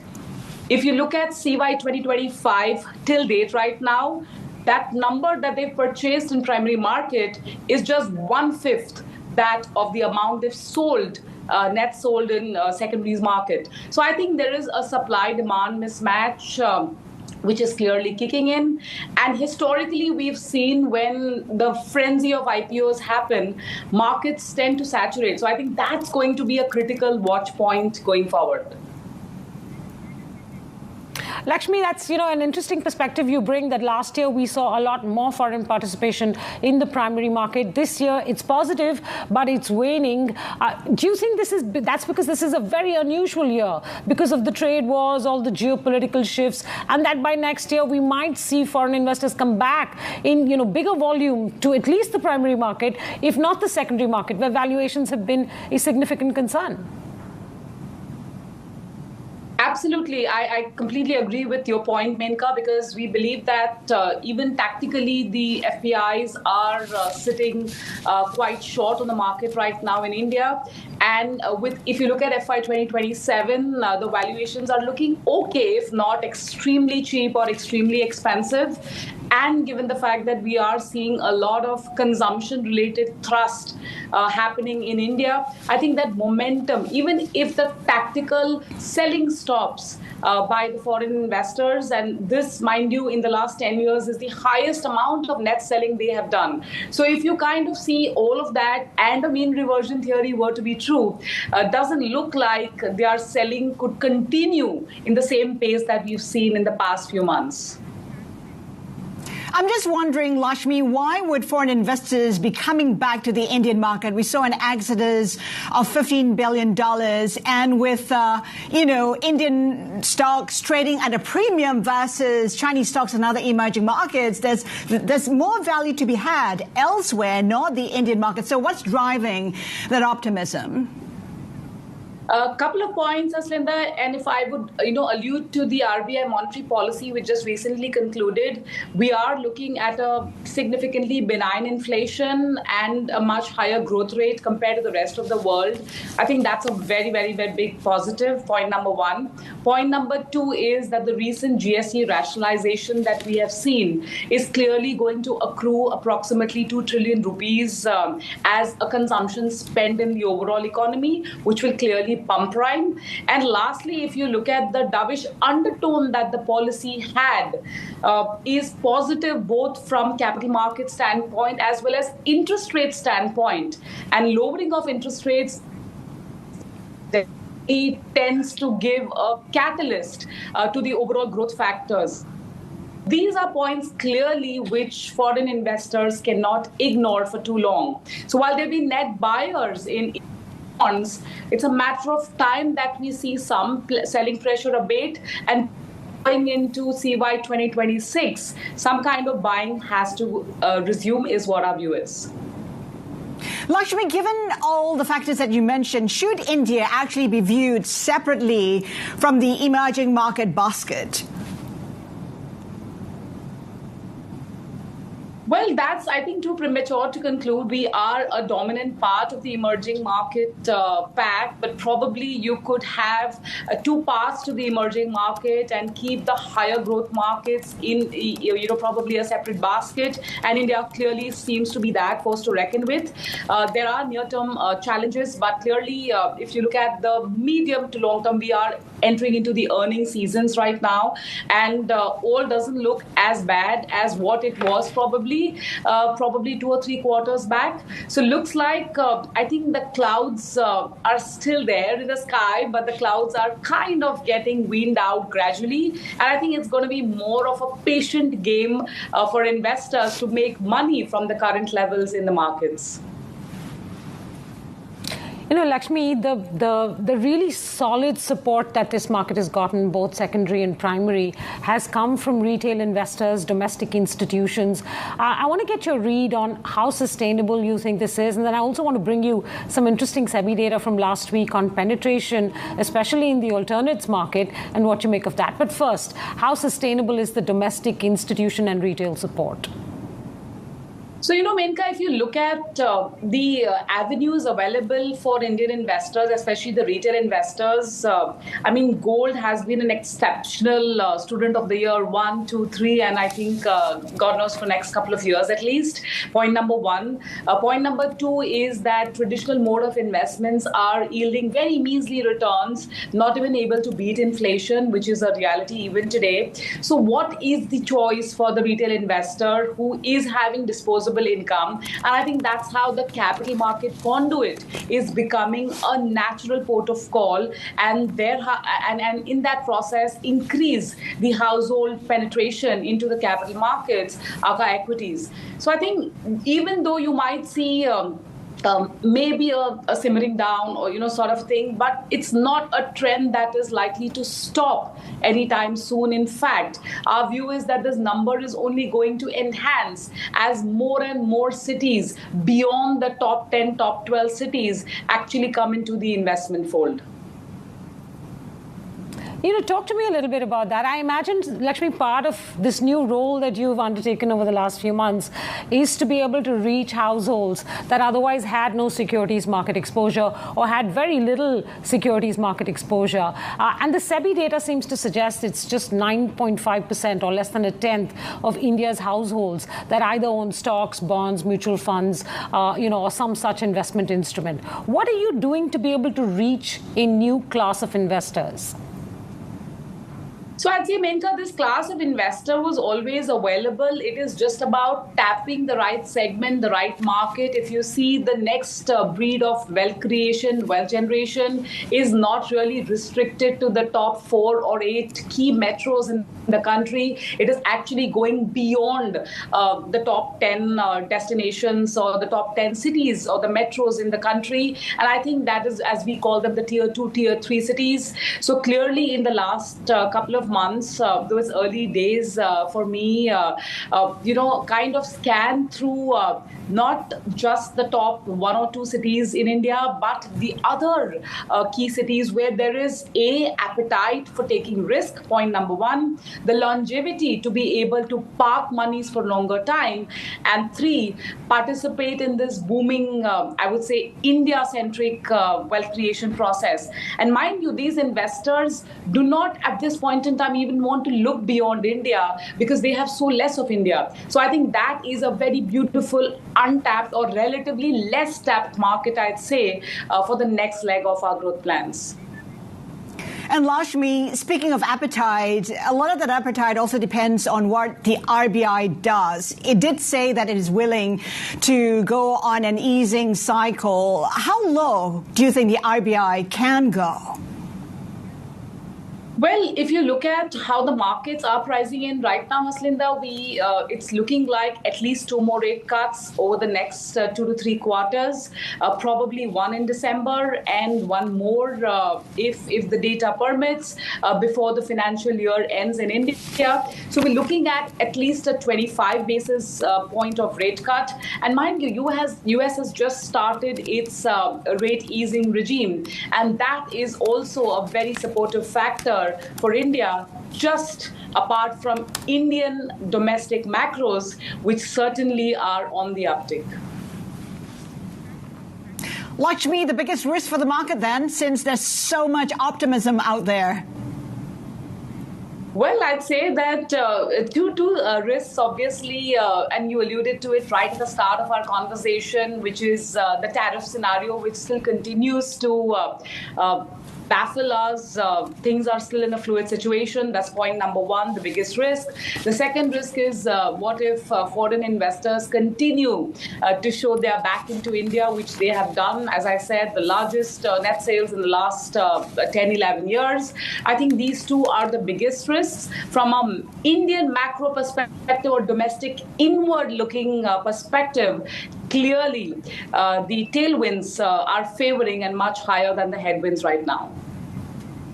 Lakshmi, thank you so much for joining us. Lakshmi Iyer, Group President of Investments at Bajaj FinServ, and our very own Manika Doshi there. India's been trading for about 1 minute now. Let's do a check on the initial numbers. Speaking of optimism, Indian benchmarks in positive territory, currently in the money. Sensex up about 0.1%. In terms of the Indian currency, the Indian rupee, 88.76 is the level we're looking at, currently flat versus the USD. And speaking of currencies, we continue to keep an eye on the yen extending its losses after the LDP vote, weakening past 150 per dollar. The question is, where does it go from here? Of course, that's on the back of Takaichi winning and expectations of more spending plans. So fiscal concerns remain front and center. Again, the Japanese yen currently at 150 as we speak. Still to come, President Trump pushes Hamas and Israel to seal a ceasefire deal, with talks set to resume on Monday in Egypt. We'll have an update. Keep it here with us. This is Bloomberg.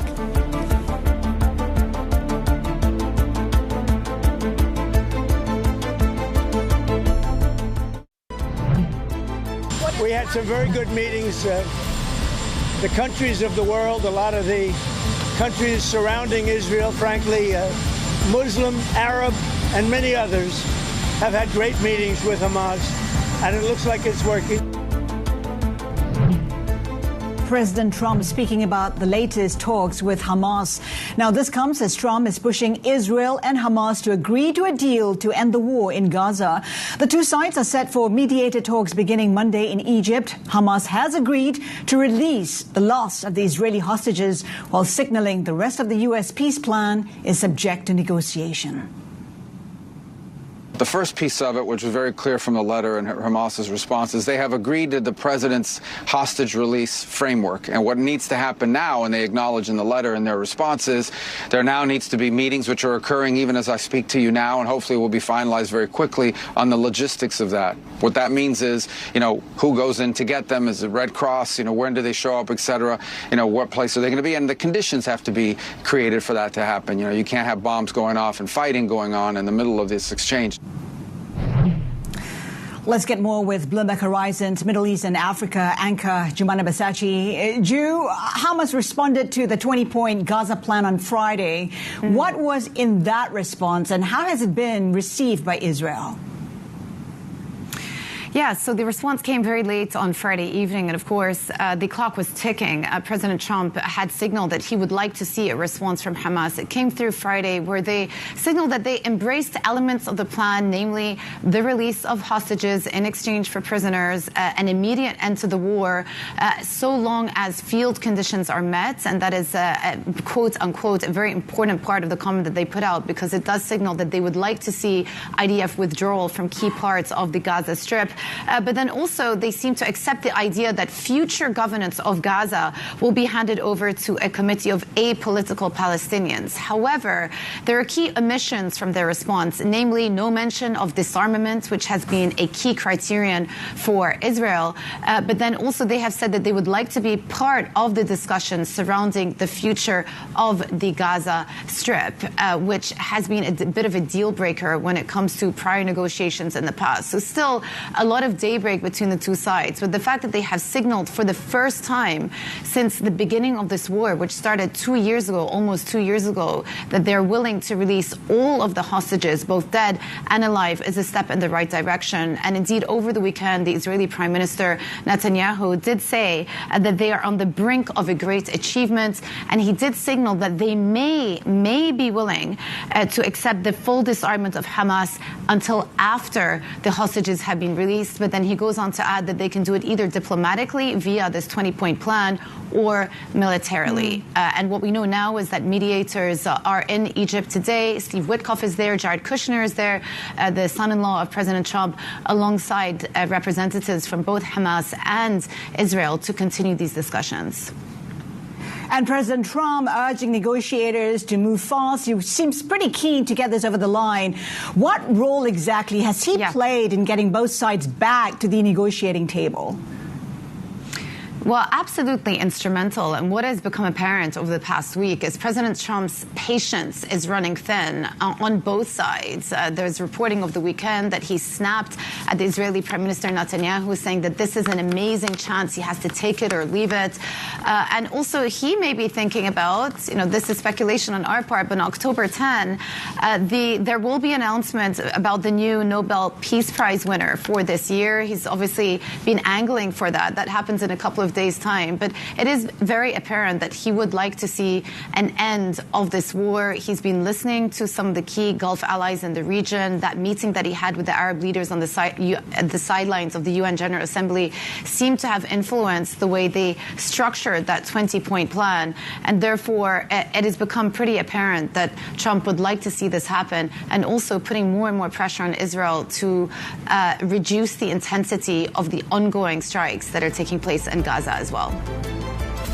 Jumana Basachi, Horizons Middle East and Africa anchor, we thank you so much for joining us.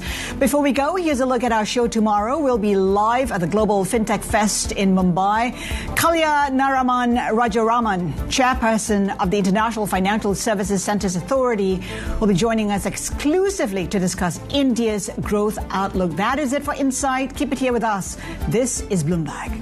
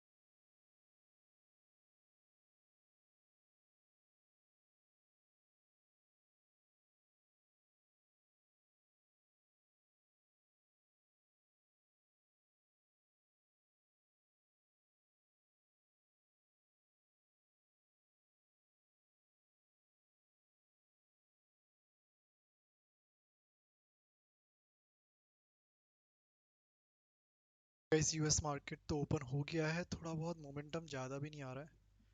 Nitin Kumar Rajput ji, screen out of focus हो गई है. Screen visible नहीं है, screen में तो proper आ रहा है. एक बार रिफ्रेश कर लो, मैं भी शायद थोड़ा पीछे का चल रहा होगा. कोई डेटा भी नहीं है तो मार्केट वही नॉर्मली मोमेंटम कर रहा है. मॉर्निंग से देखोगे 3 ही मोमेंटम आए हैं. एक सेल ऑफ आया था अच्छा खासा नेचुरल गैस में, फिर एक छोटा सा बाइंग का ट्रेड है.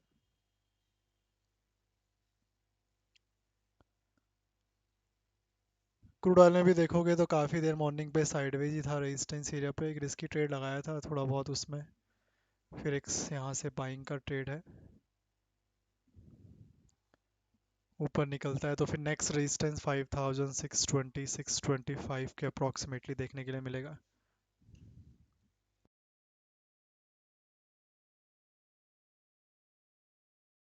ये नेचुरल गैस भी बड़े क्रिटिकल पॉइंट पर है. यहाँ पर इसके नीचे ना नेचुरल गैस में थोड़ा सा सॉरी इस लेवल को अगर ये सस्टेन नहीं करता है तो फिर बड़ा फॉल हो जाना चाहिए, एक बड़ा एम पैटर्न की ओर चला जाएगा प्राइस. तो ये लेवल होल्ड करना चाहिए नेचुरल गैस में अगर थोड़ा सा बुलिशनेस बनी रहनी है इसमें. अदरवाइज सेल ऑफ कंटिन्यू कर जाएगा बिलो 295 294.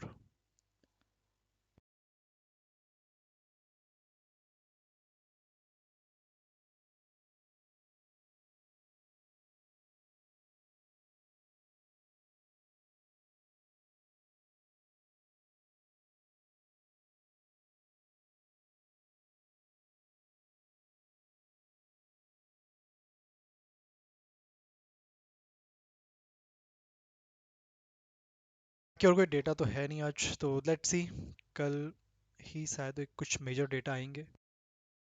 कुछ खास डेटा नहीं है. यूएस गवर्नमेंट बंद ही है, शट डाउन ही है.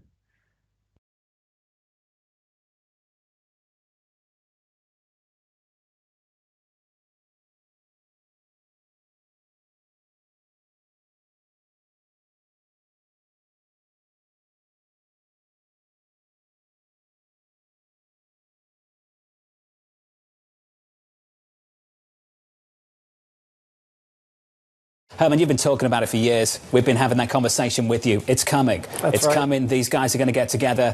Here it is. How widely expected was this particular tie-up? Yeah, so this deal actually reinforces the fact that larger Midwest regional banks are expanding into higher growth markets. You've seen this with PNC in the First Bank transaction.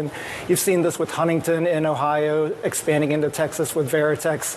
And this is a continuation of that. Fifth Third, based in Cincinnati, going into California and Texas. Comerica has been rumored to be on the market to sell itself over the past several quarters, considering the fact that some of its position with its interest rates hasn't been as the best positioned, and so there's been a lot of scutterbutt in terms of activist investors pushing Comerica for a sale. And based on what we've heard, there's more to come. What kind of banks, which banks are you focused on now, given the track record of the year so far? Yeah, I guess the question is squarely what's next for a bank like KeyCorp that's also based in Ohio in the Midwest. You've seen its rivals in Ohio expanding, and so the question I think on the next 3Q earnings call is how welcome are they for a potential transaction going forward?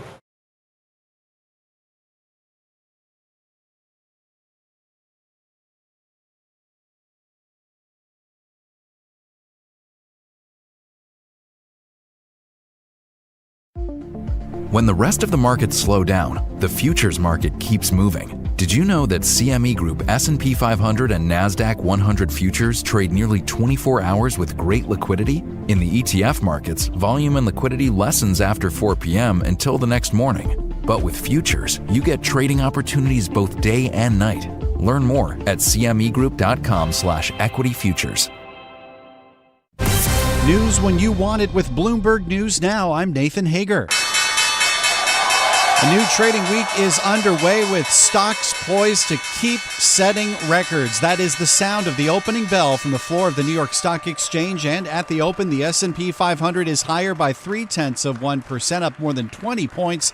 The Dow Jones Industrial Average is little change to the upside, a gain of about 20 points itself, but the NASDAQ Composite Tech Heavy is leading the way with a 0.5% gain this morning. Tech stocks surging off the back of a big AI spending deal. Advanced Micro Devices at the open is up 35% after it announced a deal with OpenAI that could be worth tens of billions of dollars for the chip maker. Bloomberg Tech host Ed Ludlow has more. The structure of the deal is really important here. You know, it's 6 gigawatts, which is the capacity and peak time demand for a large city when you talk about electricity. So it's a serious deal, and AMD is talking about it on paper being tens of billions of dollars. But the thing that you really need to understand is OpenAI still has to spend money here. Bloomberg's Ed Ludlow reports AMD is giving OpenAI a warrant for up to 160 million shares that would vest as milestones are achieved. The news has rivals like Nvidia down 1%, while Intel is up nearly 3%. Still no deal to end the U.S. government shutdown now in its 6th day, though the White House is hinting that this is the day federal layoffs could begin. President Trump's top economic advisor Kevin Hassett discussed that on CNN's State of the Union. I think that if the president decides that the negotiations are absolutely going nowhere, then there will start to be layoffs. Now, federal employee unions have asked a judge to block any firing attempts. In the meantime, Politico is reporting on some White House movement that we hear about from Bloomberg's Kasia Klimashinska in Washington. Some top political aides to President Trump are recognizing that they will need to act on Affordable Care Act and consider some way to extend those more favorable subsidies so that people have affordable healthcare insurance options. Bloomberg's Kasia Klimashinska notes Democrats have demanded subsidy extensions as part of a stopgap spending bill. The Senate is set to vote again today on competing stopgap measures. Those votes are likely to fail. A new Supreme Court session has begun, and in one of the first acts of the High Court's new term, the justices have rejected Ghislaine Maxwell's bid to toss her conviction. The former socialite is spending 20 years in federal prison for aiding and abetting Jeffrey Epstein's abuse of underage girls. Indirect talks between Israel and Hamas are set to begin today in Egypt on President Trump's proposal to end the war in Gaza. Bloomberg's Dan Williams has more from Jerusalem. Right now, what we have is a partial Hamas agreement following a full embrace of the proposal by Netanyahu, a partial Hamas agreement to enter into it, meaning Hamas has said it's open to releasing the remaining 48 hostages and then discussing the other clauses of the proposal. Bloomberg's Dan Williams reports those include demands that Hamas disarm and give up any governing role in Gaza. White House envoy Steve Witkoff and President Trump's son-in-law Jared Kushner are also taking part in the talks. France's political crisis has reached new heights. Prime Minister Sébastien Lecornu has resigned less than a month after taking office. As of Monday morning, the conditions were no longer such that I could continue to exercise my duties as Prime Minister and allow the government to go before the National Assembly tomorrow. That was Prime Minister Lecornu through an interpreter. As for what comes next, Bloomberg's Stephen Carroll reports French President Emmanuel Macron's options are limited. One choice, go back to find another Prime Minister and try again. You can call elections to the National Assembly, what Emmanuel Macron did in June of last year. But the polls don't indicate that you would end up with any greater consensus in Parliament now than you did before. Bloomberg's Stephen Carroll reports a third option would be for Macron to resign, a move he has resisted up to now. Turning back to the markets, we have a big deal in the regional banking space this morning. Fifth Third Bank is buying Comerica in a deal worth about $10.9 billion. Fifth Third CEO Tim Spence tells Bloomberg he's been deliberate when it comes to seeking out deals. We're not just going to be bigger, we're also going to be better. And I think this is one of those rare opportunities that meets all those requirements. Fifth Third CEO Tim Spence, and shares of Comerica at the open are higher by nearly 17%. Fifth Third is up 1%. There's a change at the top at Verizon. The cell phone provider's named Dan Schulman to replace Hans Vestberg as CEO. Last month, T-Mobile replaced its own CEO. At the open, Verizon shares are down more than 2%. And Paramount Skydance has made it official. It is buying the online news site The Free Press for a reported $150 million and naming its founder Barry Weiss editor-in-chief of CBS News, the network news home of Walter Cronkite and Edward R. Murrow. Paramount shares are on hold this morning. And that's news when you want it with Bloomberg News Now. I'm Nathan Hager. This is Bloomberg.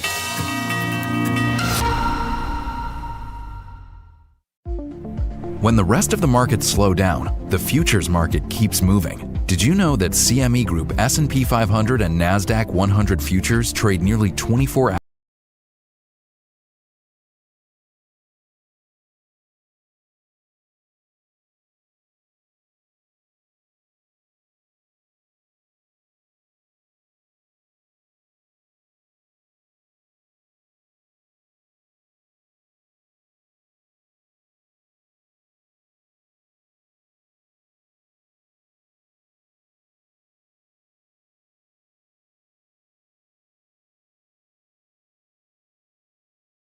Business expansion. We are just trying to find the right partner. Somebody reliable, somebody that is as invested as we are.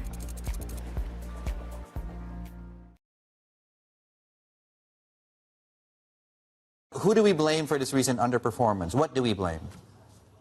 Well, I'm not in the blaming game, but I would say what's causing the problem in our equity market, basically it's the political scenarios happening here, the corruption scandal, the investigations.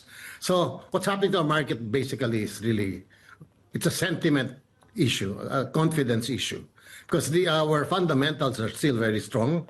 Earnings of our index companies are up,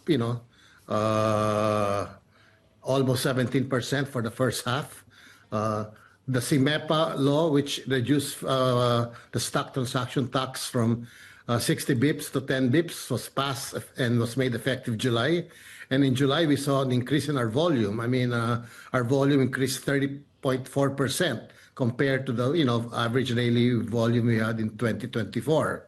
We had after a net foreign selling of about 23.2 billion in 2024. In July, we had a positive net foreign buying of about 1.6 billion pesos. And of course, after the corruption scandal erupted, this reverted back to net foreign selling for August and September. But again, I mean, that's what's confronting our market now. But I would say that not all is gloom and doom. There's some there's still some bright spots that we look forward to. But the most important thing is we've got to get over this problem on the corruption scandal. I think the formation of an independent commission for infrastructure to investigate all these corruptions was a right step forward. But of course, the investigation results must be swift, must be credible, and must be fair. When I say fair, I mean if it hits the allies or senators and congressmen, so be it. I mean, cases have to be filed, against them. So that's one bright spot: the formation of the independent commission to investigate this corruption scandal. Our big IPO for the year, Maynilad, has been garnering a lot of foreign interest.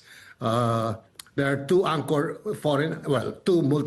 multilateral lenders who will serve as their anchor investors, which is IFC and ADB, who is still getting board approval, but they expect to invest about $245 million in the IPO. And just recently, it was confirmed that there are 6 foreign cornerstone investors. So I hope the results of the ICI investigation and the Maynilad IPO would be the catalyst to turn around what's happening in our market. But do you see further downside in the short to medium term if the corruption scandal is still ongoing and still continuing to spook foreign investors? Yes. I think until foreign investors see clarity in the results of the investigation, they will continue to price in risk in our market. But it's October now. The listing for the Maynilad IPO is November 7. We have 1 month. Hopefully in this 1 month period, something concrete will happen in the ICI investigation, and hopefully this could be the catalyst to turn around what's happening to our market. Yeah, Mr. Monzon, and let me ask you directly. In some sense, we've seen many of these investigations in the past. The sense I get from the people I talk to and the news flow coming through out of Manila, and I can't look at it in a vacuum, right? I look at the recent elections and the changes there, and I just got to wonder whether there is some level of change in political accountability that's taking place there. And do you see perhaps, well, okay, let me put it this way. Foreign investors seem to be worried that this might have a, pardon the pun, a spillover effect into more of consequence issues, a re-rating of the ability for the country to raise money, the GDP spending, the credit ratings, for example. Are foreign investors being too pessimistic over what's going on there, or is there really something taking place? Well, there's probably, I might call skepticism, not cynicism, on what could this independent commission really achieve. But I think our president, I think, knows the real score. This is something that can't be a cosmetic, approach to the problem. Right. I think, as you can see in the September 21 rally, I think a lot of people are angry. I mean, they're really angry, I think they have to, and I think they recognize this. So I don't think this is going to be a, one of those cosmetic investigations that, will be short term. I think this will have some really, significant results that will hopefully change the governance of, our political leaders. The recent low of 5,900 points then, do you see the market going below that again? What's sort of your expectations around the levels to the downside and the upside in the short term? I think in the short term, everything will depend on what's happening politically. Because like I said, fundamentally, our inflation rate is within targets, our GDP growth rate is within targets, the corporate earnings are, up. So it's really the political events. And, like I said, if the coming, in the coming weeks, if the results of the investigation show that it's going over, I can see the market going down some more. So, I think it's very important that something swift, credible, and, all-encompassing investigation should be, and prosecution should be, should be done. Mr. Monzon, a final question for you. To your point, the fundamentals seem unchanged, right? And the only difference is it's just a much cheaper market now. We're trading in single-digit multiples there. As they say, do what locals do. What is the sense among the local institutional investor community there over market sentiment? Well, I think the local institutions are, following the lead of the foreign investors. We see net foreign selling, the market, big net foreign selling in August when the corruption scandal erupted. Another, big net foreign selling in September. So I think our local institutions are just going to be following the lead of the foreign investors. They're going to await, something significant or meaningful that, that can come out of these investigations.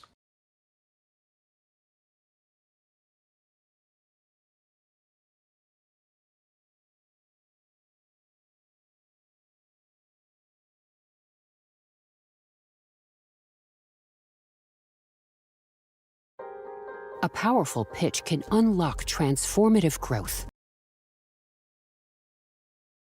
Business does business. If I'm winning, but you're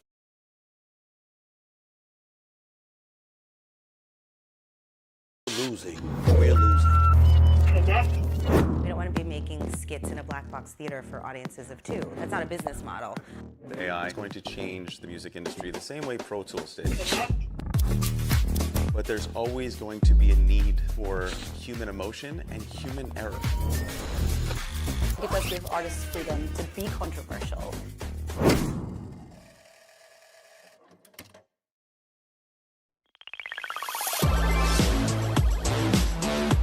Bloomberg Tech is live from coast to coast with Caroline Hyde in New York and Ed Ludlow in San Francisco.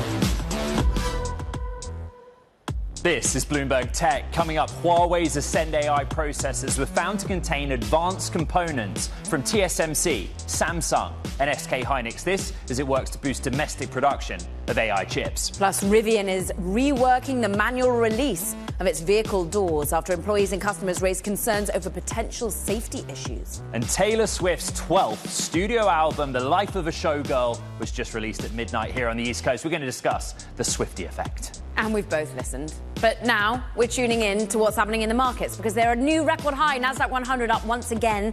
We are seeing the best week in 2 weeks or so at the moment. We're up 1.6%. Many calling it a hype bubble at the moment. That's what key investors in tech have been calling it. We've had Bezos say, look, it's a bubble, but it's the right kind of bubble. And we're going to dig into what David Solomon talked about in terms of the tech industry more broadly. He's also seeing concerns about some of the valuations, but dig into also where we've seen a little bit more risk sentiment turning to the upside, and it's in crypto, up 9% over the course of the week. Ed, we're back near 100, in excess of $120,000. The mood music has changed despite the government shutdown, Ed. Look, there's a lot moving right now in Friday's session, but I want to look at one of the big movers over the course of the week. It's Samsung and its Korean shares. 4 straight weeks of gains, trading at its highest level since early 2021.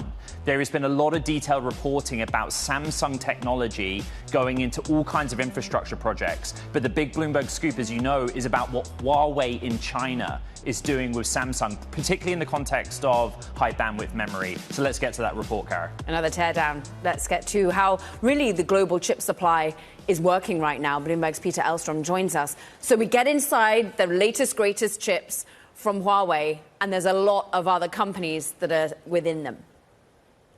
Yeah, that's right, Caroline. We've had a number of scoops about Huawei and specifically what it's doing in AI chips. And the reason is that they're really the most viable competitor to NVIDIA at this point. They have a lot of backing from the Chinese government in particular, where the Chinese government is not just encouraging them to develop these chips, but also encouraging their customers to actually buy from them and not from other companies too. So what we found is our reporters found that in this teardown, inside of the Huawei Ascend chips, which are their AI chips, they've been able to use components from TSMC, Samsung, and SK Hynix, as you mentioned. Right. Now, these are components that they're not supposed to have access to under the sanctions that they are under, that Huawei is under through the U.S. government. They're not supposed to have access to these components, but they've been able to get them. So they've been able to use TSMC dies. They've been able to use the HBM chips from Samsung and SK Hynix. These are somewhat older HBM components. It's the HBM generation 2E, which is not the most cutting edge at this point.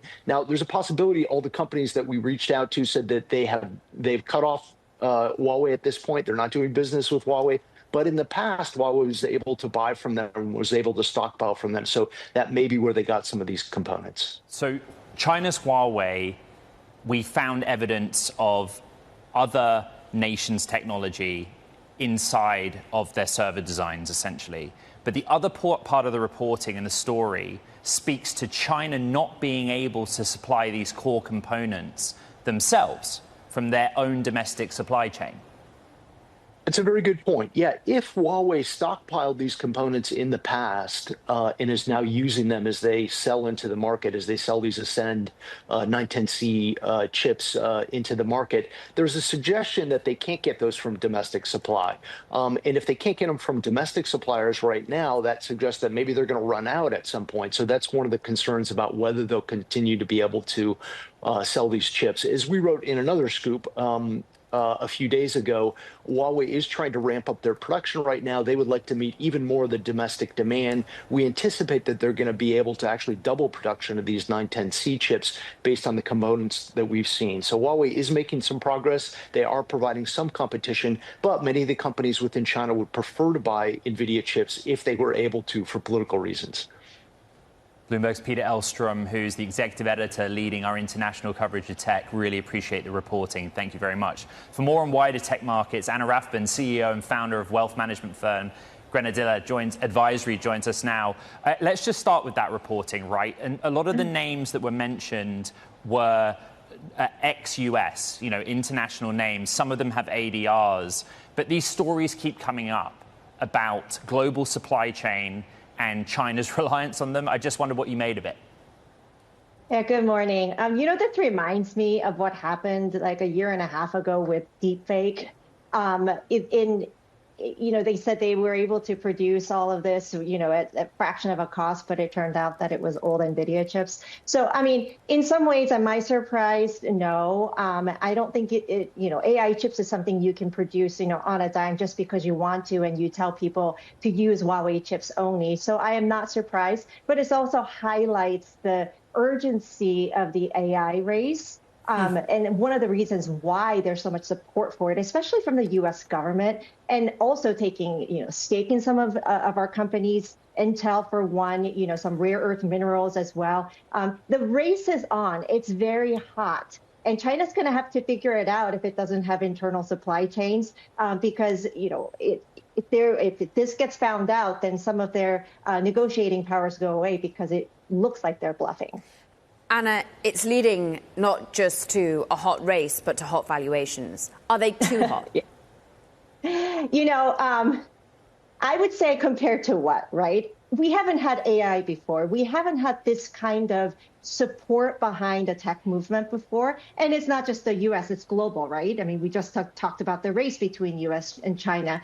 So, yes, it feels hot compared to historical standards. But, when money goes into something like this, and this isn't just a year or two, this has been for a while, and we have to ask yourself, what is the wisdom of the masses in the markets telling us? What is behind this? And I think there's something to pay attention to, maybe not compared to the valuation to the historical norms, but think about what the norm in this new world might be. And it might actually just be a little bit higher. Yeah, but Anna, that is a lot of hope baked in. We had GQG on the show yesterday, and they're saying, look, the level of revenue that an OpenAI has to bring in to vindicate the investment, the level of money that NVIDIA has to continue earning, and the worries that we're seeing of NVIDIA writing $100 billion equity checks over to an OpenAI and feeding back the loop of demand. Yeah. How are you strategizing and seeing that becoming a reality? No, it's actually very difficult if you're looking at from a company by company standpoint. They're absolutely correct. There's stuff going on that it doesn't really justify those high valuations. But if you look at it from an investor and allocator point of view, if you look at AI as a theme, there are a lot of things going on that's outside of NVIDIA and OpenAI. I mean, we just heard about Hitachi. We heard about Caterpillar yesterday, benefiting from some of the AI movements.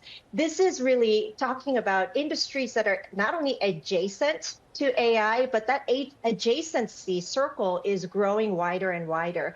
And so from an investor point of view, that is what we're really looking at from an AI movement, not just NVIDIA and not just the chips. Anna, the story in technology markets this week has been about AI enthusiasm, the infrastructure deals that have come daily, the OpenAI private market valuation of $500 billion. But I think we really need to acknowledge this government shutdown because it's also a factor in markets. How are you looking at that, and what are you telling to clients? Yeah, if I'm thinking about government shutdown and the fact that we did not get a labor market report today, this has implications more for old economy sectors. When it comes to tech, it really doesn't even matter that the government is shut down. We saw how many deals that took place today, this week, right? So as far as tech is concerned, I don't think it matters, which is a little bit scary, but at the same time, it's a little comforting because the government might be shut down for a few more days, right? Maybe weeks. So Anna, when we're just looking at tech not caring, the NASDAQ 100 at a record high, it might be added, the S&P is too. Where do you allocate if you still believe in the AI trade, but just think an NVIDIA or some of the other names would just be overplayed? So earlier I mentioned some of the adjacent industries, right? So this actually points to the importance of being diversified and not too concentrated on certain names, because then you are exposed to idiosyncratic risks. Now, when you're looking at the valuations, it is sky high and nosebleed sections. It's difficult to allocate cash into it, right? So if you're an investor and you're actually, boots on the ground, where do you put cash becomes the problem. And that's where the diversification helps you. This idea of adjacencies helps you. If you already own tech, it's difficult to sell. I mean, it's difficult to sell because of the momentum. And in that case, sometimes it's not about selling the whole positions. It's just about being prudent and taking some of the gains, rebalancing your portfolio. So you're taking the gains and reallocating it to some of the other sectors that may benefit from it in the future. The idea of a diversified portfolio becomes much, much more important. Anna Rathbun of Grenadilla Advisory, wishing you a very happy weekend. Meanwhile, we're watching shares of Applied Materials. We broaden out the story on chips a little bit more here, and indeed the geopolitical context. We're off by 2.4%. Why? Largest US maker of machinery. Used to manufacture semiconductors, but basically they're warning there's going to be a $600 million revenue hit because of the rules that the government is setting, the restrictions, Ed, to exporting their products to China. Yeah, 600 million hit to net revenue. When you send a chip through a fab, the first thing the wafer touches is Applied Materials, and the last thing it touches is an Applied Materials machine. That's why we care. Coming up, Rivian's looking to rework its doors over potential safety concerns. We bring you that Bloomberg breaking story next. This is Bloomberg Tech.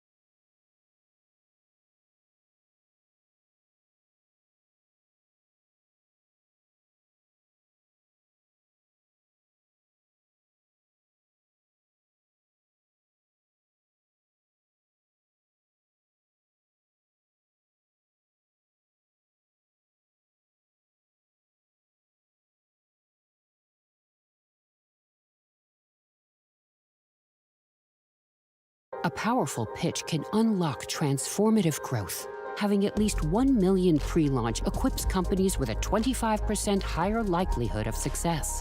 You're coming from a world that is quite far separated from venture capital. Building up the skills was an important part of that journey. Not just my own area of physics, but things on the business side. The right expertise can move your business forward. Search Turning Point, brought to you by HSBC and Bloomberg Media Studios to find out more. Rivian, well, it's reworking a key element of the doors in its next generation EV after employees and customers raised concerns over latch design in the vehicles it's already selling. That's according to sources. Now, the move comes just weeks after Tesla faced scrutiny over their powered handle doors. Guess who broke that story? My co-host, Ed Ludlow, alongside Bloomberg's Emily Chang. This is a deep dive into the regulation and some of the regulatory pushback there is to some of the building of these ultimately door handles, but take us inside the car. What's happening? Yeah, the specifics are really important. So the R2 is the next generation EV that Rivian will start building next year. It has decided to make the emergency manual release in the event that the power electronics fail, the doors and the vehicle lose power, more intuitive, simply by positioning it in a more obvious place, making the design in the front seats and the rear seats the same. But what sources tell us is that in June of 2024, Rivian did a refresh on the car it already sells, the R1 generation, both the SUV and pickup. And as part of that, in lowering component count and to bring the cost down, they revised the rear door release latch in particular, making it less intuitive. It's difficult to find. It's under a cover. And what is recognized by both employees, but also we found some anonymous complaints in the NHTSA database, is it presents a potential safety risk. Talk through the safety risk and some of the incidents we've already seen. Yeah, so this is on the back of Tesla. You know, Bloomberg broke the story that Tesla is revising the design of its doors because of actual cases where there is an accident and the passengers in that Tesla vehicle found it difficult to operate the manual override and power had been lost. What we are not reporting about Rivian is there is no investigation into Rivian, and Rivian, not that we have found, and Rivian has never disclosed any kind of accident where this has been a factor. But it is an acknowledgement from within Rivian that it is a potential safety risk, and they've decided for their next car, they have to do something different with the design. We do not know if with R1 they will do another redesign to account for what they admit is, based on sourcing, a mistake. But this is an industry-wide thing. Go read the story, and there is the Rivian spokesperson talking about safety being at the center of everything that we do. It's a breaking story. Meanwhile, OpenAI competitor, let's call it, Perplexity, has made its AI browser Comet available for free to users worldwide. The company launched Comet for top-tier subscribers in July. Expanding access to Comet takes aim maybe at the dominance of Google's Chrome, which Perplexity, of course, made a $34.5 billion bid for earlier in the year. Dmitry Shevelenko is with us, Perplexity's chief business officer. And look, we start by introducing you as an OpenAI competitor, but really, this is a Google Chrome competitor. We're focused on building a better internet on Comet. The browser is due for a major refresh. We want to serve and satisfy the world's curiosity, do a great job answering people's questions. And Comet is putting us on the path there, and super excited to get to share it with everyone this week. Dmitry, it also makes people ask different kinds of questions and far more questions, as you've said, from the reaction of users already. Can you give us some statistics? Because we knew that there were millions of people lining up to use this.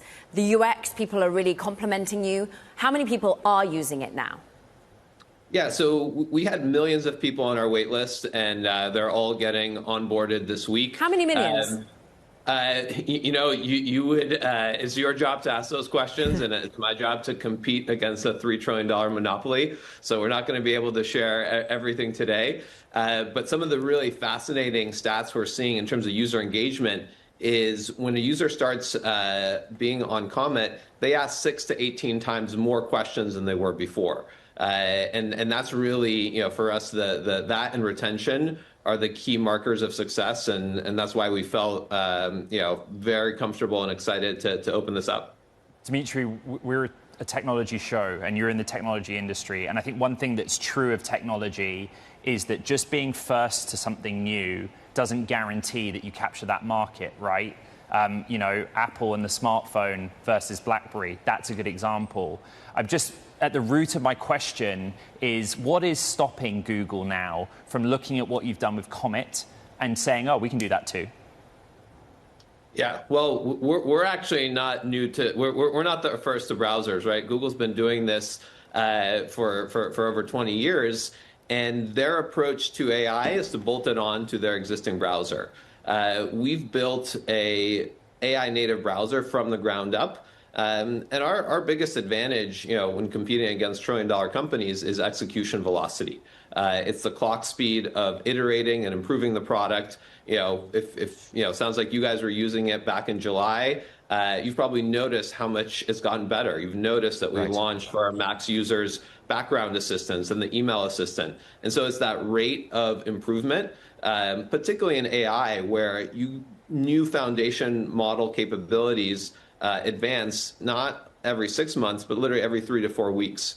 And so having the clock cycle around incorporating and finding the useful applications of those new capabilities, that's where the alpha is. Dmitry, you're the chief business officer. What's the monetization pathway for Comet? How are you going to make money from this platform in the end?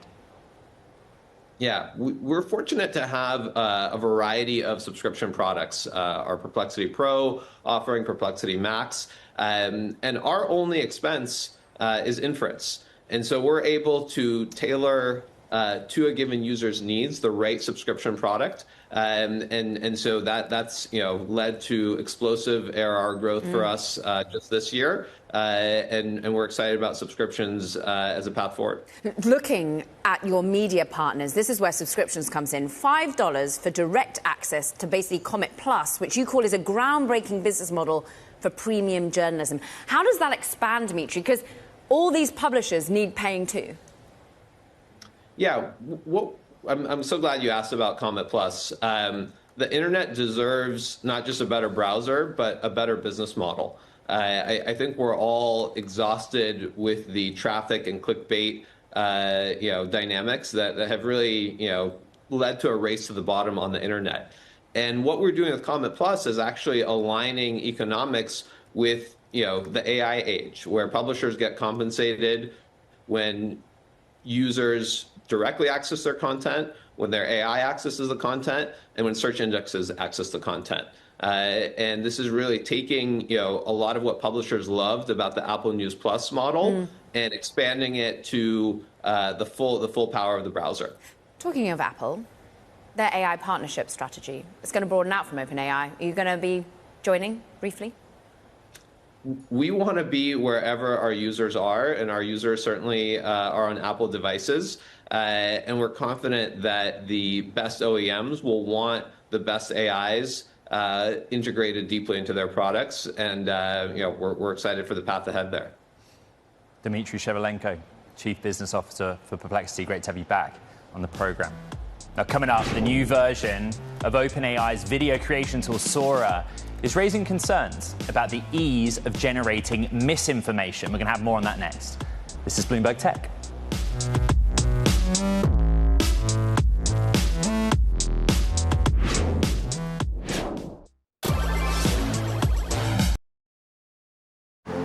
Around the late 70s, Vietnam was actually the poorest country in the world by GDP per capita. See where it is right now. New Vietnam is all about youthful energy, it's about reinvention, and it's about determination. The private sector is going to be the key driver. There will be a lot of startups coming to the market to seek for new funding. The best thing is to feel it and see it.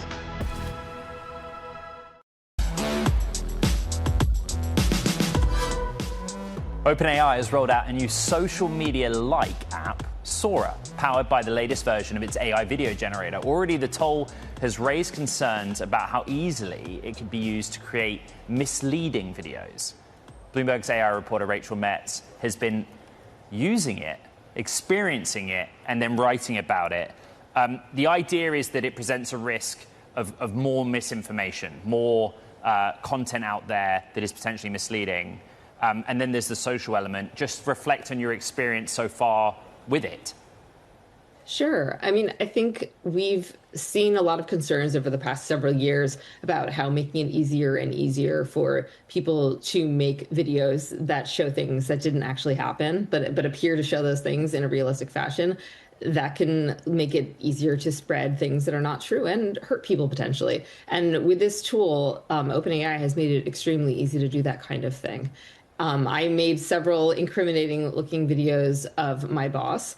And I mean, stealing kittens from a pet store, keying cars, stealing a car, all manner of mischief. And it was really easy. One thing that was also doable, at least until yesterday, is you could take these clips and you could, in the draft form, without publishing them, you could screen record them on your phone.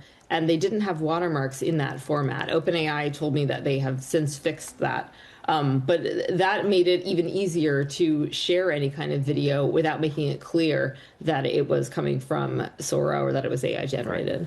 This, I mean, almost is the playbook of OpenAI. Actually get it into the wild, get people stress testing it, pushing it to the brink, and then they learn from it. How has their response been to some of your concerns? I mean, they obviously do not want people to be disseminating false information, and they essentially said they take that very seriously. And they're making a bunch of moves to make that difficult for users. However, people are going to still be able to get around those rules if they want to. And even with watermarks, it's not clear to me that that would actually make people always say, oh, wait, that's an AI generated video, especially if they're not that familiar with Sora itself. They might just think that that's just some other kind of watermark on the video. The videos that we've just been looking at are, of course, AI generated, and they are from OpenAI themselves. And funnily enough, the cat is not actually riding an ice skater on while she performs. But Bloomberg's Rachel Metz, we so appreciate it. Send us the Seth Fiegelman ones that you've made yourself. Meanwhile, coming up, BlackRock's Global Infrastructure Management looking to make $40 billion play for data centers. On that next. Ed, what are you looking at? Real quick, Apple's actually up a little bit. They've got a rare bearish analyst rating from Jefferies, Edison Lee, basically saying that people are being overly bullish on this iPhone outlook post-17 launch. An interesting one in the markets today. Be right back. This is Bloomberg.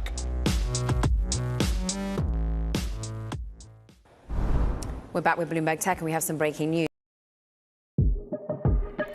Southeast Asia is at a crossroads. In a global power struggle over tech, trade, and influence, will the region be able to chart its own course?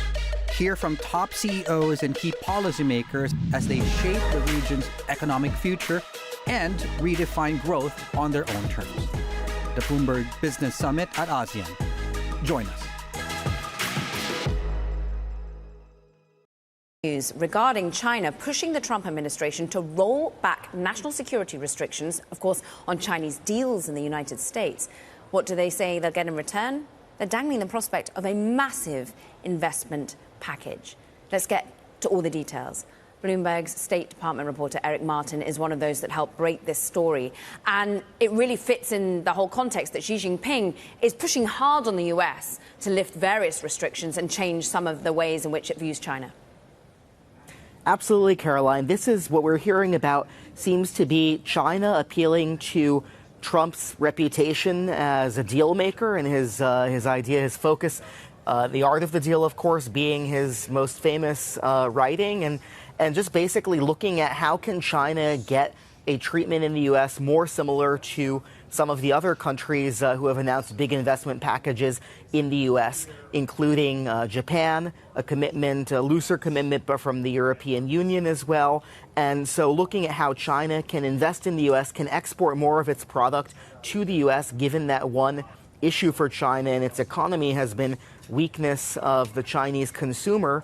And just overall looking at this would be a huge change from what we've seen in the past decade. Remember, It was just a few years ago we saw this congressional committee set up to scrutinize Chinese involvement in the U.S. economy and the U.S.-China national security relationship, economic relationship. So this would be a huge reversal of a decade of U.S. policy, bipartisan, if this comes to be. Eric, one of our sources is saying that earlier this year, China floated or dangled the figure of $1 trillion. Could you just explain that reporting to us? Well, when we're talking about economies the size of the U.S. economy and the size of China, what we're hearing from sources is that this $1 trillion figure was mentioned earlier this year, but it could potentially be down the line even larger in terms of the economic size of the two countries and what would be big enough to really move the dial in the economic relationship. And remember, China has seen a series of proposed deals involving Chinese companies rejected by CFIUS, the Committee on Foreign Investment in the United States, led by the Treasury Department. So this national security concern has loomed large for many years in the U.S.-China relationship, and this would be a huge change. It's really hard to overstate how big a change this would be if this deal is reached and if investment in the U.S. is opened in a much bigger way to China and to Chinese companies. Bloomberg's Eric Martin, part of the team that broke it. I don't see, Kara, any immediate market reaction. I would say that thousands of terminal readers are flocking to the story, and we need to discuss it a bit more. Let's bring in Ted Mortensen, Baird tech strategist, who joins us now. Ted, this story just broke, and I sympathize with you sitting in the chair there in that sense. But the idea is basic. After a decade or more of China not being able to put money into this economy here in the United States, Bloomberg's reporting that its tactic is now to say to the US government, reduce technology restrictions in particular, and that's what might happen. As somebody covering this sector, your reaction? I think this goes back to a decision by the Biden administration of restricting semi-cap equipment below 14 nanometers almost a year and a half ago. And if you really look through that report and how it's transitioning to the Chinese government, they can't manufacture, and this is AMAT, Lam, CLAC, et cetera, and ASML, they can't manufacture next generation AI chips if they can't get to that 3 and 2 nanometer node. At the 2 nanometer node where TSM is going right now, the architectures are changing to gate all around and backside power. I think that's really important as you relate to next generation AI architectures. They can't get there. So if they're willing to bargain away that technology transfer and in return open up the spigots of investment, not only agriculturally potentially, but also manufacturing, it really is a huge game changer of how we have been positioned in the last 2 years. Ted, therefore, positioning, just from an investor perspective, Do we get even higher valuations because there's money coming in, and then Nvidia and all the others, KLA, for example, and indeed AMAT, which we're seeing under pressure today because of the $600 million revenue hit they're going to be feeling by yet more restrictions on their equipment going to China. Does that inflate ever further? It throws a bunch of gasoline on the fire because if you look at China, they're probably one of the largest, well, they're the second largest economy in the world. And next to the U.S. on AI, they're probably in the number 2 position. If you don't transition to this next Gen AI architecture, whether it be agentic or where we're going, just take OpenAI as a benchmark, you risk not only your sovereign economy, but more importantly, your sovereign defense ability, because we are pivoting in the U.S. so quickly on the defense side to AI.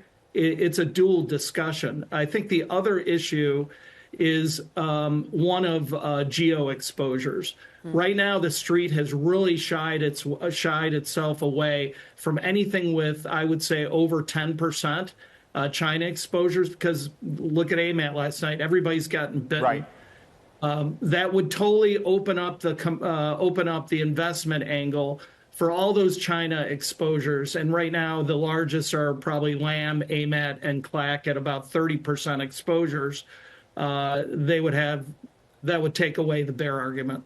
Ted, whether you meant to or not, you are talking about the 3 biggest stories of the day. Bloomberg reporting that if you take apart Huawei's Ascend, it has Samsung and SK Hynix in it. The disclosure about Applied Materials. Do you see a change of U.S. policy coming or not? I just, I go back and look what the Trump administration did to the Middle East. Who would have thought that we would open up all the AI technology to Saudi Arabia and others, I think in reply to lower oil prices. This is the art of the deal. Right. And right now we're playing chess on 4 levels, and it's very hard for at least the tech investors to decipher. But it would pour a lot of gasoline on the bonfire. Ted Mortensen of Baird. Brilliant reaction. Thank you very much. Talking of the bonfire and valuations and M&A, BlackRock's Global Infrastructure Partners is said to be in advanced talks to buy Align Data Centers in a $40 billion transaction. According to sources, an agreement could be announced in days. For more, Bloomberg US Deals managing editor Liana Baker, who helped break that story, is with us. Liana, this is yet more AI euphoria, right? It is, and I'm sure on your show, you've been following AI almost every day, but on my team covering M&A, we actually haven't seen a blockbuster M&A deal. We've seen massive investments in the space, but nothing like a full takeover. So that's why we're so excited about this scoop that BlackRock's GIP is going to be buying Align Data Centers potentially within days for about $40 billion. And we're curious if this will lead to more deal making in the space. All the big private equity names, sovereign wealth funds are, involved in this deal. What does Align do, Liana? Do we know that? Sure. Well, they have data centers around Phoenix and just around the U.S. And it's part of that trend of, building out the power necessary to sort of just fuel this AI revolution. So maybe not a household name like, Stargate or as splashy as NVIDIA putting in $100 billion into OpenAI, but it definitely already has some big backers and more to come. Bloomberg's Liana Baker, who leads the deals team. Thank you so much. Italian Tech Week is wrapping up in Turin, and Bloomberg Tech's Tom McKenzie caught up with Goldman Sachs chairman and CEO David Solomon, who says he expects the U.S. economy to accelerate into 2026. He also weighed in on the challenges of building significant tech businesses out of Europe. Savings in Europe and capital in Europe needs to come into the risk economy in Europe. You just don't have the scale and scope of the available savings here getting deployed into the tech risk ecosystem at the pace that it should when you compare and you look to the way things are deployed in the United States. And in fact, one of the things that happens here is capital from here looks over there. And so there are enormously smart, talented people here, lots of great ideas, capital formation, and a real focus on risk taking. Stuff's going to go right, stuff's going to go wrong, but you got to take risk, you've got to deploy capital. This really has to become a bigger center of capital deployment. And also, the more we can get the European Union to be operating as an economic union and taking advantage of the 400+ million people that are here, as opposed to the individual states, for lack of a better term, the more we can get the tech economy working that way, I think the better chance we have of reaching your goal, which I think would be a very noble goal for the world. So I mean, the more innovation over here, the better for the world. Yeah. So Ursula von der Leyen will be here. So your one message to the European Commission President would be centralizing or capital markets? Well, certainly. Are you seeing the urgency? I'm feeling more urgency when I'm over here, but still, the regulatory process in Europe is slow. Capital markets union for sure. More encouragement of risk-taking in capital markets, trying to bring it all together, consolidation in the banking system instead of national champions in every market, consolidation in the exchange system instead of champions in every market. Those are all things that will make capital formation easier, risk capital formation better, and will allow the acceleration of great companies here in these markets.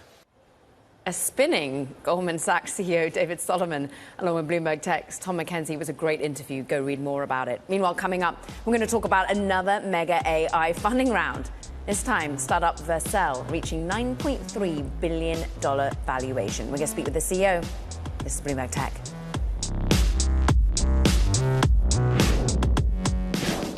Earlier this week, Bloomberg reported that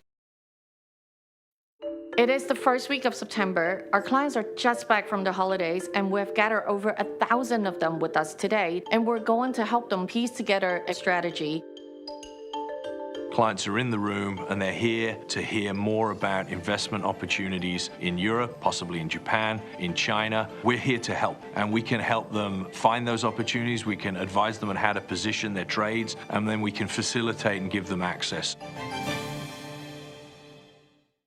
that Israel's Prime Minister Benjamin Netanyahu met with tech industry leaders in New York ahead of his White House meeting with President Trump. Attendees included Lux Capital's Josh Wolf, Ramp CEO Eric Gleiman, and Vercel CEO Guillermo Rauch, according to sources who say the conversations focused on AI and its impact on Israel's economy and military. After the story ran, Vercel's Rauch posted a photo with Netanyahu to X, which has since drawn more than 32 million views, and some criticism, raising concerns from both employees and customers. The company's also just done a big raise at a high valuation. Delighted to say that Guillermo Rauch joins us now. Guillermo, let's just start with the post on X and the meeting Sunday.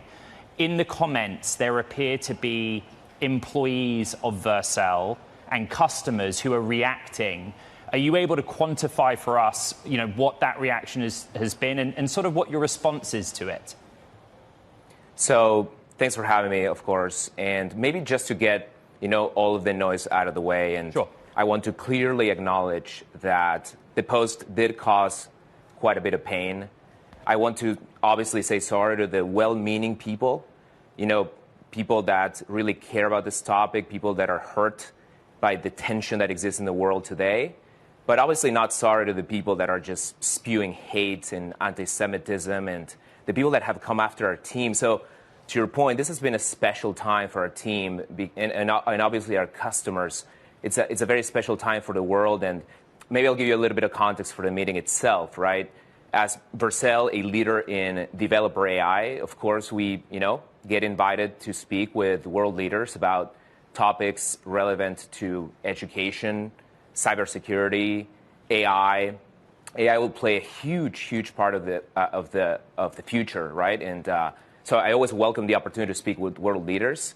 Obviously, the reaction to it and the optics matter a lot to us, and we're here for our team, we're here for our customers. There hasn't been material changes to the business. A lot of it is noise. There was an X post with 5 million views from someone that allegedly quit the company.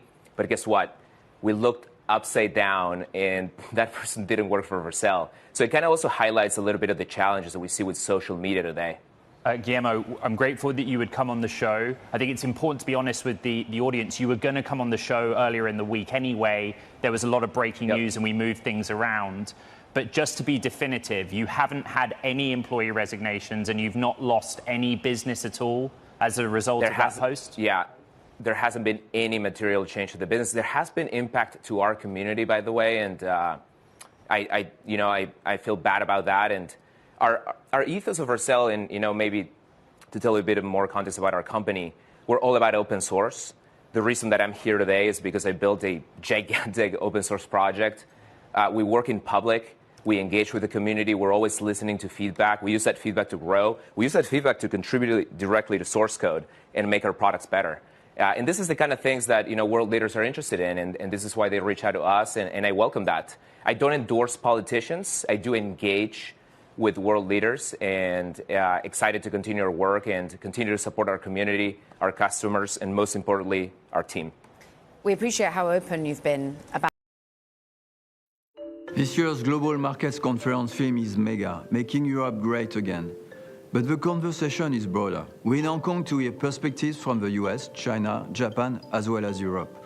What we're seeing is clients diversifying their counterparties. BNP Paribas is headquartered in Europe, but we've been in APAC for 160 years. We're optimistic about working with our clients to turn these global perspectives into real, actionable, and relevant strategies for growth.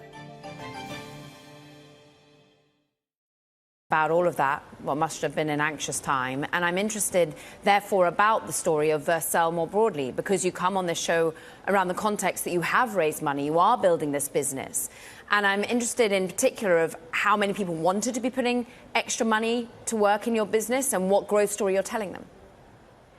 Yeah, we've been around for a while building what we call the front-end cloud. It's the best way to deploy websites and applications, and it's in the world of what I call pixels. Most applications had some kind of human-centric user interface. But ever since, I will call it like ChatGPT, the dominant type of application that enterprises and individuals want to create is what we call the AI agent, which is kind of like a digital coworker. So we announced that we're building the AI cloud. For people listening, this is sort of like the AWS of AI. And one of the goals of this cloud is that when you're a developer or a company of any size, you can deploy these agents, make your business more efficient. It obviously caught the interest of investors. We weren't planning to raise additional funds. We had just raised. The business is doing incredibly. We just passed $250 million in revenue, growing at north of 80% year over year, supporting customers like Under Armour, Nintendo, Porsche, and some of the hottest startups in the AI space, like Brex and Ramp and Notion and all of the up-and-comers. So as you could imagine, the enterprises are thinking, well, I have all these up-and-comers, all these startups, all these even individual developers coming after me with AI-native solutions. What do I need to do AI transformation myself? And that's the AI cloud. And the Vercel is filling a massive void in the market today. We've talked about the reaction of some of those of your employees potentially and those that actually weren't current employees. But talk to us about how you're keeping them engaged and building with Vercel. Part of this raise was indeed a secondary tender offer. Is that about giving them a liquidity moment? Is that about ensuring you can get the right talent through the door? Yeah, I think employees and community have been super engaged behind our mission. Everyone is sort of galvanized behind the idea of building for the web. One of our core values at Vercel is what we call for the web.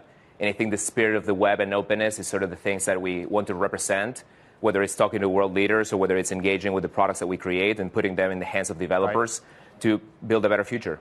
Guillermo, very quick, 30 seconds. Can you share any ARR or other financial metrics on how it's going? Yeah, as I mentioned, we've publicized that we're at north of $250 million in ARR, growing at north of 80% year over year, which is world-class metrics, possibly unseen metrics for a cloud infrastructure business that spreads a huge array of customers, from small startups to the largest enterprises, healthcare, fintech, SaaS, marketing, you name it. And we're continuing to build from here. We're taking the feedback, obviously. We're learning from it. We're growing. And we're excited about what the future holds. Appreciate your transparency today. Guillermo Rauch, CEO and founder of Vercel. Now coming up, we're going to take a look at what's going viral today. It's Taylor Swift's latest studio album. It dropped. You listen to that? This is Bloomberg Tech.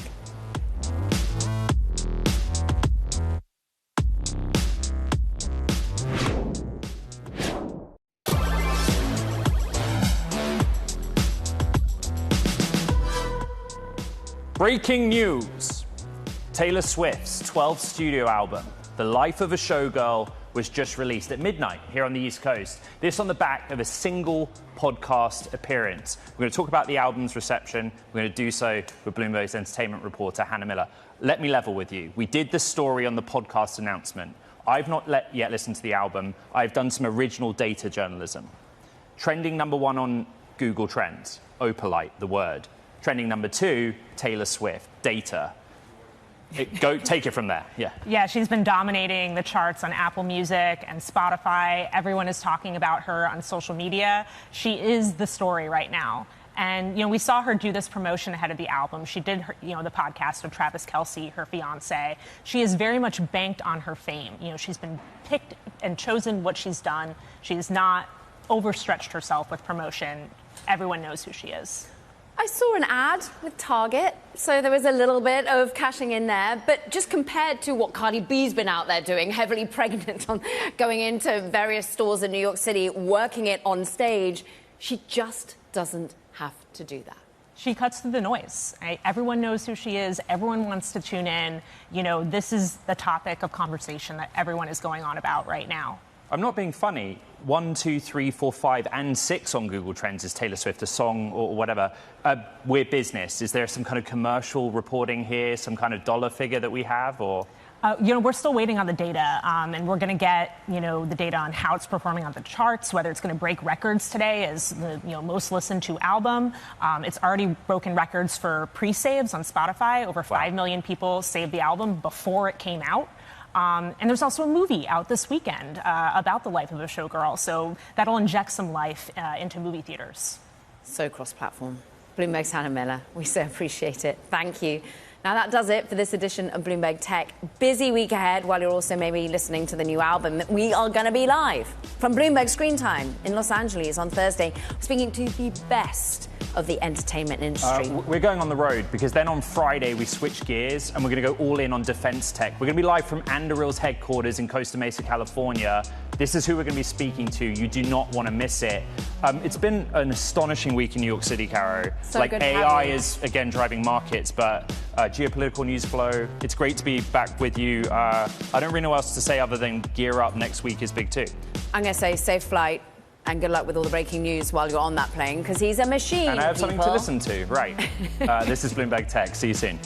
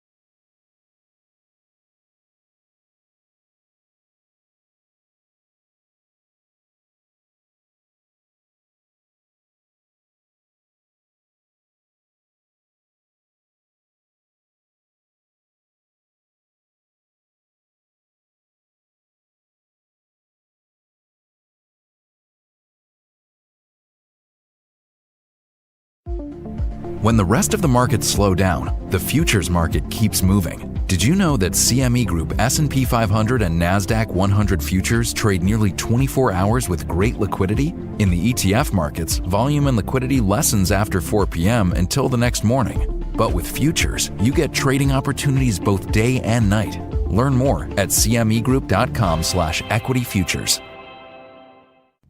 News when you want it with Bloomberg News Now. I'm Nathan Hager. A new Supreme Court session is officially underway, and the justices are clearing out their docket. They have rejected a bid from Ghislaine Maxwell to overturn her 2021 conviction for grooming underage girls for Jeffrey Epstein.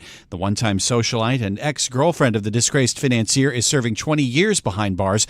She argued that she was shielded in a non-prosecution agreement that Epstein reached with federal prosecutors in 2007. The High Court also turned away an appeal that accused Facebook of radicalizing the man behind the Charleston, South Carolina church mass shooting. The decision ends a lawsuit from the daughter of the Reverend Clementa Pinckney, one of the 9 people who was killed in Mother Emanuel AME Church in 2015.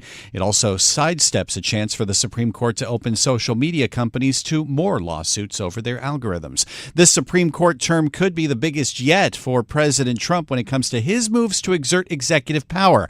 Bloomberg's Laura Davison has more from Washington. There are major cases we're expected to hear, birthright citizenship, of course. But, Trump has ratcheted a lot of wins with the Supreme Court. The other one that we're also waiting on are his tariff policies as well. So there's, this could be a huge momentum for him. He feels very, that he has the Supreme Court in his corner. We'll see if that, plays out, with some of these big cases that are yet to be decided. Bloomberg's Laura Davison in the nation's capital. The state of Illinois is suing the Trump administration over its plan to deploy National Guard to the Chicago area. This lawsuit comes after a judge in Portland, Oregon, blocked similar deployments in that state. Democratic Senator Tammy Duckworth of Illinois discussed the president's moves on CBS's Face the Nation. It's a misuse of the National Guard. They're not needed in this particular role. If President Trump really wanted to fight crime, then maybe he should stop defunding the police. He diverted $800 million in crime prevention efforts away from that was appropriated away from funding. Senator Tammy Duckworth on Face the Nation, heard Sundays on Bloomberg Radio.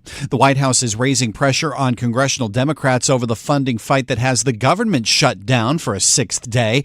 Top economic advisor Kevin Hassett told CNBC he'll be watching today's Senate votes on a stopgap spending bill. He says if Democrats aren't reasonable, the White House may have to speed up federal firings. Meantime, Politico is reporting the White House is looking at ways to extend the Obamacare tax credits that Democrats have demanded in a stopgap. Bloomberg's Kasia Klimashinska reports that could sway the vote on Capitol Hill. They only need a couple, less than 10 to pass such a proposal in Senate. Of course, then the issue would be whether the House would vote on it as well. In the meantime, Bloomberg's Kasia Klimashinska reports House Minority Leader Hakeem Jeffries is challenging House Speaker Mike Johnson to a debate on the House floor. This morning, Johnson says Jeffries is making, quote, desperate pleas for attention. In the Middle East, indirect talks are underway in Egypt between Israel and Hamas on a U.S.-drafted plan to end the war in Gaza on the eve of its 2-year mark. Bloomberg's Dan Williams reports Hamas has signaled it's willing to free its remaining hostages, but there is still plenty to negotiate. Hamas's misgivings are over the demand that it relinquish its weaponry, that it fully relinquish power effectively. This proposal would see Hamas ousted from the Gaza Strip, an end of Hamas institutionally in exchange for the physical survival of the remaining Hamas members who would presumably be offered an amnesty. Bloomberg's Dan Williams reporting from Jerusalem. On Wall Street, a rally in chip makers is driving stocks to new all-time highs. Advanced Micro Devices is up 27%. It signed a deal with OpenAI that could generate tens of billions of dollars in revenue. Mandeep Singh covers tech for Bloomberg Intelligence. This is just OpenAI flexing their muscles in terms of, having the best models, and then all the compute providers are lining up to make sure they have a deal with OpenAI. Mandeep Singh with Bloomberg Intelligence. And shares of NVIDIA, AMD rival, are down 1%. Tesla is up more than 3% after a couple social media posts from the CEO, Elon Musk. One shows a video of a spinning Tesla hubcap and the numbers 10-7. The other, couple headlights shining in the dark. Bloomberg's Craig Trudell is here to shed some light. They have a more affordable version of the Model Y coming, so that might be what we're seeing here. Bloomberg's Craig Trudell reports Tesla might also be teasing its long-promised but yet-to-be delivered update to the Tesla Roadster. 10-7 is tomorrow. Today, the tech-heavy NASDAQ composite is leading the gains. It's up 0.4%. The S&P 500 is higher by 0.2%. The Dow Jones Industrial Average is down 0.4%. And that's news when you want it with Bloomberg News Now. I'm Nathan Hager. This is Bloomberg.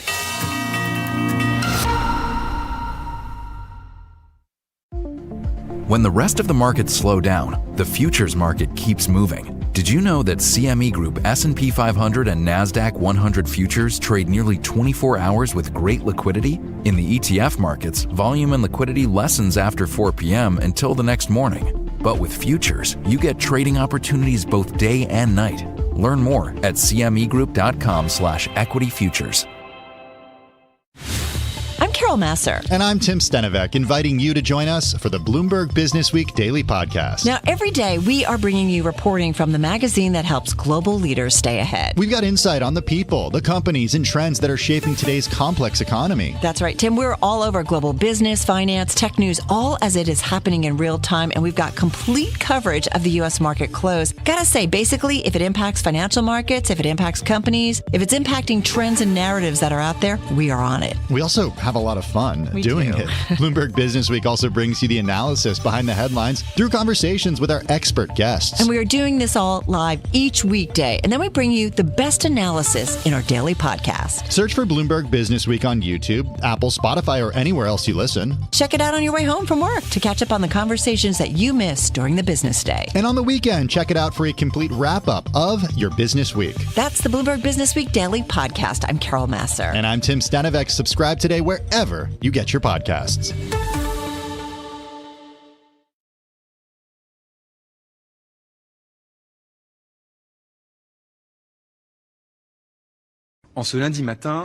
As of Monday morning, the conditions were no longer such that I could continue to exercise my duties as Prime Minister and allow the government to go before the National Assembly tomorrow.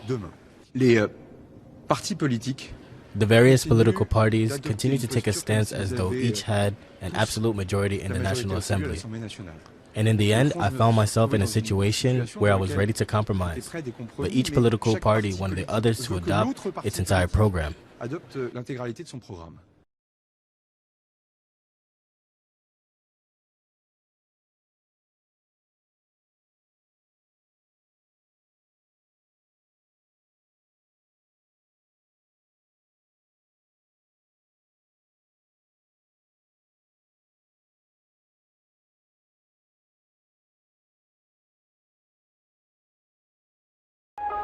Good decision-making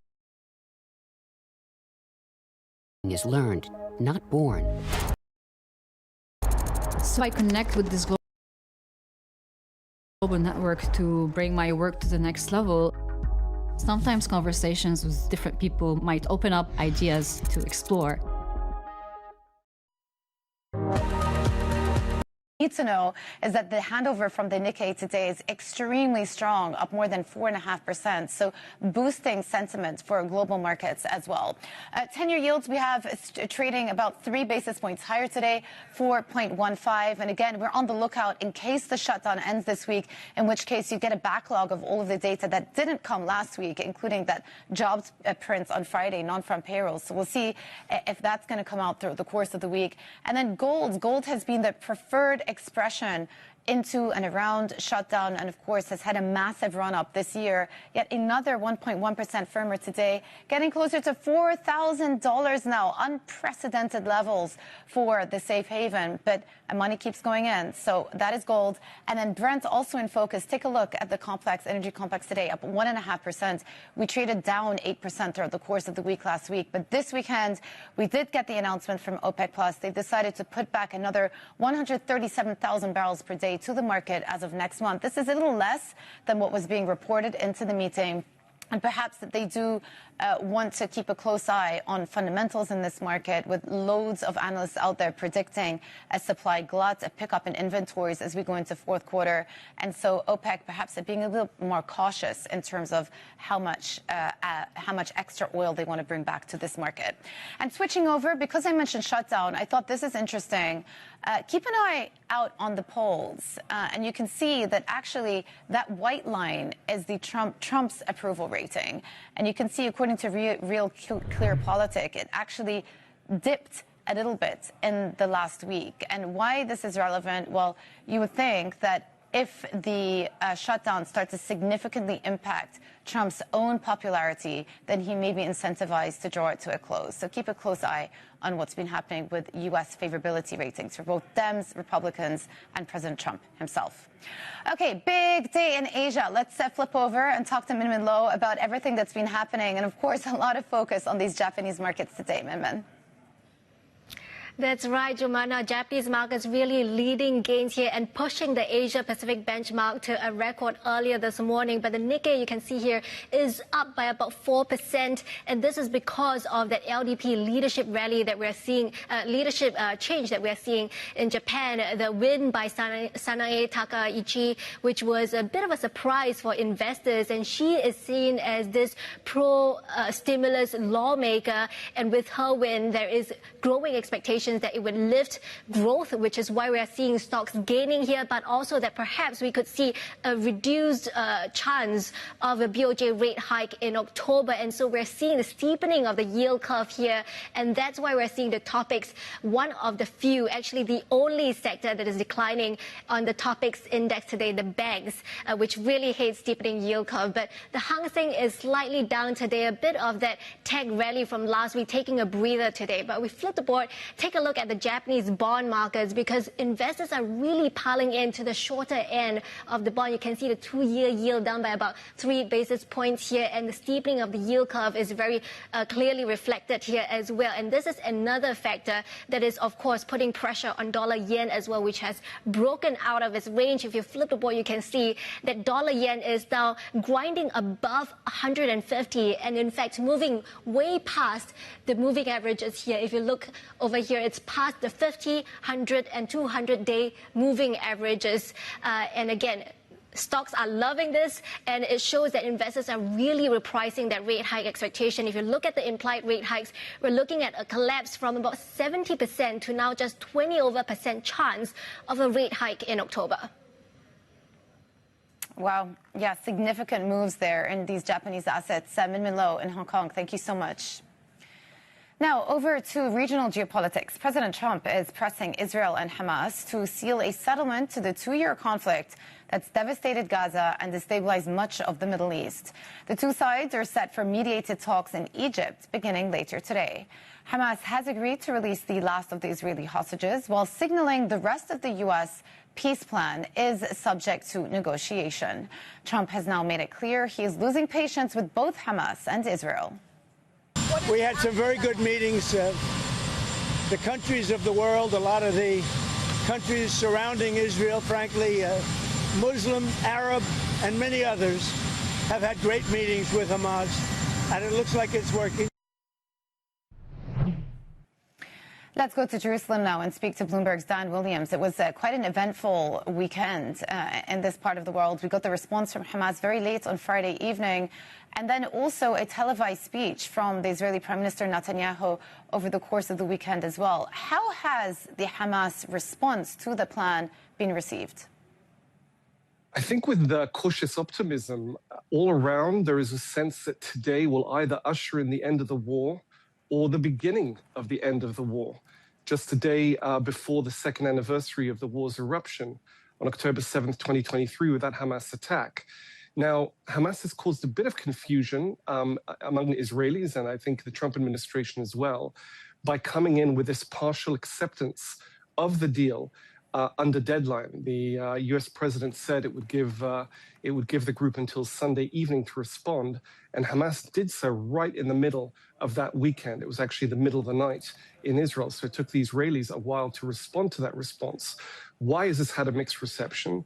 Because while Hamas obviously has misgivings about later clauses of the Trump deal, clauses that would require essentially its ouster from the Gaza Strip, stripping it of weaponry as well as political power, it is saying that it will go ahead with that hostage release up front. And that is something everyone wants for obvious humanitarian reasons. So no one wants to pass up the chance of getting that in hand at least. So I think that's why we're going to see the delegations converge on Egypt today in hope at the very least of getting this plan underway with those hostages released, according to Netanyahu and Trump, potentially within days, and then see how the rest of the plan unfolds, or indeed if it unfolds. It's worth remembering that both Israel and the US have signaled that if Hamas doesn't continue going along with the plan, it would face military destruction by Israel in the Gaza Strip. Bloomberg's Dan Williams in Jerusalem, where a cautious optimism seems to be prevailing. Let's continue the conversation now with William Robeck, Executive Vice President at the Arab Gulf States Institute and former U.S. Ambassador to Bahrain. Good to have you with us. Do you see this as genuine engagement with Trump's 20-point peace plan, or just one way that both sides, and I'm talking about both Israel and Hamas here, are looking to pass time, to prolong discussions? It's a good question. I think it's a bit of both. I think President Trump has maneuvered the two sides into a situation where they are required really to engage with the 20-point plan that he's put out there. And he's delivered some results so far that, as Dan said, your previous speaker, do, I think, offer some grounds for cautious, highly cautious optimism. Hamas has agreed to release the hostages. I think they have not said much about the rest of the terms of the plan, and they seem, in some media accounts I've seen, to try to be buying a little time, even with the release of the hostages and the remains of those who have died in captivity, by talking about the need for security arrangements and the need for locating the remains of some of the hostages buried under rubble or in areas occupied by the Israelis. So I think the two sides are engaging, but as negotiations go, they're looking for areas where they can get some leverage against the other side. Yeah. Do you believe that Hamas full disarmament is on the table?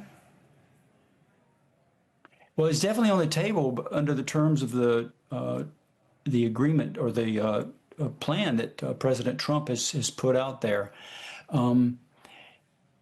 It's going to depend initially on the release of the hostages, and then how Hamas is able to negotiate the rest of the agreement. But it's fairly clear they are not going to have a future role in the governance of Gaza. I think they've already conceded that in previous ceasefire negotiations.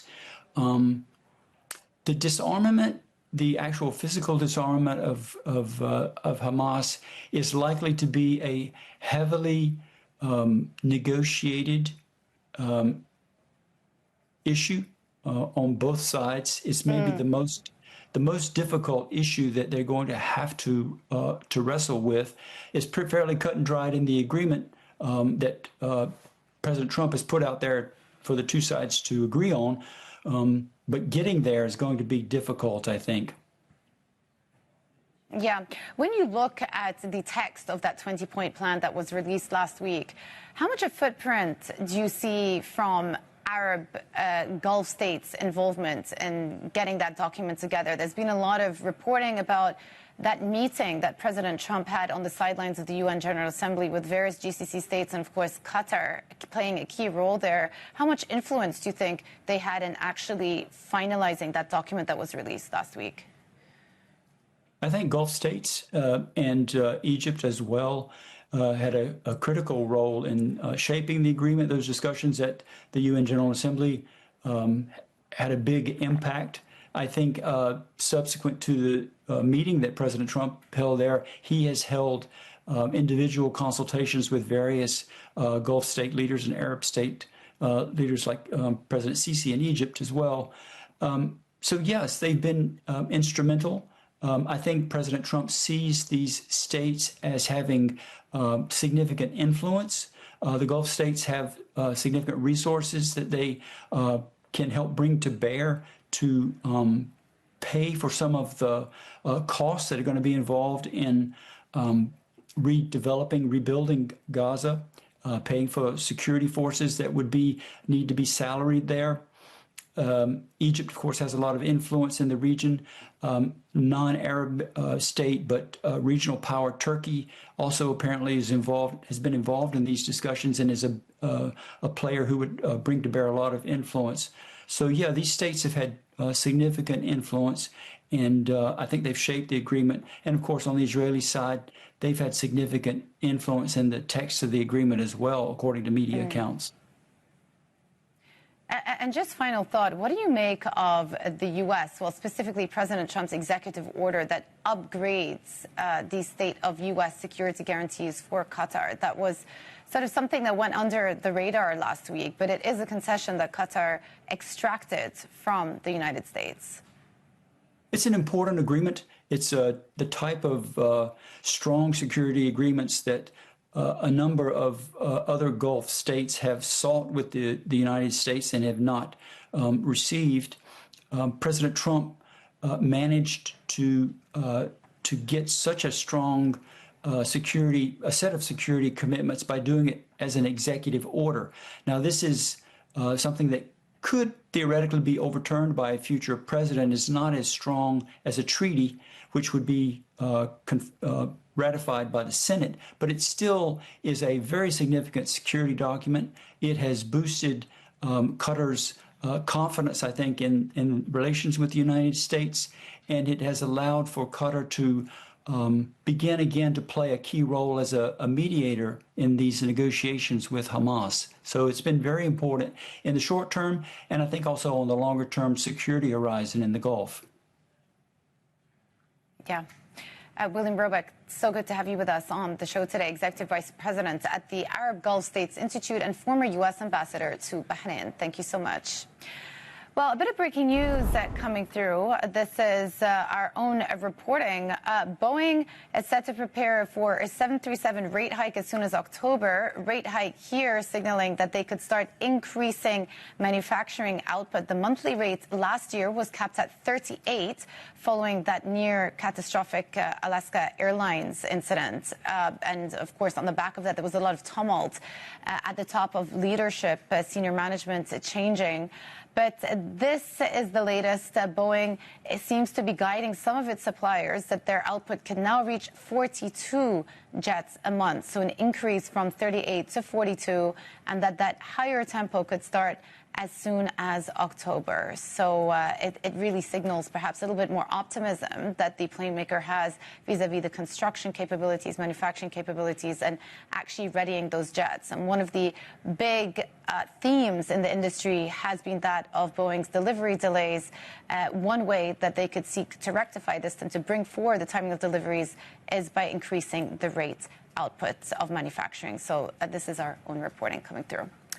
Okay, still ahead, we'll talk investment strategy with ING Belgium as the prospects of Sanai Takaishi becoming the next prime minister upends Japan's financial markets.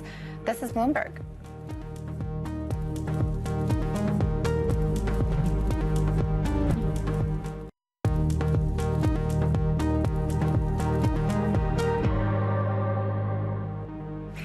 Japan stocks have jumped with the 40-year yield surging as the surprise victory of Sanai Takaishi in the ruling party leadership race raises expectations of fiscal stimulus and curbs bets on an immediate Bank of Japan rate hike. Let's bring in Vincent Juvin, Chief Investment Strategist at ING Belgium. Major moves today in Japanese assets. Nikkei very strong, massive backup in yields as well, 13 basis points higher in the long end, and the yen trading close to 150 again. As someone who looks at global markets, how influential do you think the price action today in these Japanese markets are going to have on broader investor sentiment? Well, it will definitely leave the sentiment overall reset. We're looking, in our opinion, at short-lived movement in Japan. We should not forget that the fiscal enthusiasm that we have today could be, let's say, overwhelmed by the fact that later this month you could have a rate hike and that the BOJ is also unwinding its QE and is actually selling Japanese equity. So these are definitely headwind for Japanese market, but for today, let's say the fiscal enthusiasm prevails. Yeah. And speaking about the fiscal enthusiasm, another big story that's been on investors' radars is France. And it seems as though the new Prime Minister de Cornu is going to be running up yet again against the same issues as all of his predecessors. And the opposition groups are really not pleased at all that Macron appointed a cabinet very similar to the prior cabinet. How do you see France's political issues affecting the fiscal perception over there? Yeah, there's definitely no fiscal enthusiasm in France at all. I'm not sure that this new government will change the equation at all. The issue is that France needs to shrink its deficit quite massively, not only by maybe hiking taxes, but mainly by cutting spending. And that's very controversial, as you can imagine, in France. So Macron is just kicking the can down the road with a new prime minister and new government, but it's very unlikely that he will manage to go through with the proposed budget cut. So that's still a situation which deserves our full attention, and which also that in Europe, obviously, not all countries have the means like Germany to support growth at the moment. Yeah. Do you see scope for maybe global fiscal fragmentation, i.e. bond investors picking on certain countries, like what we're seeing in Japan today, massive repricing of long-term yields, similar thing in France, you're seeing a structural widening of OATs versus bonds. Can that paradigm continue, or are all yields going to have to move up higher, and we should be keeping a close eye on the impact that those markets could have on the U.S. Treasury curve as well? Well, we've seen that 30-year yields have risen across the board, no matter the fiscal strength of the country in question. This said, we have seen this type of fragmentation in Europe, where we have seen some bizarre movement, actually, with Greece financing itself at a lower cost than France, for instance. So you start to see that this has an impact intra-Europe, and sometimes the periphery countries are doing much better than the soft core country to France. What, to me, has been particularly interesting over the last couple of weeks is to see that investors really differentiate, maybe within sovereign bond market, but between sovereign bond and credit market. In all the upward move of the spread in France, we've seen that credit markets have remained pretty stable. So to some extent, investors look at IG corporate bonds as the new risk-free in some market. Interesting. And let me just ask you about the U.S. The shutdown still continues, but if you look at the performance of U.S. equities last week, completely brushed off concerns about the economic impact or even the political impact of the shutdown, with the S&P ending the week actually 1% higher for the week. Can that paradigm continue, do you think, in the coming weeks, or is it a case of the longer the shutdown goes on for, the more investors are going to start to get worried?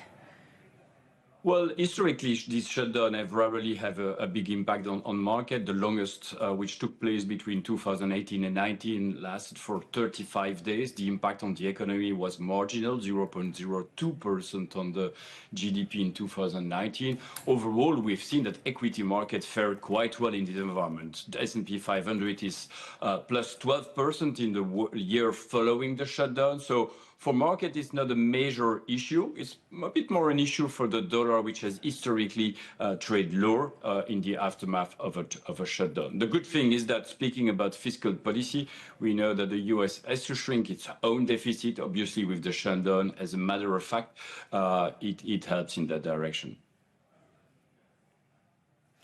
Vincent Juvin, thank you so much for joining our show today. Chief Investment Strategist at ING Belgium, taking us on a worldwide tour from Japan to the U.S. in 5 minutes. Thank you so much.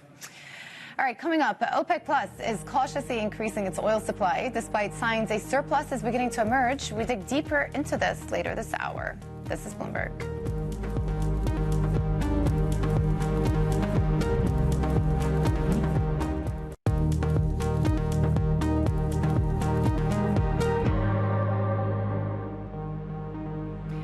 California Governor Gavin Newsom says he'll sue the Trump administration over its order to send his state's National Guard troops to Portland. Newsom argues that the deployment defies a federal court ruling that found no legal basis for using state troops. It's the latest flashpoint in the president's push to federalize law enforcement in Democratic-led states. French President Emmanuel Macron's decision to bring back a largely unchanged cabinet is sparking an immediate backlash from opposition parties. The decision threatens Prime Minister Sébastien Lecornu's chances of surviving a crucial week in Parliament. Macron renamed most senior members of cabinet to their original posts, but named close ally Roland Lescure as finance minister. And coming up, the surprise victory of pro-stimulus Sanae Takaishi in Japan's ruling party's leadership election boosts Japanese stocks. We'll discuss all the details next. This is Bloomberg.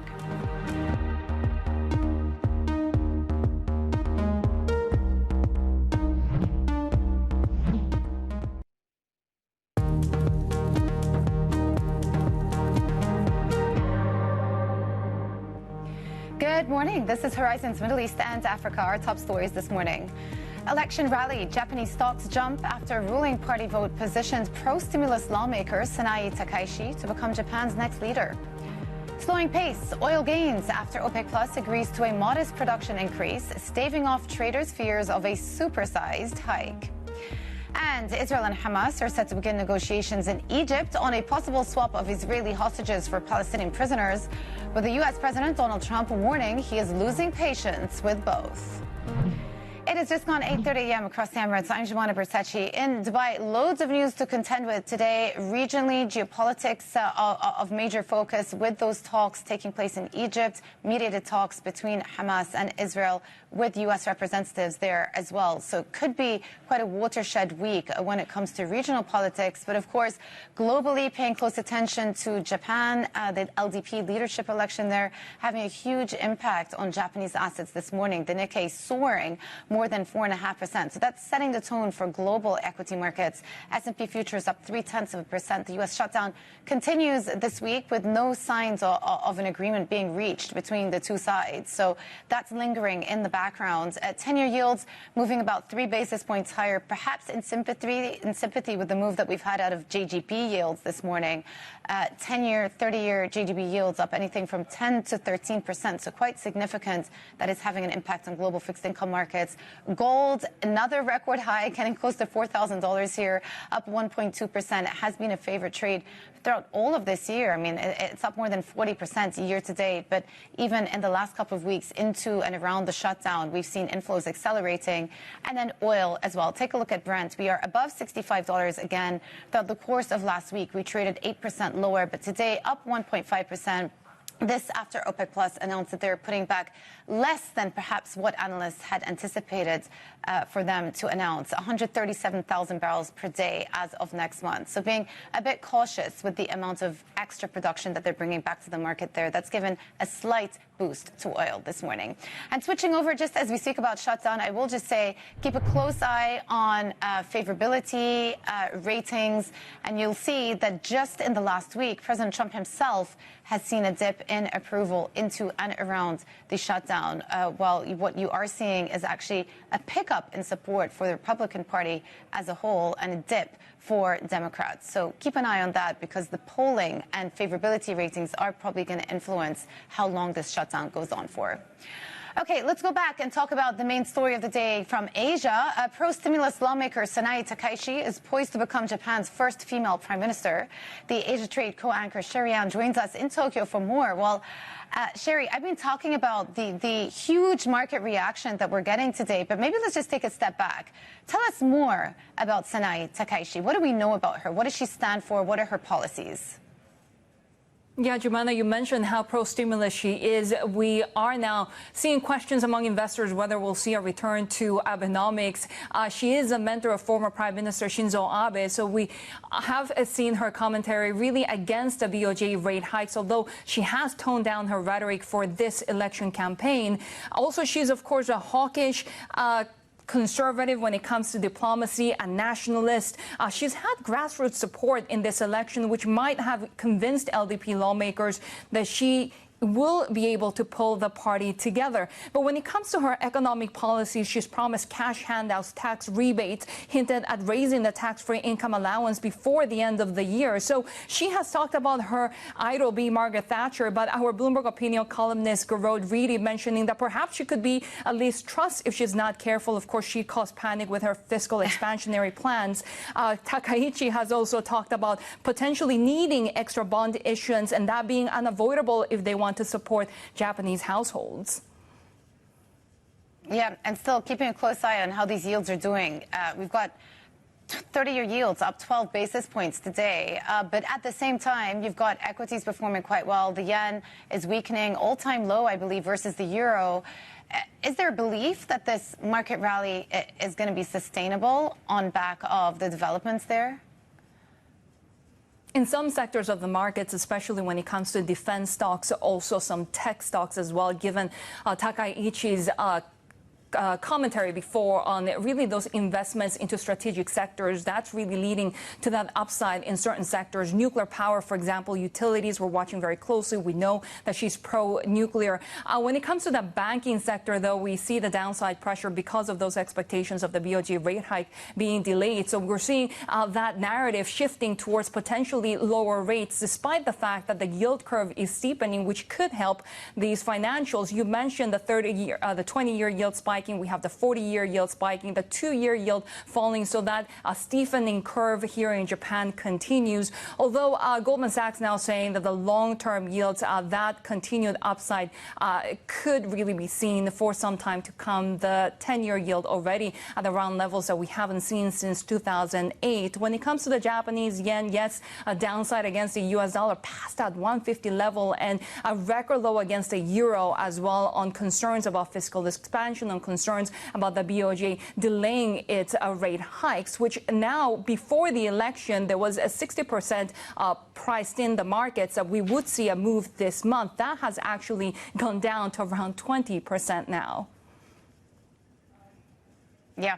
Well, things can change very quickly depending on the political landscape. Bloomberg, the Asia Trade co-anchor Sherry Ann in Tokyo, thank you so much for joining our show. Now, OPEC Plus is cautiously increasing its oil supply despite signs that a surplus is beginning to emerge. For the second straight month, the group agreed on Sunday to revive just 137,000 barrels a day of halted supply.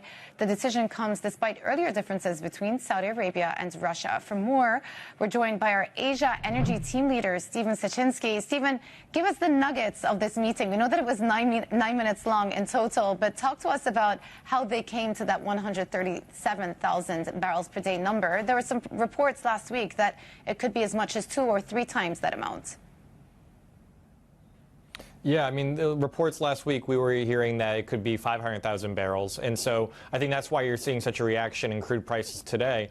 They went with the lower number, the same number that they went with for October. They're going to continue that for November, which is relatively modest. Now, within the meeting, it seems to be that there was some sort of disagreements between how to move forward with November increases between Russia, which is a member of OPEC Plus, and Saudi Arabia, which is a de facto leader of OPEC and the world's biggest crude producer. Now, when you look at the differences, it seems that Saudi Arabia wanted to take a more aggressive approach. They wanted to increase output more than this 137,000 barrels a day, whereas Russia wanted to be more modest. Now, there could be a number of reasons between that. Russia, it seems like, wants to defend the oil price. If you add more barrels into the market, you could continue reducing the price, and that's not great for Moscow, which is also in the midst of fighting a war in Ukraine. Saudi Arabia, meanwhile, is more focused, it seems, on capturing market share, which they've lost to shale drillers and others over the last few years as they've reduced supply across OPEC Plus across the board. So Saudi Arabia has the most spare capacity to add of all the OPEC Plus members. So it does make sense that they want to be more aggressive in adding their output. Meanwhile, Russia is a little bit more constrained. They've had to deal with drone attacks on refineries and other oil assets from Ukraine, and that's kind of restricted the amount that they can really add back into the market. So that was the disagreement that came between those two major members over the weekend and how we came to the 137,000 barrels a day. So interesting. I knew we'd get the nuggets out of you, Stephen. Looking ahead, did OPEC give any commentary about how they see the supply-demand picture evolving in the next coming months? You know, in the run-up to this, again, many analysts, especially the IEA, have been calling for a supply glut that could get bigger and bigger as soon as Q1 next year. What have we gleaned from how OPEC are thinking about things? No, I think OPEC Plus takes a very pragmatic approach, and they've been very clear across the board. They don't necessarily share the same view that the IEA, for example, or the banks put out about this, about where we are with the market. They think that the market is able to absorb this 137,000 barrels a day. That's what whenever they make an increase, they always say the market is able to absorb it. And quite frankly, the market had been absorbing a lot of that supply over the last year, thanks in part to stockpiling by China. China had been buying more to put into stockpiles, not necessarily because they had more demand. Maybe it was opportunistic, maybe because more storage came online. You can ask a lot of questions as to why China did that. But the supply was absorbed. So OPEC Plus still views that the 137,000 barrels a day can be absorbed into the market. Now, I think you can also glean from this that they didn't go with the bigger value because they do recognize that we are getting to a frothier market. You know, I won't necessarily say it's a glut right now, but there is a lot of supply that is entering over the end of the year, and 2026 could be quite oversupplied. Stephen, thank you so much for the overview there, Stephen Sichinski. Now, Syria has held its first parliamentary elections nearly a year after the fall of former President Bashar al-Assad. There was no direct popular vote in this election, but 2/3 of the 210 member assembly seats will be elected through province-based electoral colleges, with seats distributed by population. The remaining 1/3, however, are set to be directly appointed by the interim president, Ahmed al-Shara'a. The new parliament will serve a 30-month term while preparing for future elections. And coming up, Saudi Arabia expects to run a deeper budget deficit this year than previously expected, and that gap isn't stopping the kingdom from spending. We'll discuss Saudi's fiscal strategy with Edward Bell from Emirates NBD next. This is Bloomberg.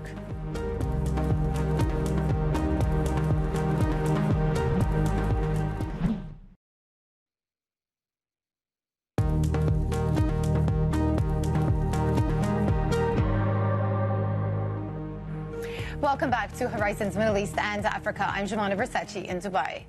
Saudi Arabia isn't letting a $65 billion hole in its budget stop it from playing a leading role in the largest ever leveraged buyout. Just a day after the kingdom's public investment fund announced plans to partner on a $55 billion deal to take electronic arts private, Saudi Arabia projected an even deeper deficit.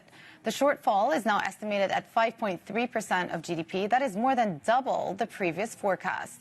To discuss what this means for Saudi's investment strategy and fiscal outlook, we're joined by Edward Bell, Acting Group Head of Research and Chief Economist at Emirates NBD. Last week, I would say there were two major developments that came through from Saudi Arabia. The EA Sports, largest leverage buyout in history, with the biggest chunk of funding, equity financing, coming from PIF. The same week that Saudi Arabia are also revising upwards their budget deficit for the year. So how do you square the two up together? How is it that the PIF are still committing this amount of financing to external investments in a year where clearly there's a lot of pressure on the domestic budgets? Well, I think if we take the budget to start off with, I mean, when we looked at what was being planned for 2025 when it got announced around this time last year, we thought that the projections were a little bit too shallow, a little bit too conservative in terms of the fiscal deficit that was being planned. So our forecast originally was around a 5% of GDP deficit. So the government now coming in and saying that's more or less where they're seeing the numbers this year, I think is a reflection that the revenue situation has not been as strong related to the oil story. But on the other side, this commitment to expenditure, this commitment to GRE spending from an investment like the one from PIF into EA is just more of a commitment to the diversification strategy. So these are investments that are going to be generating returns for Saudi government, whether that's directly through PIF or directly to the government balance sheet itself. And I think they fit into a longer strategy of the transformation and diversification of the Saudi economy. How do you see the evolution of the Saudi budget deficits in coming years? And what are the options the authorities have? Do you see them massively tightening in and reining in spending, or are they going to have to somehow raise revenues? So we think it's going to be in deficit for a couple of years, but probably on a declining path from what we expect for 25 and 26, where it'll be probably around about 5% this year, maybe closer to 4% for 2026. And I think we're probably using a lower oil price assumption in our forecast than maybe the Saudi government is doing going forward. In terms of how they're going to be financing, look, Saudi Arabia has been very transparent about saying, hey, we're going to have a borrowing plan. We're going to issue that at the end of this year, and we're going to tell investors what kind of capital that we're going to be needing. And they've been very transparent about we're going to go out to markets usually pretty early. They're usually when the first come out at sort of January times with big issuances, and they remain to have very strong access to capital markets as well. Yeah. So we don't see a lot of pressure on that side for them to be able to raise money through borrowing. Also, the debt position of Saudi Arabia to start with is very low for a $1 trillion plus economy. You know, you're talking low 30% of GDP in terms of total public debt. So there is ample room for them to continue to be able to borrow. Yeah. At what point do you think these wider budget deficits are going to have a knock-on effect on investors' willingness and appetite to fund Saudi Arabia at these levels? I.e., is there going to have to be a risk repricing to account for the wider deficits? Well, I think already you're seeing that in terms of the kind of spreads that Saudi gets relative to some of the peers across the region. So they're a little bit wider. They're not particularly extravagantly wide, but compared with some of the other markets in the GCC, they're a little bit wider, as you'd expect. Still, the ratings for Saudi Arabia are very strong. You know, good investment grade credit that's available, a regular borrower, a diversification and transformation story that is pretty strong, and I think investors continue to buy into it. Yeah. We're not really worried about the deficit really widening substantially from what we expect around the sort of 5% for 2025. But if you saw that really materially deviate, if there was sort of a runaway spending, which very evidently there is not. If you look at the pre-budget plan, yes, there's an increase in spending next year, but thereafter they're relatively moderate increases and a budget shortfall that in the government's projections comes closer to about 2% of GDP. So not really worrisome numbers, I think, as far as the investor base is concerned. So let me ask you a growth question. The IMF are expecting the PIF to spend about $40 billion a year at home. Is that growth stimulative? Well, look, I think the strategies from the PIF are multiple. One of them is certainly to invest in assets that are going to help the growth story for Saudi Arabia. And we have seen really robust activity in the non-oil economy. The PMIs that we had for September, for instance, were really strong.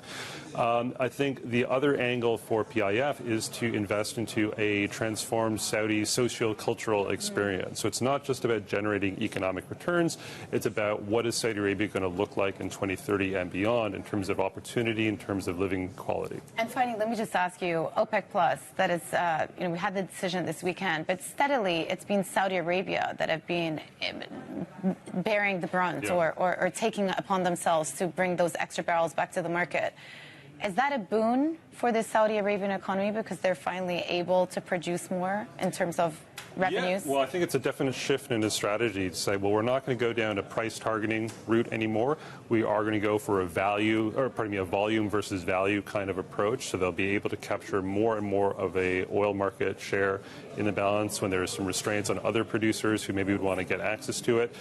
So we do think it is positive in terms of the revenue that's going to be generated, even if it's at lower prices, but also contributing to growth in a serious way. Yeah. Edward, so good to have you on. Thank you so much. Edward Bell, Acting Group Head of Research and Chief Economist at Emirates NBD. Well, for more of these stories, looking into the intersection of wealth and power in the region, sign up for our Mideast Money newsletter on Bloomberg.com. And coming up, the IMF says talks on a new program with Senegal will begin mid-October after an audit uncovered billions of dollars in undisclosed debt. Details next. This is Bloomberg.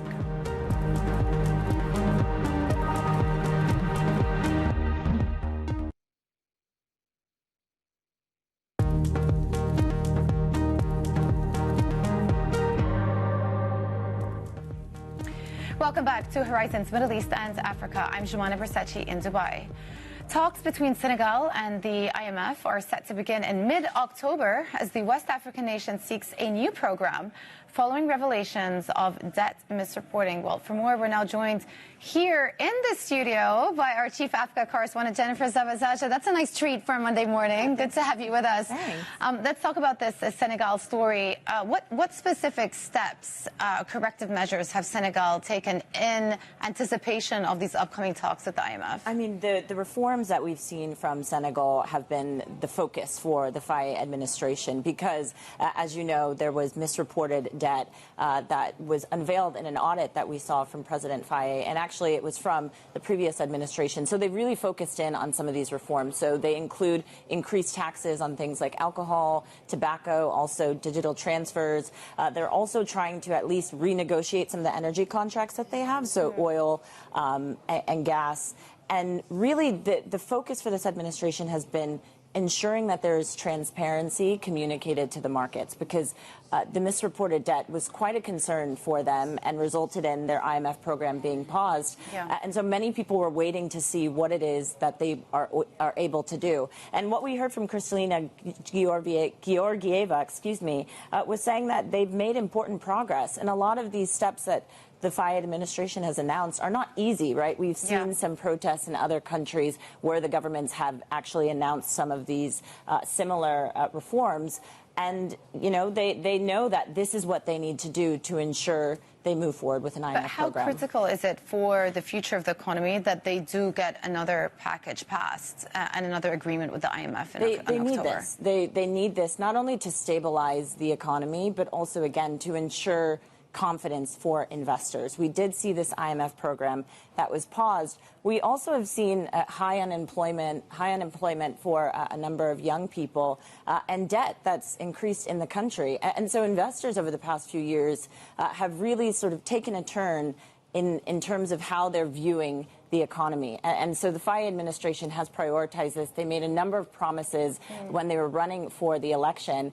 And so investors are waiting to see some of these reforms come to light. So if they do, in fact, get this new IMF program, we could see the economy start to turn around. And I should just note, just a few months ago, we saw the economy, the S&P actually downgraded the country to junk status. So a number of investors, even anecdotally that I've spoken to, have said there was so much promise in a country like Senegal. And so when this happened, it really What is the mix between the structural reforms that they need to do versus some of the fiscal consolidation? Some of them are cyclical and some of them are structural. Well, you know, I think if you take a look at what they're trying to do, they want to focus in on as much as they can control, right? Because some of it is, in fact, due to, you know, the situation that we've seen the country in over the past few years.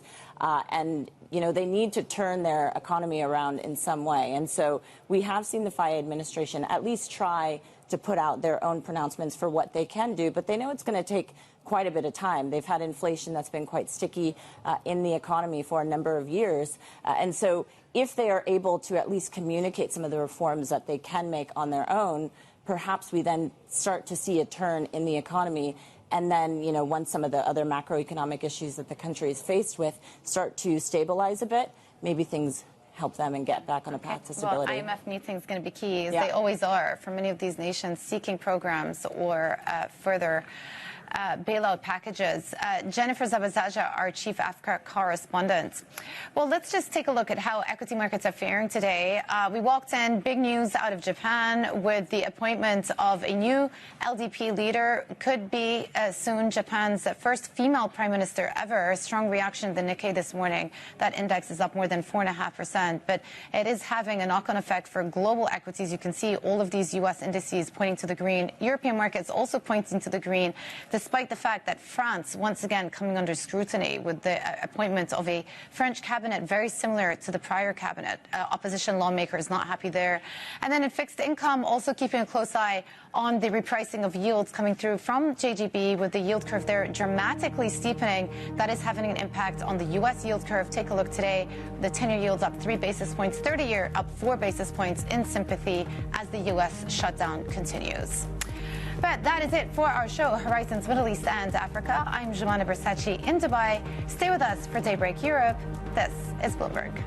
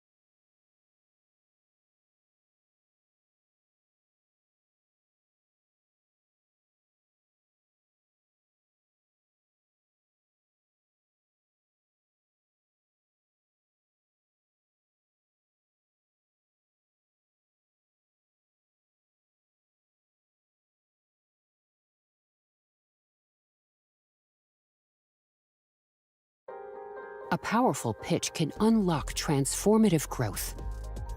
You're coming from a world that is quite far separated from venture capital. Building up the skills was an important part of that journey. The countdown is on. Everything you need to get the edge at the end of the market day. This is The Close.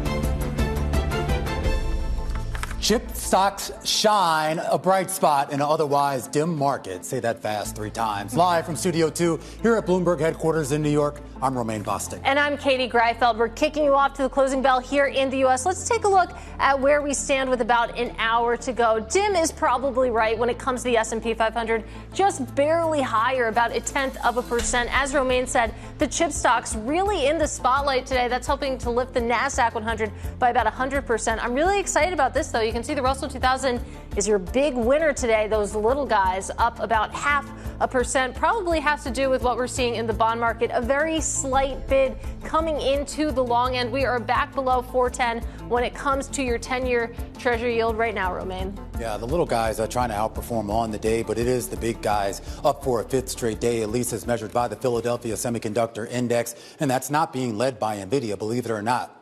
It's being led by Astera, Credo, Microchip, AMD, the second-tier names, if you will. The sector swept up by more evidence of more spending by more AI companies. ChatGPT owner OpenAI, you got those new contracts with Samsung and SK Hynix. That's on top of the release this week of OpenAI's video generation app, as well as a report that Intel is in talks to maybe add AMD as a customer. The spending goes on. And that's good because when you take a look at this rally, it's really one of the few things out there getting bid today, day 2 of the U.S. government shutdown. And that is casting just a bit of a pall out there. 750,000 employees furloughed, a cost $400 million per day in lost compensation. President Trump may make the pain worse, said to be working to identify thousands of those furloughs that he could make permanent.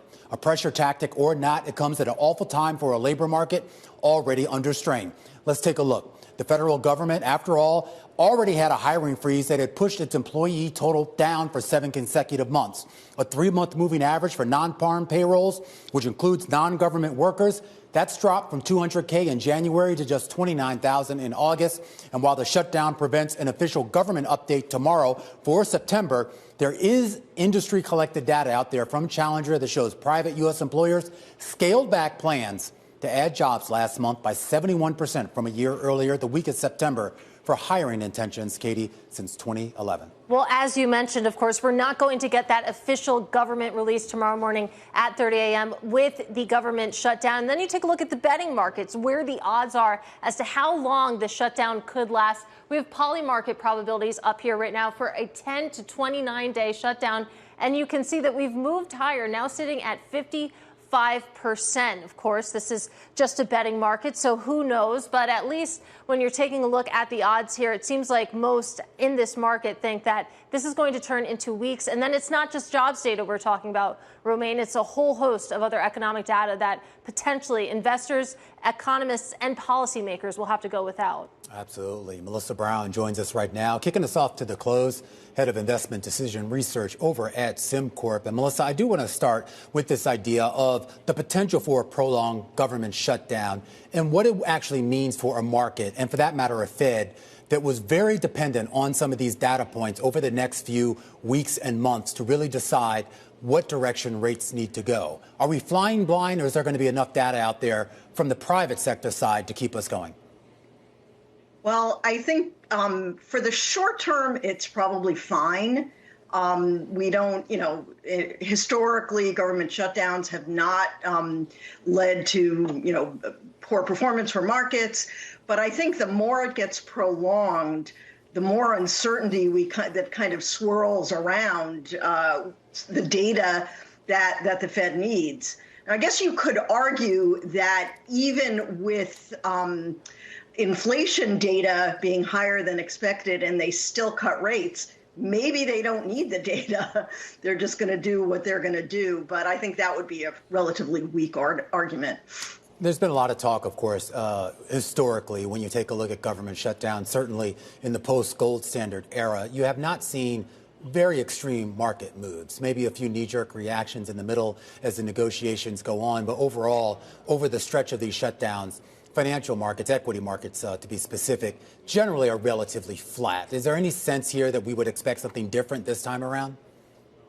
Well, I feel like this whole market that we've had for, whatever it is, a year or so, has been driven almost completely by two things. One is the AI trade, and the other is the expectation for the Fed to cut rates. That's obviously more recent.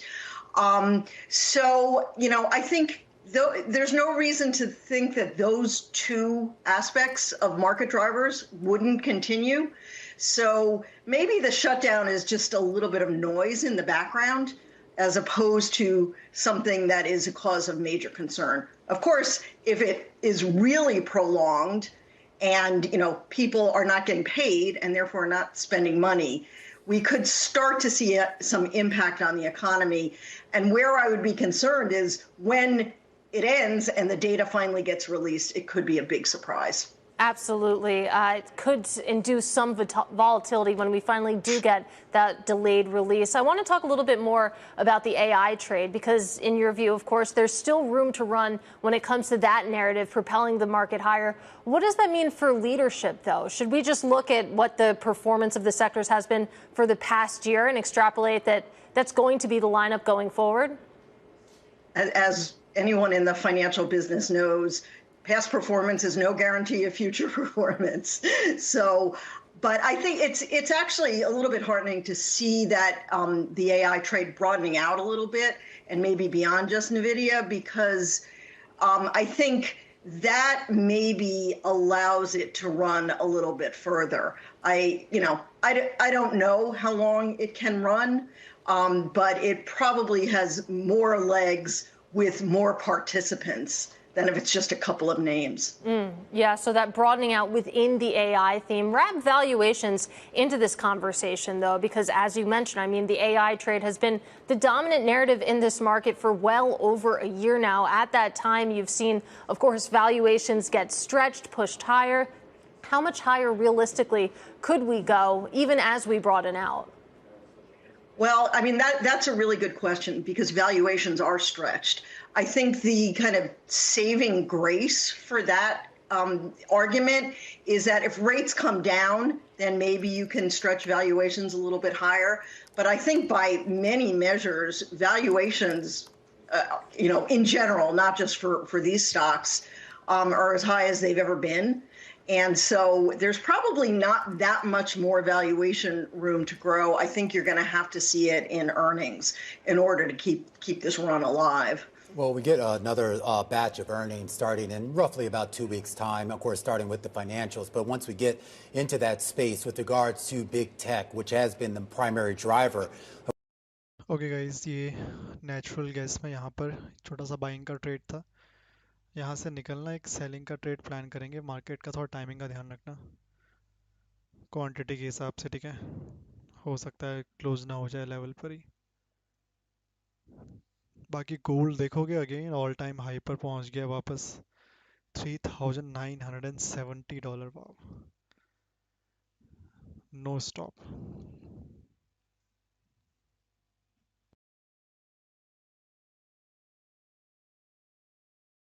So like the stream, book the profit in natural gas and trail the remaining quantity.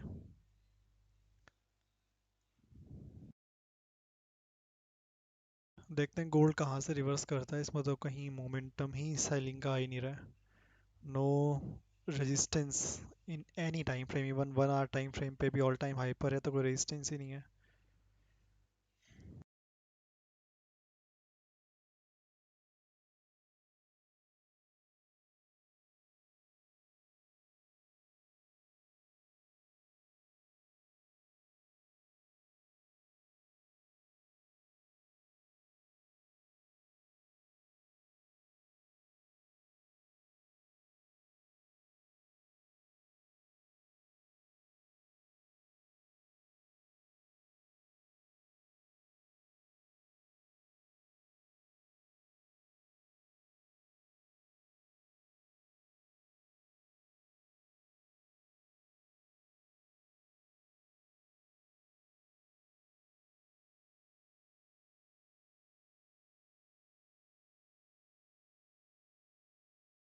गिरना शुरू हुआ है 3970 से 960 आ गया $10 move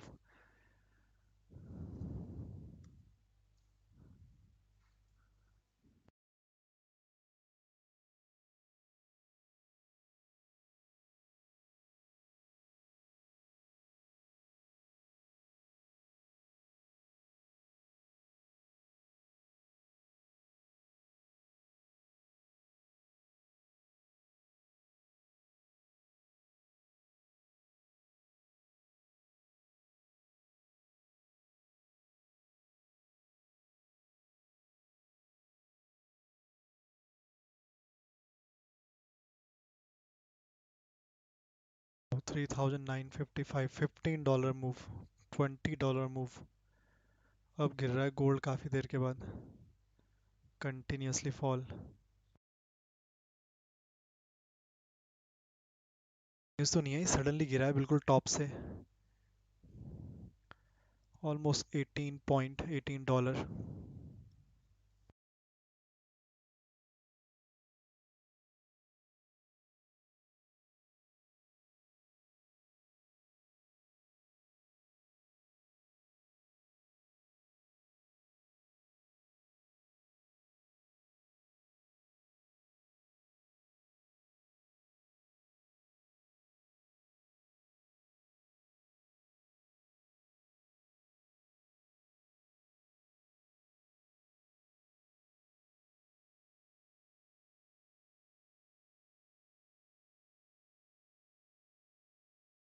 support पे पहुंचने वाला है देखते हैं रुकता है या नहीं 3009 रुक तो गया थोड़ा बहुत 3950 से 952 के बीच में एक छोटा सपोर्ट है 1 मिनट टाइम फ्रेम पे but need to see hold करता है नहीं करता बिकॉज सडनली गिरा है टॉप से बिल्कुल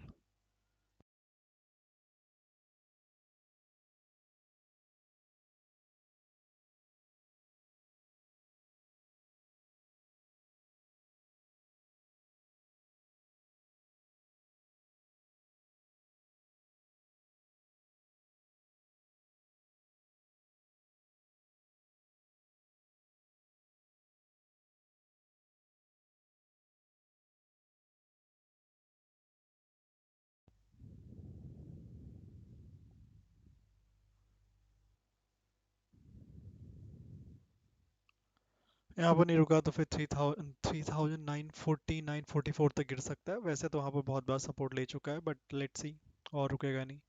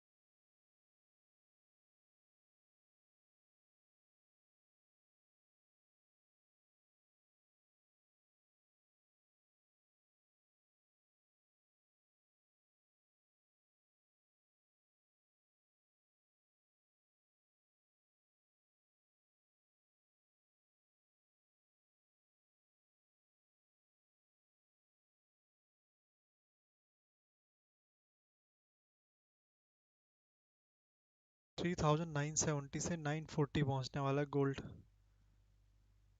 with in last 10 minute around 0.5% fall है गोल्ड में.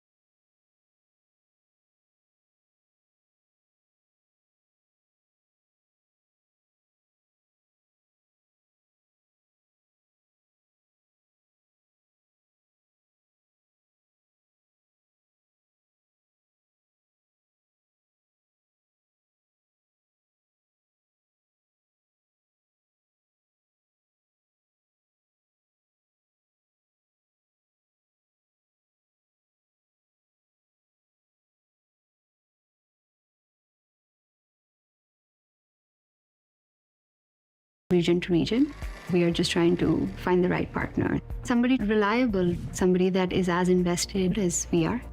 Widen your global network. Search Turning Point, brought to you by HSBC and Bloomberg Media Studios to find out more. Let's get right to our top calls. Big movers on the back of analyst recommendations. And we start off today with RH. William Blair downgrading to market perform as tariff trouble brews for the luxury furniture retailer. The analyst says RH's average reciprocal tariff rate now likely to surpass 20%. He also raises concern that the company is actually ramping up promotions and clearance. The shares, which dropped about 10% last week, up about 2% here on the day. Next up, Mondelez. Berenberg, not so sweet on the chocolate maker, downgrading to hold. No near-term upside to earnings expectations across its cocoa coverage. That's what the analyst says. The firm highlighting an uncertain recovery in the U.S. consumer market as well as a weakening in European demand. Those shares down 2%. And finally, Novo Nordisk. HSBC giving the shares a shot of confidence and upgrade to buy. The analyst says the Ozempic maker's competitive position in the next-gen portfolio is actually improved, and he now expects the stock to return to favor as the market gets past concerns on tariffs and pricing. The shares up about 1% on the day, and those are some of our top calls. Let's go into the energy sector right now and take a closer look at Occidental Petroleum. The shares sliding after the oil company agreed to sell its OxyChem petrochemical unit to Berkshire Hathaway. It's about $9.7 billion in cash. Analysts see the deal deleveraging the company, even with the sale being below the $10 billion price tag that some folks on Wall Street had expected. Robert Thummel joins us right now, senior portfolio manager over at Tortoise Capital. And Rob, I do want to start with the valuation here. I mean, are you comfortable with $9.7 billion, or were you expecting a little bit more? Well, I think I was in the market, maybe a little over $10 billion. I do think when you look at this type of business that Berkshire acquired, it's a classic Berkshire business. It's an easy to understand business. It's an absolutely essential business. Its earnings have been very consistent. So usually the multiples ascribed to those type of businesses are a little higher, but obviously Warren Buffett and the Berkshire team have been buying a lot of businesses over the years. So it was probably a fair deal. And the good news is, as you highlighted, it's going to allow Oxy to lower its debt level a little bit more now and be much lower levered going forward. There was some concern here, though. I mean, when there was a lot of speculation about the buildup that that Berkshire, I should say, had in Oxy. But the idea that this petrochemical unit was supposed to sort of be the diversifier for the company's other businesses. So without it, where does that leave it? Does it leave it in a stronger position, not just in terms of the balance sheet, but in terms of its competitive industry position? Yeah, well, it makes it a much stronger balance sheet, as you highlight, Romaine. But what it does, though, it does turn Oxy into more of a pure play oil and gas producer, right? Because they historically, like you said, they had a little bit of a balancing effect with this chemicals business. That when oil and gas prices went down, maybe the profits of the chemicals business went up. So a little bit of a diversification there and natural hedge in their business. Now that will no longer be there. So the business will be much more commodity sensitive, tied to the rise and fall of oil and natural gas prices going forward. It's interesting to see such a negative reaction in shares of Oxy right now, down about 7%. I mean, as Romaine mentioned, some had been expecting a price tag maybe closer to or above $10 billion. We didn't quite get there. But then you weigh that against the fact that this will help deleverage the company, as you say, Rob. I mean, when you weigh those two factors, it seems like the market is voting one way. But do you think it's correct that the price tag being a little bit lower is more disappointing than the fact that it is going to help reduce the debt load? Yeah, Katie, I think what the market's doing is looking forward and identifying the fact that Oxy is going to be much more commodity price sensitive. And so then it's a function of what do you think the oil price is going to be going forward? And we've owned Oxy in the past. I think it's got a great management team, but we don't own it presently because we believe that the oil price in the U.S. is going to go down temporarily. Now, we think longer-term prices will go higher, but here in the next 6 to 18 months, our view is oil prices are going down. So that's why, at least for us at Tortoise, we wouldn't own a company like Oxy right now, even though it's got a great platform of assets and has potential and will be a long-term producer of oil and natural gas and really provider of energy solutions for a long time. Well, Rob, it's interesting to hear you say that. I mean, the stated reason for not owning Oxy, that sensitivity to energy prices and oil prices. How do you approach the space as a whole then? Do you look for those companies that still have that diversification where maybe they're not as sensitive? Yeah, so Katie, the way we played it at Tortoise for probably 2 decades was really look for the companies that really don't have that commodity price sensitivity, but still benefit from the fact that energy demand is going to go up every single year, and it's gone up 40 out of the last 42 years. So where do you get that? You get it in energy infrastructure, right? A lot of people underappreciate the fact that we need a lot of infrastructure.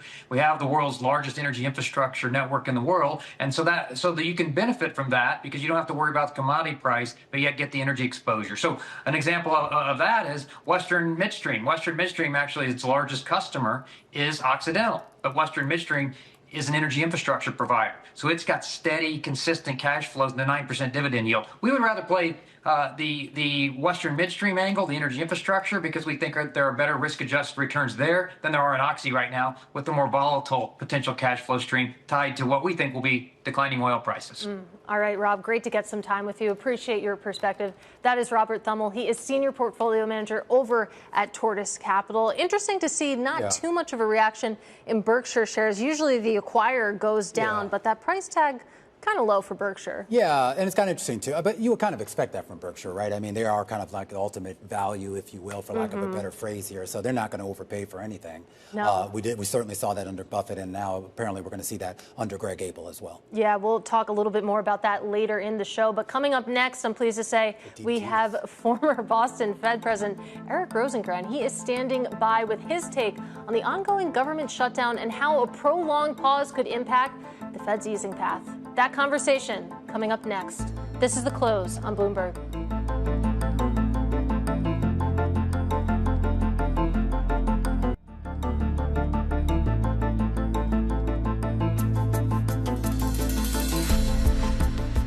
.30 p.m. here in New York. This is the countdown to The Close.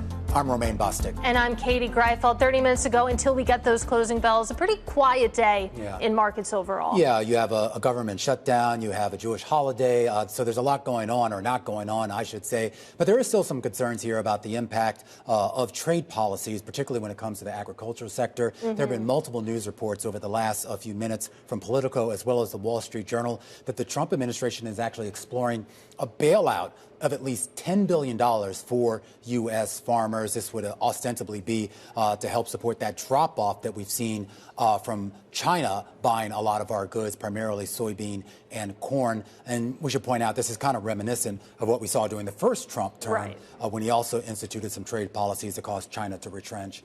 and then basically had to create some subsidies to help our local farmers. Right. Some precedents for this, like you say, coming from the first Trump administration. But as you say, the Wall Street Journal reporting that looking to use tariff revenue to fund that potentially $10 billion aid package, maybe to help the soybean producers. We'll continue to follow that story. But as Romaine mentioned, that government shutdown extending into a third day as Wall Street and Washington watch for any signs of compromise coming from Congress. Questions swirling right now about how this could impact the Fed's easing plans as another all-important interest rate decision approaches later this month.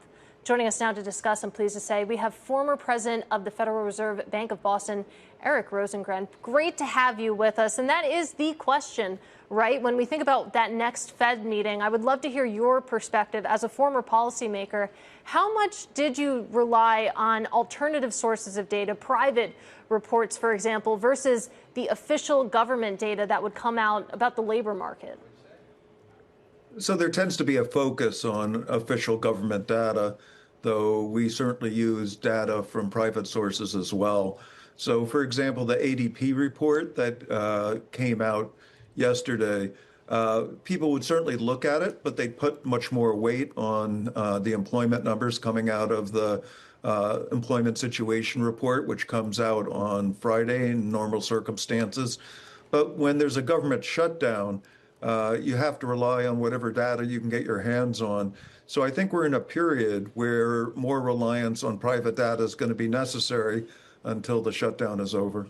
And you look at the different pieces of private data that we are getting. You mentioned the ADP report that showed that private companies shed 32,000 jobs in September. You had interesting reports coming from Challenger today. You also had a separate report from a company called Revelio Labs, which I admit I'm not too familiar with, showing that the economy actually added jobs in September. So it feels like they're all telling different stories. And in your experience, I mean, how good of a picture can you cobble together of how the economy is actually doing from these different private sources? How does that typically compare to the official government data?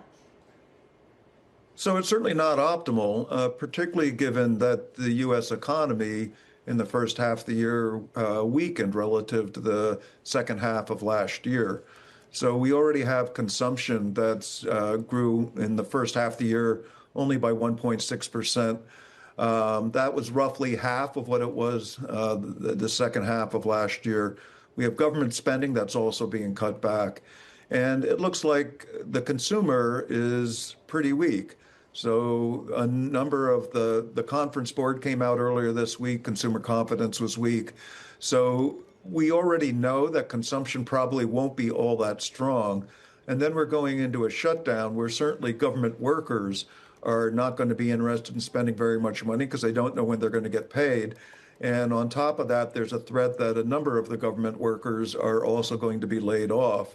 So there's a good reason to believe that consumption is going to continue to be weak. Certainly, if there are both a shutdown and layoffs, government spending in the second half of the year is also going to be weak. So you already know that there's going to be a relatively weak economy and that more than likely labor markets are going to be weaker than we want. The problem for the Fed is that we're also seeing that inflation is going up. So the PCE, which is what the Fed tends to focus on, particularly the core PCE, was up a little bit, is at 2.9%. If you look at both private and the Fed forecasts, the expectation is that we'll end the year over 3%. That is higher than the Fed would like. It would like a 2% inflation rate. So it's still a difficult meeting for the Fed because it probably has a weaker employment report if we actually were to get one. And it also is a situation where the inflation data we've had to date, on top of the fact that we know that the tariffs are beginning to flow through to final goods, is an environment in which it's missing both of its mandates and has to trade off those two challenges. I am curious about what the discussion ends up being. I know we're still a long way from the next Fed meeting. We still have like 4 weeks or so before we get there. But if you go into that meeting with the shutdown, and when you were Boston Fed president, I think you went through at least 2 or 3 government shutdowns, certainly the 2 that we had in 2018. And that was a time where, if I remember correctly, the Fed was raising rates and trying to make a decision about whether to continue to raise rates. So how much does the impact of a shutdown or the speculation about a shutdown affect the policy decision making? Well, you know that it weakens the economy. It means that GDP for that quarter is going to be weaker. And if you're at a turning point, like possibly we are now, it runs the risk that we make a mistake. So let's say that you do a 25 basis point cut because the labor market's weak, even though inflation's a little bit too high. If this employment report would have indicated that payroll employment was declining substantially and unemployment was going up rapidly, that might be an environment where you'd be seriously considering 50 basis points. I think given that inflation's high, it's pretty, and with the data only being the ADP report, it's pretty challenging for the Fed to make a big move without better knowledge. So there's greater uncertainty, but there's uncertainty on both elements of the dual mandate. I think that the Fed will be pretty tentative at this next meeting if we're in an environment where there's still a shutdown. I am curious about how much federal employment actually affects our economy. When we use this number of 750,000 folks being furloughed, and of course we're now learning based on news reports that some of those jobs could be actually permanently reduced. I know that's still less than a quarter, I think, of the total federal workforce. But there has to be some sort of tentacles that come out of that affects the broader economy. Is it material? I think it is material. So certainly the federal workers are going to cut back on their consumption patterns, whether they don't know exactly who's going to be laid off, if anyone's going to be laid off. They don't know how long they're not going to be paid for. But it's not just the government workers, it's also all the government contractors and the private sector employees that now are not also going to be paid by the government. And some of those cutbacks presumably are for the public sector, but there are also maybe cutbacks in contracting to the private sector. So there's a reasonable chance that this is more extensive. And given that the economy already was weak, I think it does risk, depending on how it's handled, having a more severe outcome than would be desirable. So the risks of a recession definitely go up. When you have a shutdown, you have less information. And if the economy already was in a possible turning point, it could be a serious mistake to allow the shutdown to continue for a long period of time. All right, Eric, really appreciate you taking time for us. That's Eric Rosengren, former Boston Fed president.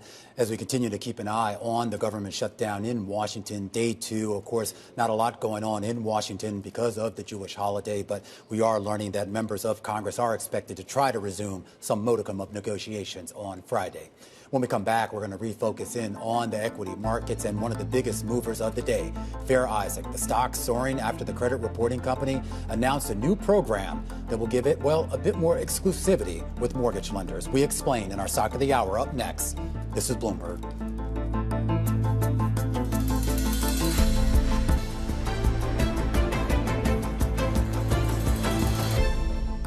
A big shakeup today in the credit scoring market. Fair Isaac, FICO is the ticker. It's your biggest gainer in the S&P 500, announcing a new program backed by the government that gives mortgage lenders the option to calculate and distribute FICO scores directly to consumers. Nora Melinda joins us right now.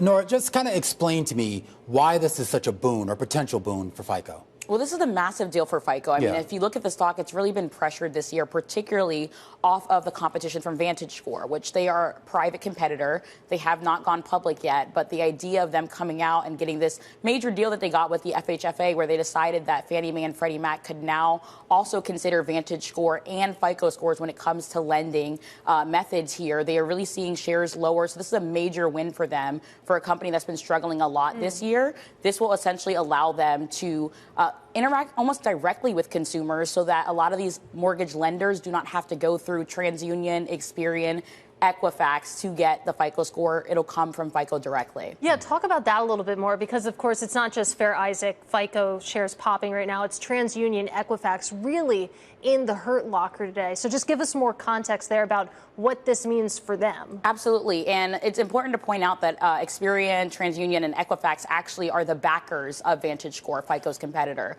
So, I mean, this is really a knock on the head for them. That's why you're seeing shares falling. I mean, if you look at shares of TransUnion plunging for their worst day since 2023, shares of Equifax seeing their worst day since the pandemic 2020. So it really just shows that maybe FICO doesn't need these guys, right? Yeah. That's essentially what this is starting to illustrate as they kind of get this major win. Well, I saw some of the numbers. I mean, they were saying that basically right now, if you go through TransUnion, Equifax, you're paying about $10 per score. And FICO is saying we're going to offer this for basically $5, like the $4.95. So in theory, I mean, you're cutting your price in half. I guess the question is, did we have any sense as to whether other companies will maybe be able to participate in this? Meaning, like, what's stopping these other companies from saying, okay, we're also going to do this and charge $5 for it? Right, and that's the question. I mean, I think as I talk to a lot of my sources, especially in the real estate market and financial market, it's really such a small, minuscule number that we're talking about, $5.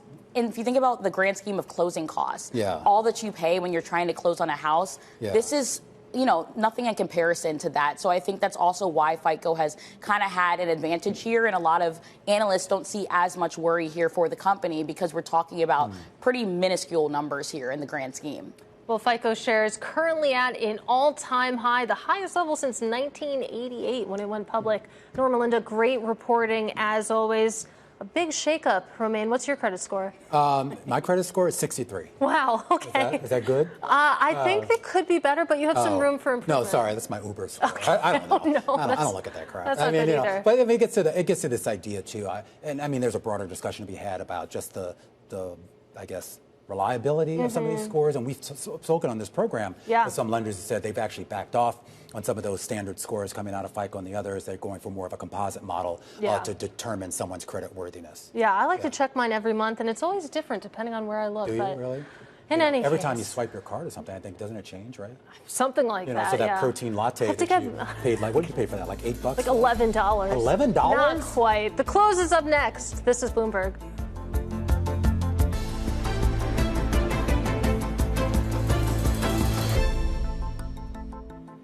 Just about 10 minutes until we get to the closing bells. Romaine Bostick alongside Katie Greifeld. Looks like we're setting up for another record day. Modest gains to be sure, but record highs again, Katie Greifeld. Don't poo-poo it. I see the look on your face. Well, as long as the color is green on the S&P 500, it's an all-time high. It's interesting to see the small caps breaking away here. You might think the bond market is helping out, but just a little bit. I mean, we're looking at a 1 basis point rally on the 10-year yield, but the little guys breaking free right now. Big tech also having a good day with those chip stocks. Yeah, absolutely. And I've kind of been a little bit surprised at the resiliency that we continue to see in that trade. But I guess some good news, if you will, on OpenAI. Did you download the new video app? No, I feel like that's a little dystopian for me. Dystopian? Well, it's kind of where we're going, Katie Greifeld. It's true. So embrace it or get left behind. That at least seems to be the message coming out of the market these days because, of course, it is chip and big tech that continues to lead us higher, and higher. And the big question now is anyone hedging to the downside? Mandy Zhu joins us right now, VP and Head of Derivatives Market Intelligence at SEBI Global Markets. Great to see you, Mandy. Great to be here. I do want to talk about this idea of whether we are so skewed to the upside that we're kind of setting ourselves up, at least in the equity market, for some pain should anything go wrong. Interestingly, we are seeing a little bit more caution in the derivatives market of late. I would say in terms of the flows that we're seeing in the S&P 500 options market, we're seeing more of a pronounced uptick, particularly for year-end hedges. If we're looking at different tenor options, where we've seen kind of the biggest demand for those downside puts have come at like the 3-month tenor. So really people taking the opportunity. We've had obviously a great run, as you guys have alluded to, in the equity market. Yeah. People taking the opportunity to lock in gains, especially with the VIX and with vol levels where they are. Yeah. I think this is an opportune time. Are you seeing a tick up in volatility or volatility expectations, I should say? Not so much. No. So I mean, overall volatility levels are very low, particularly in the near term. Now, one thing that has been consistent in recent months has been a very steep term structure, meaning that people are pricing a little bit more premium for options that are a little bit longer dated. But I would say that's more of a 6 month to 1 year out. In the near term, I would say volatility levels remain rock bottom. Is that true at the single stock level as well? When you compare what we're seeing at the index level, how people are hedging, what they anticipate when it comes to volatility, and stack that up against individual names, is it the same story?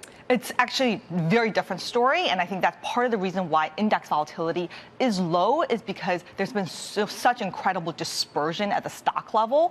We have seen a lot of single stock volatility, and actually right now in particular, we're seeing actually single stock volatility rise quite significantly going into earnings season, right? So that usually is a pretty big catalyst for volatility at the single name level, and this time around, we're seeing the same thing happen, the same pattern, and you see it with the VIX EQ index, which is our VIX index for single name volatility. The spread between that versus the VIX near a year-to-date high. Interesting. So it sounds like this is par for the course. This pattern usually plays out this way, that heading into earnings season, you do see single stocks diverge a bit from the index.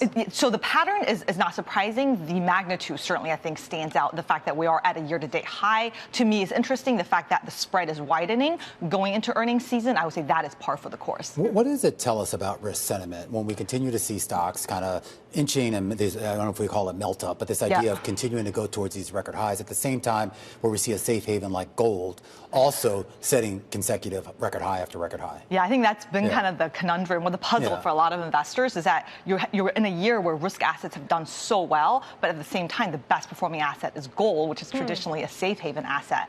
I think really both performance can be explained just by the expectation of kind of Fed easing and the loosening of monetary conditions, financial conditions.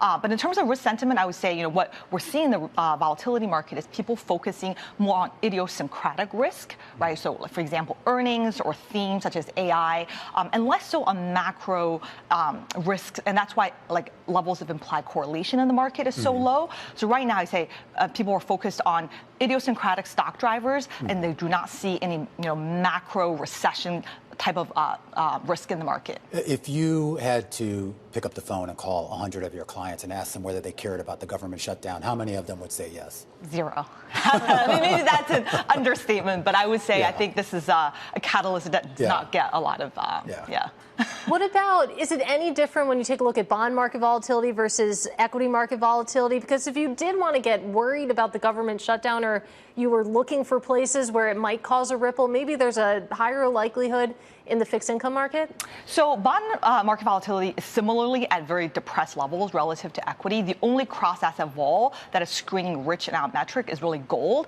and that's coming from upside demand, as we talked about, right? People continuing to pile into gold. I think really what is going to drive the bond market and volatility really across asset classes is going to be the Fed. And I don't think, unless the government shutdown goes on for such a prolonged period of time that it really starts to impact Fed policy, I don't think it will be a major catalyst when it comes to market direction and levels of volatility. Not yet. Not yet, not yet. That seems to be a persistent theme. I do want to talk a little bit about, if you were looking to hedge, what makes sense here. We were speaking with Julian Emanuel of Evercore earlier this week, and he made the point that buying puts on the Qs right now, maybe that looks okay. And I wonder, when you take stock of this market, particularly the options market, what makes sense in your view? Yeah, so I think if you're looking to using options for hedging purposes, there are a lot of things that screen attractive, because implied volatility on an absolute level is near one-year lows across the board. That's the case with S&P. That's the case with QQQ, with a lot of indices, and we're actually seeing a very pronounced uptick in option activity in the S&P in particular. So September was actually a record volume month, which surprised a lot of people, I think, because you think April, with what happened post Liberation Day, would be the record high for option activity, but September actually surpassed that record. I think it's a sign of, in a time of uncertainty, or if you're concerned about market performance going to year end, more and more people are turning into options for hedging or for upside, depending on your directional view. And you're actually seeing the kind of the options market, or at least the availability of options broaden out. There was a story today about how SoFi is going to be offering retail traders basically zero cost options activity. But there was also interesting research done by the folks over at Bloomberg Intelligence, and this gets back to where we started when we started talking about hedging. This idea that inverse ETFs basically are just kind of, the stepchildren now. They're basically out on the sidewalk and nobody. And so it gets to this idea that some of the mechanisms that are out there to allow people to more easily hedge, they're not taking advantage of. Yeah, I think the democratization of options, and in particular for retail investors, has been a really notable theme in the market over the past couple of years, both in terms of direct trading, like connecting through brokerages, but also through the availability of option-based ETFs, the proliferation of those, defined outcome ETFs, option-based income ETFs. The AUMs and those have grown like 7-8 times over the past couple of years, and that's really made option strategies more accessible for the especially end retail investor. All right, Mandy, always great to have you. Mandy Zhu, VP and Head of Derivatives Market Intelligence at SEBI Global Markets, as we count you down to the closing bells with the Dow, the S&P, and the NASDAQ sitting on record highs. A full breakdown of all of today's market action starts with our global simulcast, and it starts now.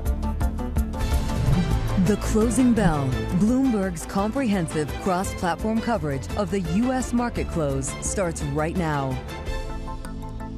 And right now, we are 2 minutes away from the end of the trading day. Romaine Bostic alongside Katie Greifeld, taking you through to that closing bell with the global simulcast. Carol Massar and Tim Stenovic join us from the radio booth. Welcome to our audiences across all of our Bloomberg platforms. Everybody. Carol Massar, everyone, well, almost everyone, you know who you are. But it is green across the screen today, once again, Carol, with most of the major indices at record highs. Yeah, absolutely. Kind of interesting to see that. I've been looking at the semiconductor names. They are really atop the major indices in terms of outperformance. The stocks, folks, just up about 2% here as we are just a few minutes away from the closing bell.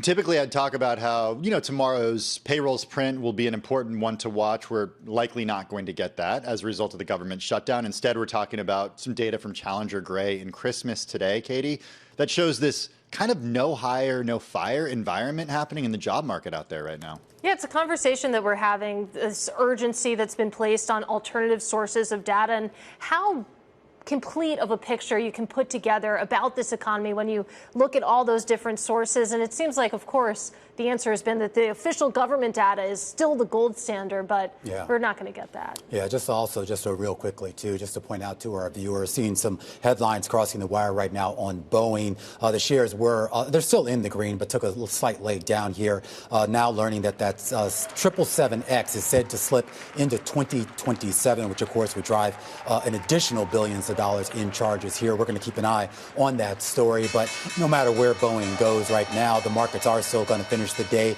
in the green and finish strong as they would. The Dow Jones Industrial Average up roughly about 100 points, or about 0.2%, but that's going to be good enough for a record high. The S&P 500 only up about 5 points, or about 0.1%, but that's also going to be good enough for a record high. The NASDAQ Composite and NASDAQ 100 each up about 0.4% to a record high.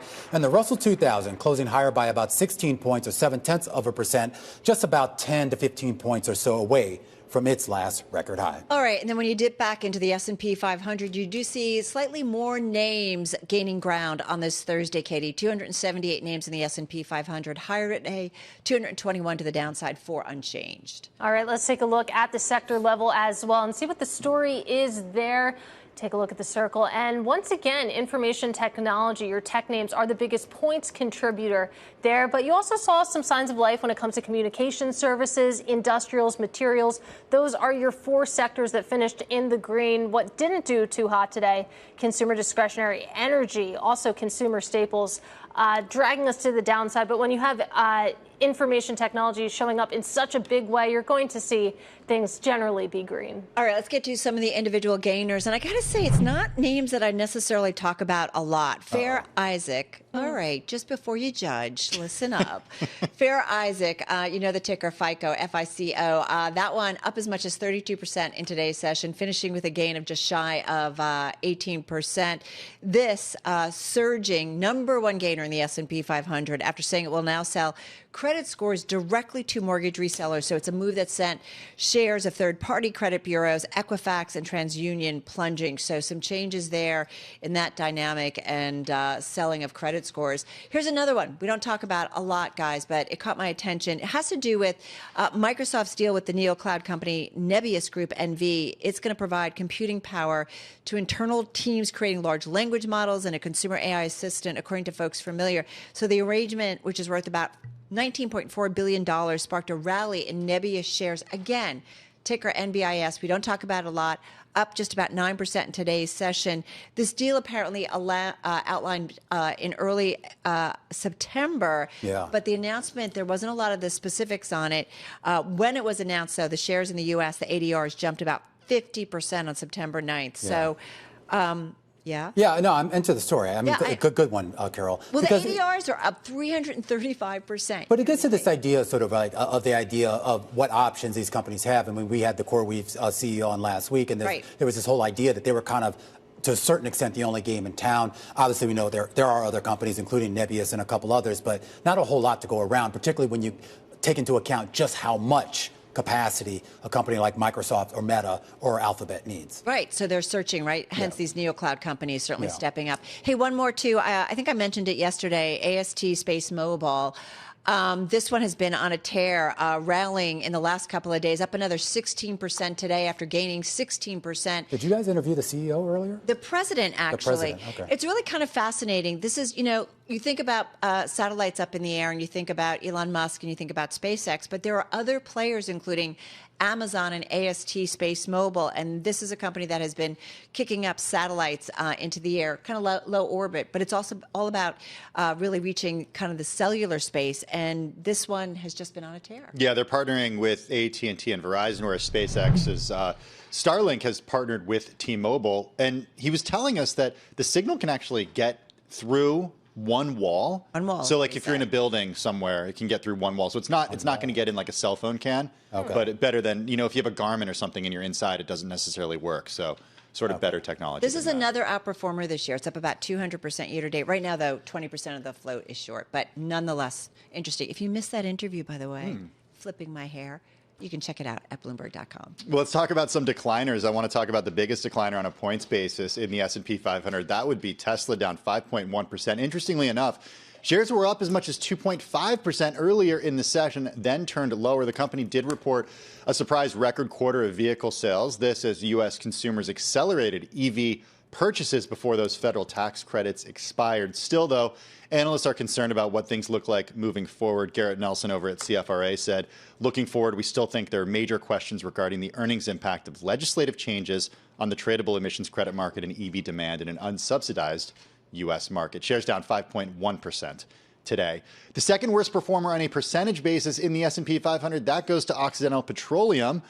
Shares fell more than 7% today after the company agreed to sell its OxyChem petrochemical unit to Berkshire Hathaway for about $9.7 billion in cash. Analysts did note that the sale is below the $10 billion that they had been expecting. Also, Vicky Holub, the company's CEO, came out and said that the focus is now on organic growth after using about $6.5 billion of the proceeds from this sale to reduce principal debt at the company. Once again, Oxy shares down 7.3%. And finally, Equifax, off of what Carol was saying, Equifax down 8.5%. It is the worst performer in the S&P 500 today. Shares of credit reporting companies, including Equifax, plunged after Fair Isaac announced this new program that gives mortgage lenders the option to calculate and distribute FICO scores directly to customers. It's a major shift in how FICO scores are delivered in the mortgage industry. Let's take a quick look at yields. A mixed day here. You did see the longer end of the curve continue to see yields move lower for the third day this week.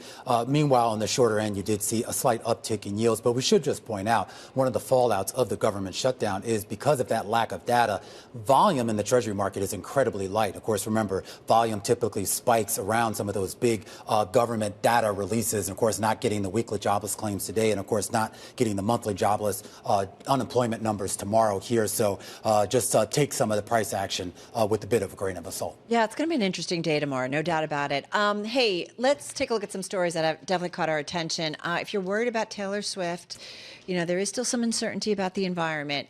What? Don't worry. The environment. Well, there are some questions about kind of what comes next, right? We do see some people who are struggling with jobs and so on and so forth. But when it comes to Taylor's world, she's definitely set. Was it last year that we marked her a billionaire? Mm-hmm. And now it turns out she's actually a $2 billion year. Can we say that two? She's doubled? Multi-billionaire. Yeah, $2.1 billion, according to the Bloomberg Billionaires Index. It apparently has a lot to do with just the money she's made being Taylor Swift. They think that she's invested it pretty well, given that her father's an advisor at Is it Morgan Stanley? I didn't know. I thought he was a. I know. I thought he was a Christmas tree farmer. Just because I thought he was a Christmas tree farmer. Wait, I'm guys. confused. I thought she was like. She grew up on a Christmas tree farm, but I understand that, you know, maybe it was more of a side hustle for the family because her father did have some financial advisor roots, but also she's, you know, a grown woman and smart on her own, so that probably helped too. Sorry, Merrill Lynch. Excuse me. There Merrill you go. Lynch, Thank you.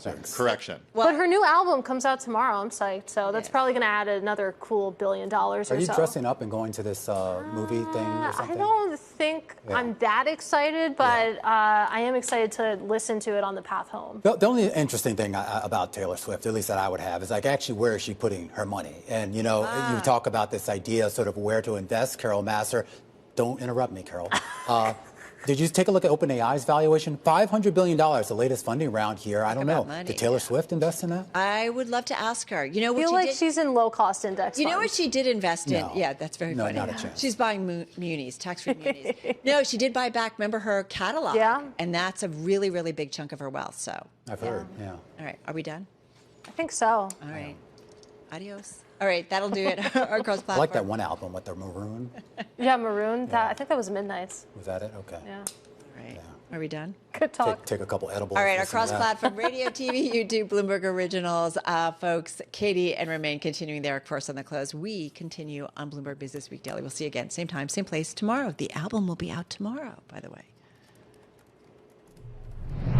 And our coverage continues here on Bloomberg Television. A look at the market melt-up, a look at the government shutdown, and a look about what to expect for the rest of the month here in October. Kristen Bitterly is head of Citi Global Wealth at Work. She joins us after the break, right here on The Close on Bloomberg. The countdown is on. Everything you need to get the edge at the end of the market day. This is The Close. Welcome back to The Close. I'm Katie Greifeld. And I'm Romaine Bostic here on this Thursday afternoon, day 2 of the government shutdown, and a financial market, at least in the equity space, doesn't seem to care. Another record high for the major indices and average in the U.S., including the S&P, the Dow, and the NASDAQ. Chip stocks out in front, leading the charge, but not necessarily from NVIDIA. It was a lot of those second-tier names that started to get a pretty strong bid on the day. The Philadelphia Semiconductor Index at a record high. Quantum computing stocks also rallying on the day. And look at that, Bitcoin. Katie Greifeld getting its mojo back. Yeah, some risk appetite when it comes to the cryptocurrencies. Let's take a look at some of the stocks that were moving at the individual level. I have the biggest gainer on a percent basis in the S&P 500. That was Fair Isaac. FICO, of course, we know the story there. On the flip side, your biggest loser on the S&P 500 was, of course, Equifax, down 8.5%. I wanted to highlight Tesla as well, because we know they came out with those delivery numbers, really surpassing expectations. Tesla shares were higher, but actually finished the day lower by about 5%. We know a lot of that was a pull forward of demand with those tax credits ending for EVs. But let's get back to our top story of the day, and that is traders flying blind as government data goes dark. With tomorrow's job figures delayed due to the shutdown, policymakers and investors are instead turning to alternative data. But different sources tell different stories. An ADP report this week showed that private companies shed 32,000 jobs in September, while a separate report from Revelio Labs showed that actually 60,000 jobs overall were added last month, Romaine. So certainly a lot of tea leaves to try to sort through and figure out where exactly the American labor market is. Well, Kristen Bitterly joins us right now to maybe read through those tea leaves, the head of Citi Global Wealth at Work. And Kristen, I'll just put you on the spot here. Sure. And when you look at the economic data, I mean, do you see evidence of a slowdown? So when we look at the economic data, when it comes to GDP, not at all. We're actually seeing really resilient data. A lot of that is driven, interestingly enough, by the AI CapEx spend. So this is the first time that we've seen AI CapEx spend exceed consumer spending in terms of the GDP growth. So all of this is connected from a market standpoint and then obviously an economic data standpoint. When it comes to the labor market, I think what we see is a stalling, not necessarily a slowdown. So we're seeing some deteriorating conditions, some cracks, but the questions remain, is it due to immigration? Is it due to AI productivity and companies planning ahead? Or is it due to tariffs? And probably the answer is some combination of the three. Does it matter? I mean, even if consumer spending is a little soft, particularly in light of the big CapEx spend we're seeing on the business side, does it matter as much? I mean, I feel like in past cycles we would have been freaking out about this, but then you get all these headlines about Microsoft and CoreWeave and NVIDIA, et cetera, and it's like, well, okay, I mean, that's why economies have sort of, different sectors. So, yeah, and I think the other thing, too, is just when we look at the consumer and the health of the consumer, the overall data and at the index level, it's not telling the full story because you have this concentration when you look at the top 20% of consumers by income levels, they're driving 50% of consumer spending. And so you could have this reality where you do see something like the unemployment rate going higher, but also markets are going higher as well because companies are continuing to deliver record earnings. I want to bring this conversation into how you put together a portfolio because I do find it really striking that you have the S&P 500 at these all-time highs, and we keep seeing incremental gains bringing us higher. And then at the same time, this headline crossed about an hour or so ago that you take a look at U.S. money market funds hitting another all-time high. Now we have $7.4 trillion in cash. So how do you square that circle? Of course, equities at all-time highs, and still people cannot get enough of money markets. Yeah, if you look at the flows actually into ETFs in September, we had year to date, I think it was around $900 billion into ETFs. September was a month where every single asset class was gaining net flows. So you had that across equities, you had it in fixed income, you had it in commodities. And when you look at those flows coming into the broad-based market, last year was a record year at $1 trillion, and so we're already at $900 billion. So people want to put capital to work, and they want to put it across asset classes. I think from a positioning standpoint, how we're positioned, it's very diversified. So we have equity exposure with a bias towards U.S., with a large cap bias as well, and we have fixed income exposure, but we are a little nervous about some of the inflationary pressures, which is why we're actually below benchmark when it comes to our duration at about 5 years. I'm so happy you brought up the ETF flows. I live in that world. You take a look at the three biggest flow getters year to date. You have VU, that's a Vanguard fund tracking the S&P 500. IVV, that's the iShares version.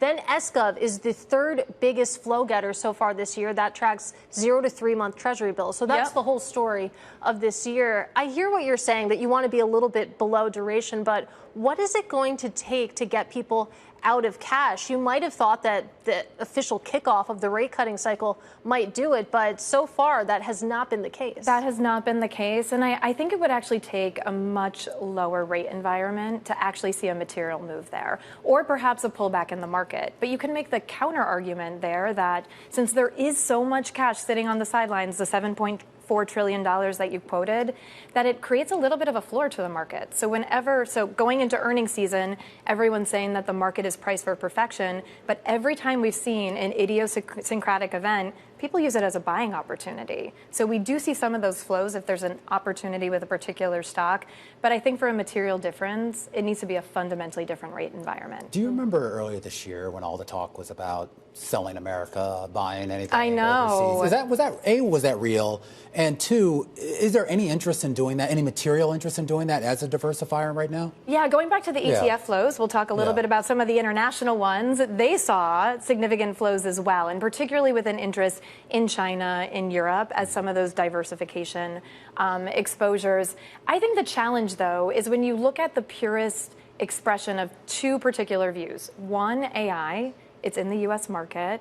And two, kind of this quality free cash flow generation that is also in the U.S. market. So it's hard to see that outsized performance without having significant exposure here. Right, that's the ultimate bull case on America. The U.S. tech sector, Europe can't really compete, at least on that front. I will say, though, if you're someone denominated in euros, the dollar performance is something that creates a little bit of a friction in those portfolios.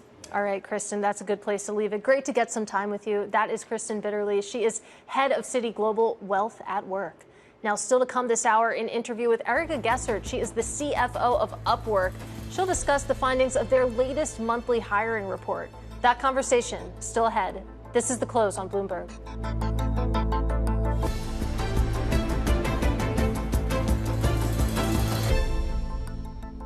All right, it's time now for the top three, where we name drop the people driving some of the day's most talked about stories. And up first, the race to succeed Disney CEO Bob Iger is on, with one person emerging as the frontrunner. Josh D'Amaro, he is head of the theme parks division. Which is the guy in the center, right? I think so. Okay. He currently holds the title of chairman of Disney Experiences and has recently really increased his public profile by attending movie premieres, speaking at investor conferences, and chatting with company employees. Imagine that. Yeah, chatting with them. But I mean, this shouldn't be that much of a surprise. If you remember, there was another CEO after Iger left who also came from the parks business. That was supposed to be his strength. And we're talking about Bob Chapek, of course. Yeah. And of course, investors weren't happy. Yeah, with notably. everything that he did. But that's been the driver of their business. Yeah, absolutely. The theme park, sort of underappreciated, but notably Josh is not named Bob. So who knows? Maybe this will go okay. Okay, well, I don't know. Maybe that'll X him out here. But anyway, let's talk about a guy named Greg Abel. He's the CEO-elect over at Berkshire Hathaway, sealing his first deal. That was the deal to buy the petrochemicals business of Occidental Petroleum. $9.7 billion. Berkshire now the largest shareholder in Occidental. And we should point out, 9.7. It disappointed a lot of investors who were expecting more. But when was the last time Berkshire overpaid for something? I know, Kraft Heinz, that was about it? Yeah. Exciting to see them buy something at all there. Again, we had been looking for railroads. Turns out we were looking in the wrong place. But last but not least, New York City's Democratic mayoral nominee, Zohran Mamdani, vowing to end the city's gifted and talented public school program for children 5 years and younger, quickly drawing a rebuke from his rival, former Governor Andrew Cuomo, who called it, quote, destructive. The program has been criticized by some for exacerbating school segregation. Of course, we'll be talking about the mayoral race a little bit later on with Andrew Yang. Looking forward to that conversation. But let's talk about hedge funds right now, because Bridgewater's flagship macro fund climbed more than 26% in the first 9 months of this year, getting a boost from the market uncertainty caused by tariffs. Now, hedge funds overall have posted solid gains this year, aided by surging U.S. shares and volatility in bond and currency markets from President Trump's trade war. For more on this space, let's go now to Bloomberg's Kathy Burton on the byline of this story. So a good year so far for Bridgewater. What exactly is going right for the flagship fund? Well, they don't generally tell us all the ins and outs of that, but if history is any guide, it's probably bonds that have helped them, and currencies. Bonds and currencies there. Well, but we're talking about probably what is going to be probably one of the biggest outperformance that we've seen in more than a decade. Is that unique to Bridgewater, or are we going to see similar returns out of some of its peers? No, I think we're going to see some strong returns across the board. There was a macro fund run by D.E. Shaw that's also up quite a bit. And we haven't seen all the returns yet, but I'm guessing that they're all going to be pretty good. And this comes at an interesting time for Bridgewater. We were having the conversation in the commercial break that Ray Dalio really has stepped away from Bridgewater this year. He stepped off the board. He's, of course, sold out of his Bridgewater stake. So this really is a reflection of the team that's currently there in place and the new CEO. That's correct, yes. And they've done a lot of things that I think have helped. They cut the assets a lot, which I think was very helpful to running the firm and getting bigger gains. Also, just the market is a better condition right now as well. Does Bridgewater still have that mystique, though, that we kind of saw get built up under Dalio? I know Neer's been there for a while, and Ben Milkman now is, was he co-CIO or something? He's the deputy co-CIO. Deputy co-CIO. I mean, do they still have that same mystique? I think that they lost it a little bit when they went through a period, like all macro peers, they did not perform very well for more than a decade. I think from 2012, they've annualized at just 3%. And that's even with last year when they were up like at 10 or 11%. But this is the first year of really outperformance. Yeah, absolutely. That 26% gain, that puts the hedge fund on track for the biggest gain since 2010. So we're talking about the flagship macro fund. What sense do we have about some of their other funds, how they're performing? I know that Greg Jensen in particular has embraced AI. Yes, and their AI fund isn't up that much. It's only up 6.5%, which I thought was interesting given how well their macro fund has done. Earlier in the year, they had said that the AI fund and the macro fund were neck and neck, but apparently something happened that the AI fund did not pick up or bet wrongly on. Just real quickly, though, too. I mean, I was just kind of taking a look at some of the returns that we listed for some of the other funds out there, particularly when it comes to a lot of the multi-strat firms. I mean, Citadel at the lower end of that list, 0.72 as well. Have you seen a material difference in returns based on strategy, or is this more based on their actual execution of strategy? I think that in these markets, most everyone has done well, except for some of the big multi-strats, like Citadel has not done well, given what their historical returns have been. My guess is that that probably has to do with commodities, which have been a big driver of returns in recent years, and the markets have not been their friends this year. So. Katie Burton helps lead our coverage for this. And Katie, just taking a look at the list year to date, obviously we talk about Bridgewater being at the top, but the two best firms right now are in the macro space. Third best is credit, and a lot of those multi-strats. You have a couple near the top like AQR, but most of the other multi-strats really trailing. Yeah, I was going to bring up AQR because Justina Lee also out with a story today that AQR's multi-strategy has gained about 15.6% year to date. Those quant trades staging a comeback. But I mean, as Kathy told us, we're in an up market. This is a market where you would be expected to make money here. Yeah, this S&P is up 15%, right? Come on. Okay. All right. You know, not to brag. But they're all about diversification. I have this conversation all the time. Hedge funds, you compare them to the S&P 500. Don't do that. You're not supposed to, right? It's all about the diversification that they add. It's diversification, and they're going after, obviously, a client that has a much different need than just, you know, a schleps who are just piling into broad market ETFs, Katie. No offense. When we come back, we talk politics with Andrew Yang, the former presidential candidate, right here on Bloomberg.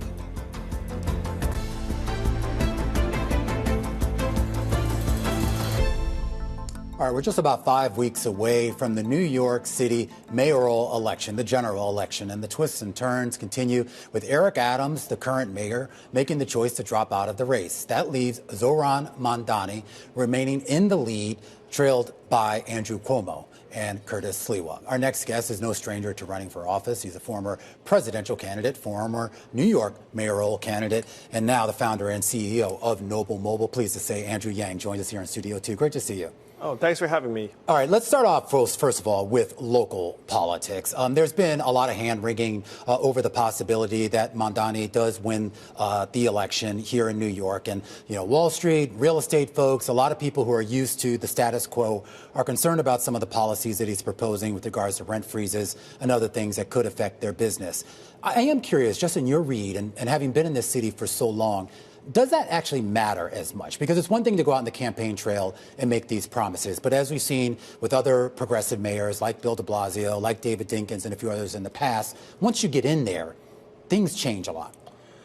Most observers agree that it's going to be nearly impossible for a lot of Zohran's campaign promises to come to fruition because they require buy-in from legislators in Albany. I think that the relationship that Zohran has with business leaders and the police in particular will be crucially important if he does become mayor next year. And he is the front runner. The key variable in this race is whether Curtis Sliwa remains in the race into November, because right now Sliwa and Andrew Cuomo are dividing the anti-Zohran vote.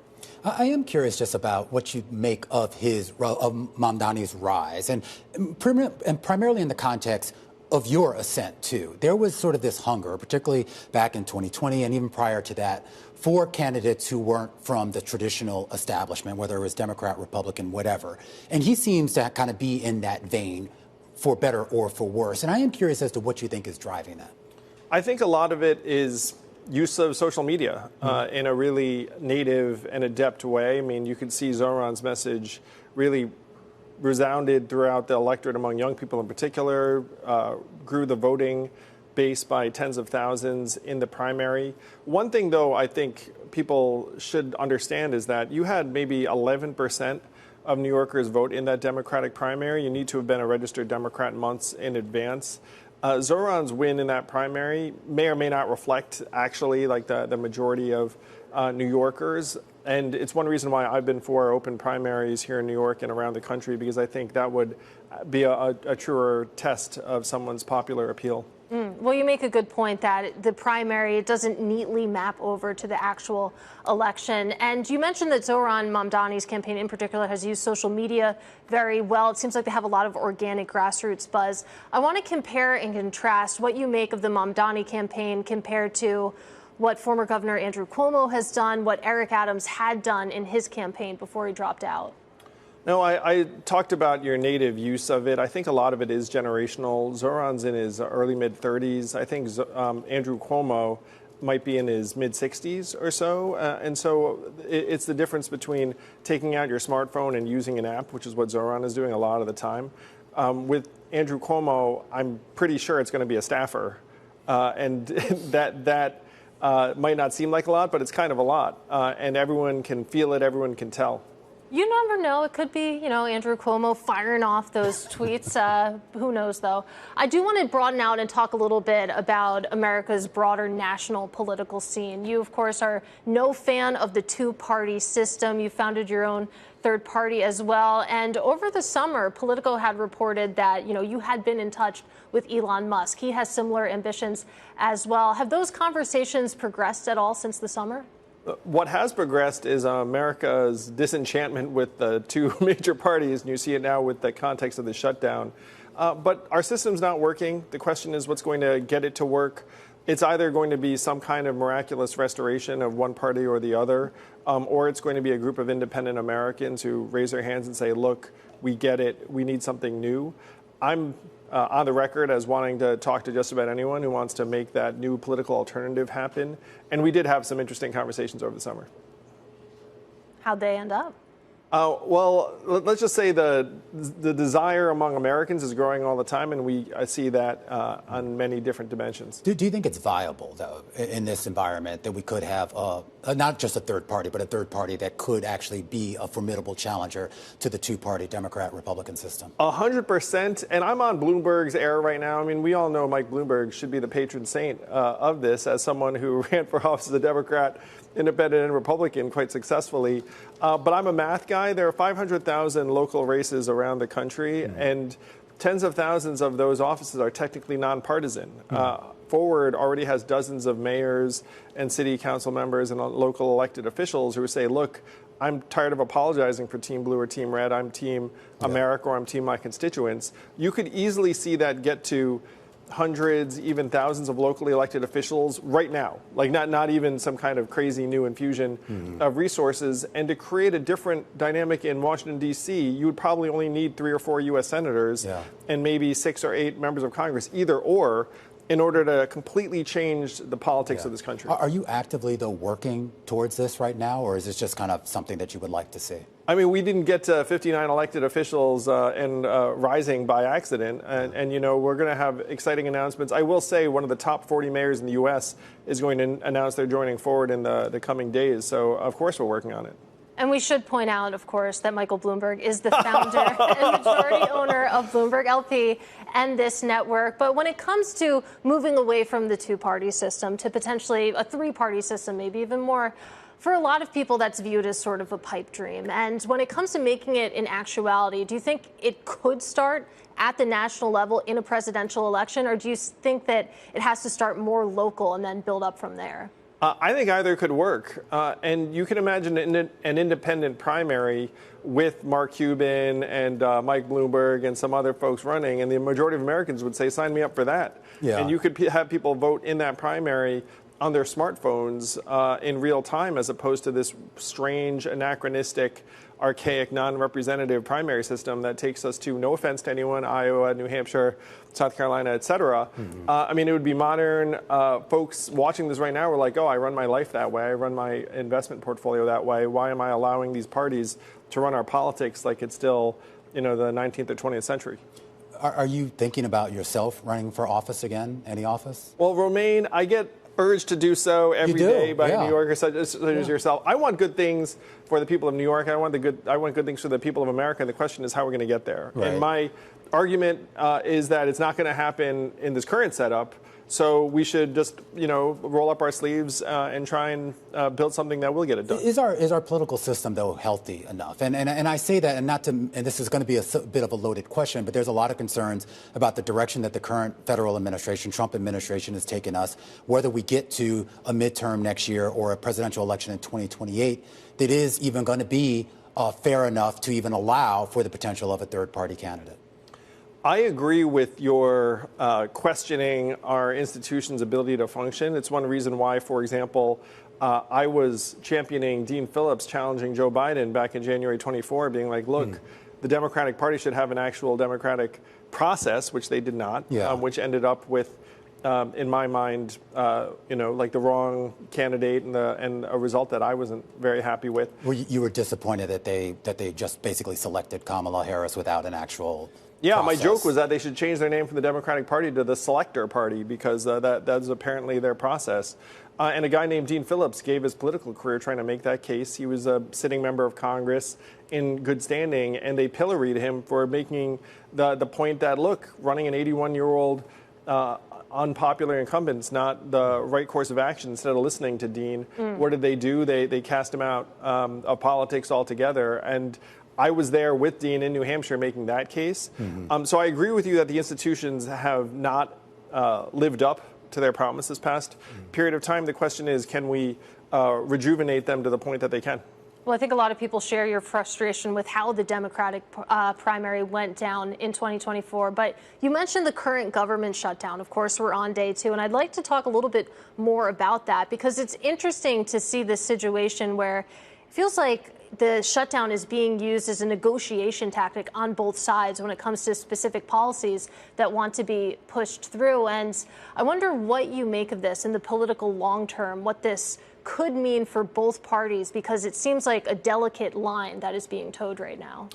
I see this shutdown as, unfortunately, an emblem of the institutional disintegration that we've been witnessing this past several years. It's bad for the economy, it's bad for the American people. And the reason it's happening is that Chuck Schumer took a ton of heat when he extended government funding in March, because what the base of each party wants is a fighter who's going to stick it to the other side, regardless of what that means for government employees or the economy. So you have these perverse political incentives that are dragging both parties in directions that may not serve the American people.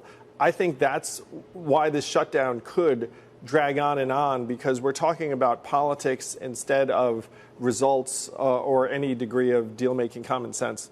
So, Andrew, you're wearing a pin on your lapel. It says Noble. You recently founded Noble Mobile, and I'd love to talk about that a little bit, what you're trying to accomplish there. I know that you were partly inspired by Mark Cuban and what he's doing in the PBM space. Yes, check it out. Americans are sad for a couple of reasons. Number one, we're not saving enough money, and number two, we're staring at our phones too much, what my friend Hassan Minhaj calls our rectangles of sadness. So Noble Mobile will cut your wireless bills. By the way, why do Americans pay twice as much as Europeans or Australians? Why? Because Verizon and AT&T are now paying $18 billion in shareholder dividends and not investing in network capacity anymore. I was a Verizon customer for 25 years, paying them $140 a month. And then I looked up and said, wait, why am I doing that? So Noble Mobile gets you closer to what you should be paying and will pay you more if you use your phone less. So it's the ad is me smacking phones out of people's hands. Smacking phones out of people's hands. But it's the first carrier that will pay you to use your phone less. You're also throwing these no phone parties. Maybe I'm getting the name correctly. I mean, how does that dovetail with all this? We had 800 people come out to a phone-free party in New York. The New Yorker, apparently they're writing an article about it for next week. Thousands of people around the country. And check it out. I'm old enough to remember going to a college party and not having a phone because they didn't exist yet. So what we'd do is we'd look at each other and maybe we'd say hello to someone. And, maybe you'd even get someone's info. So these offline parties have struck a chord, and we're going all around the country with them. Offlineparty.com. I'm a party promoter in more ways than one. I like to have 3 screens in front of me at all times, so I don't know if that party's for me. But Andrew, unfortunately, we we have to This is the only leave time it of day there. she actually talks to me. Yeah, So, right. yeah, Otherwise, we text each other. Andrew, so enjoyed this conversation. Come back soon. That is former presidential candidate and the CEO of Noble Mobile, Andrew Yang. Meanwhile, let's take a look at how markets closed on this day, on this Thursday, the second day of the shutdown. Of course, FICO up top with that 18% rally. The news there that it's going to sell credit scores directly to mortgage resellers. That sent shares of Equifax down about 8.5%, as you can see. And then Tesla, this is an interesting one. It was higher, then it was lower. They came out with their deliveries really beating expectations. A lot of that was a pull forward, though. That's reflected in the share price. This is the close on Bloomberg.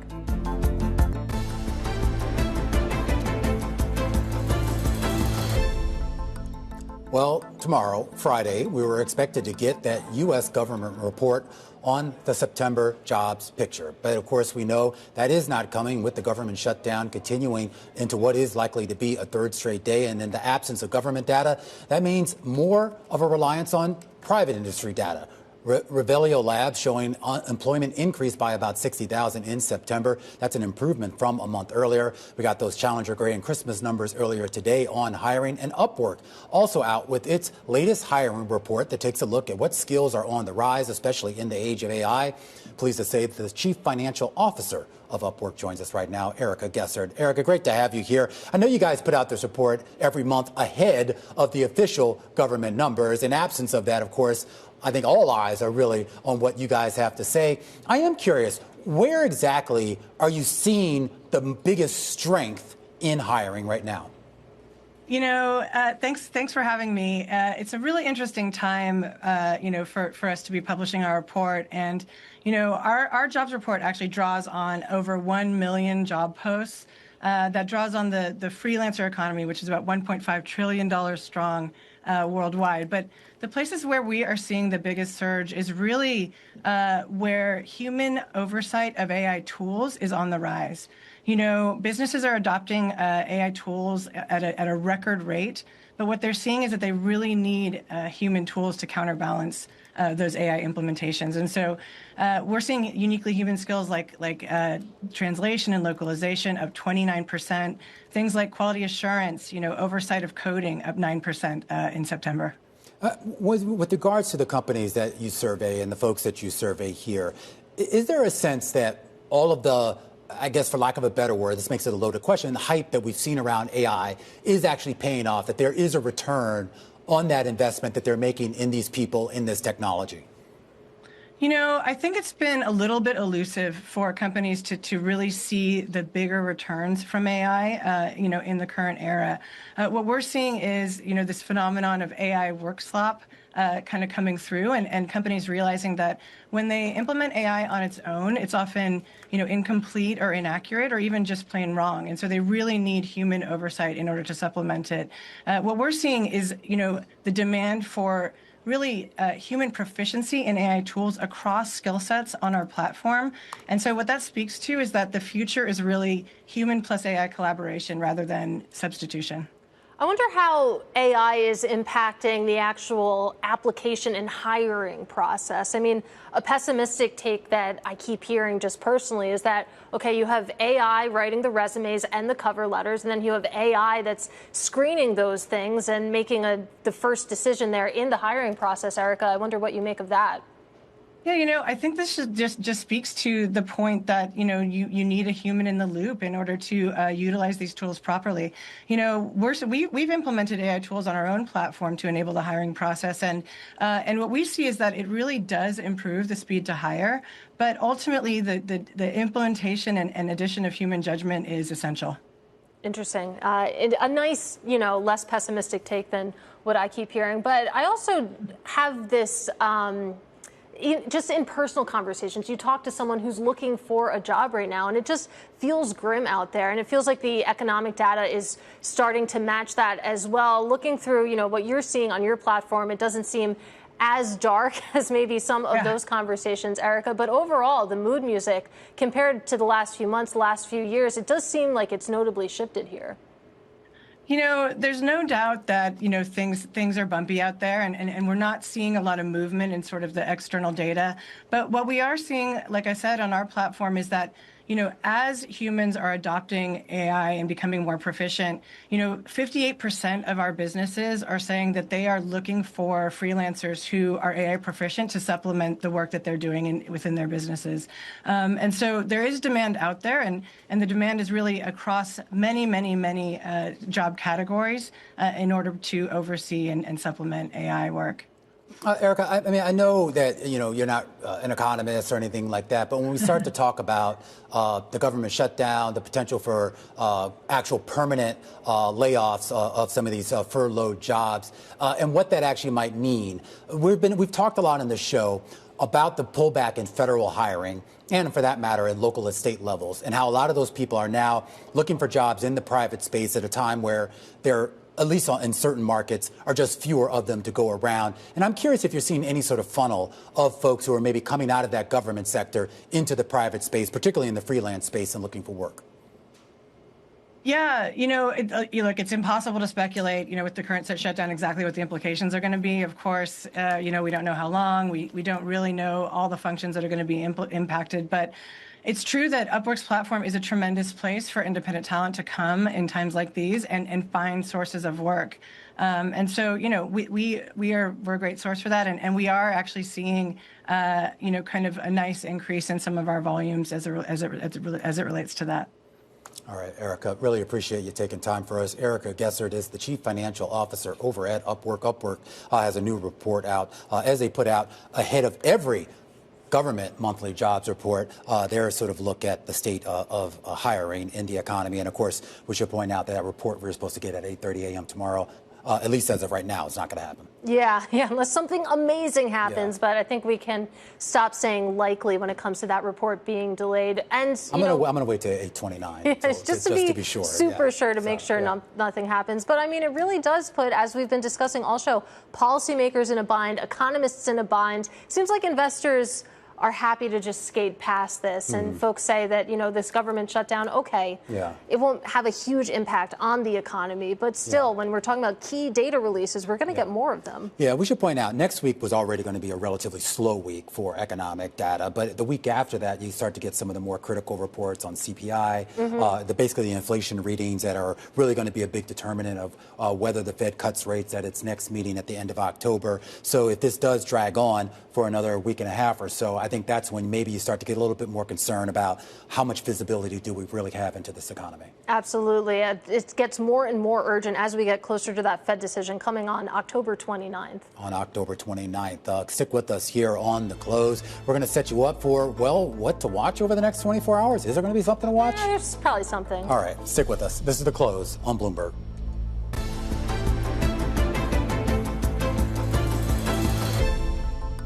All right, welcome back as we wrap up our coverage here on this Thursday afternoon. A relatively interesting day in financial markets. What will tomorrow bring? Well, we were supposed to get that monthly jobs report for September. That's not going to happen because the U.S. government shutdown looks like it's about to enter into its third day. But good news, we're going to have plenty of Fed speak to chew on. Williams, Logan, and Jefferson. Lori Logan has been hitting the tape hard this week. This will be like the third time she's spoken. Yeah, we've heard from Philip Jefferson earlier this week as well. But I guess in the absence of the economic data, we have to rely a little bit more on what the Fed members say, or maybe we look for alternative sources of economic activity, like Taylor Swift. Yes, releasing The Life of a Showgirl, going live at midnight tonight. What is her life like? Probably amazing. I have to say, she recently got engaged. I'm excited for the wedding. I heard. That seemed like it made the news. It did, and then some. I am excited for the album as well. We'll see if it's as long as the Tortured Poets department. I hope that she employed an editor this time. Yeah, that's what you're going to do. Does that come out at midnight? You just I'll listen to it on my run tomorrow. Okay, all right. That does it for us here on The Close, but stick around. Balance of Power is up next, right here on Bloomberg.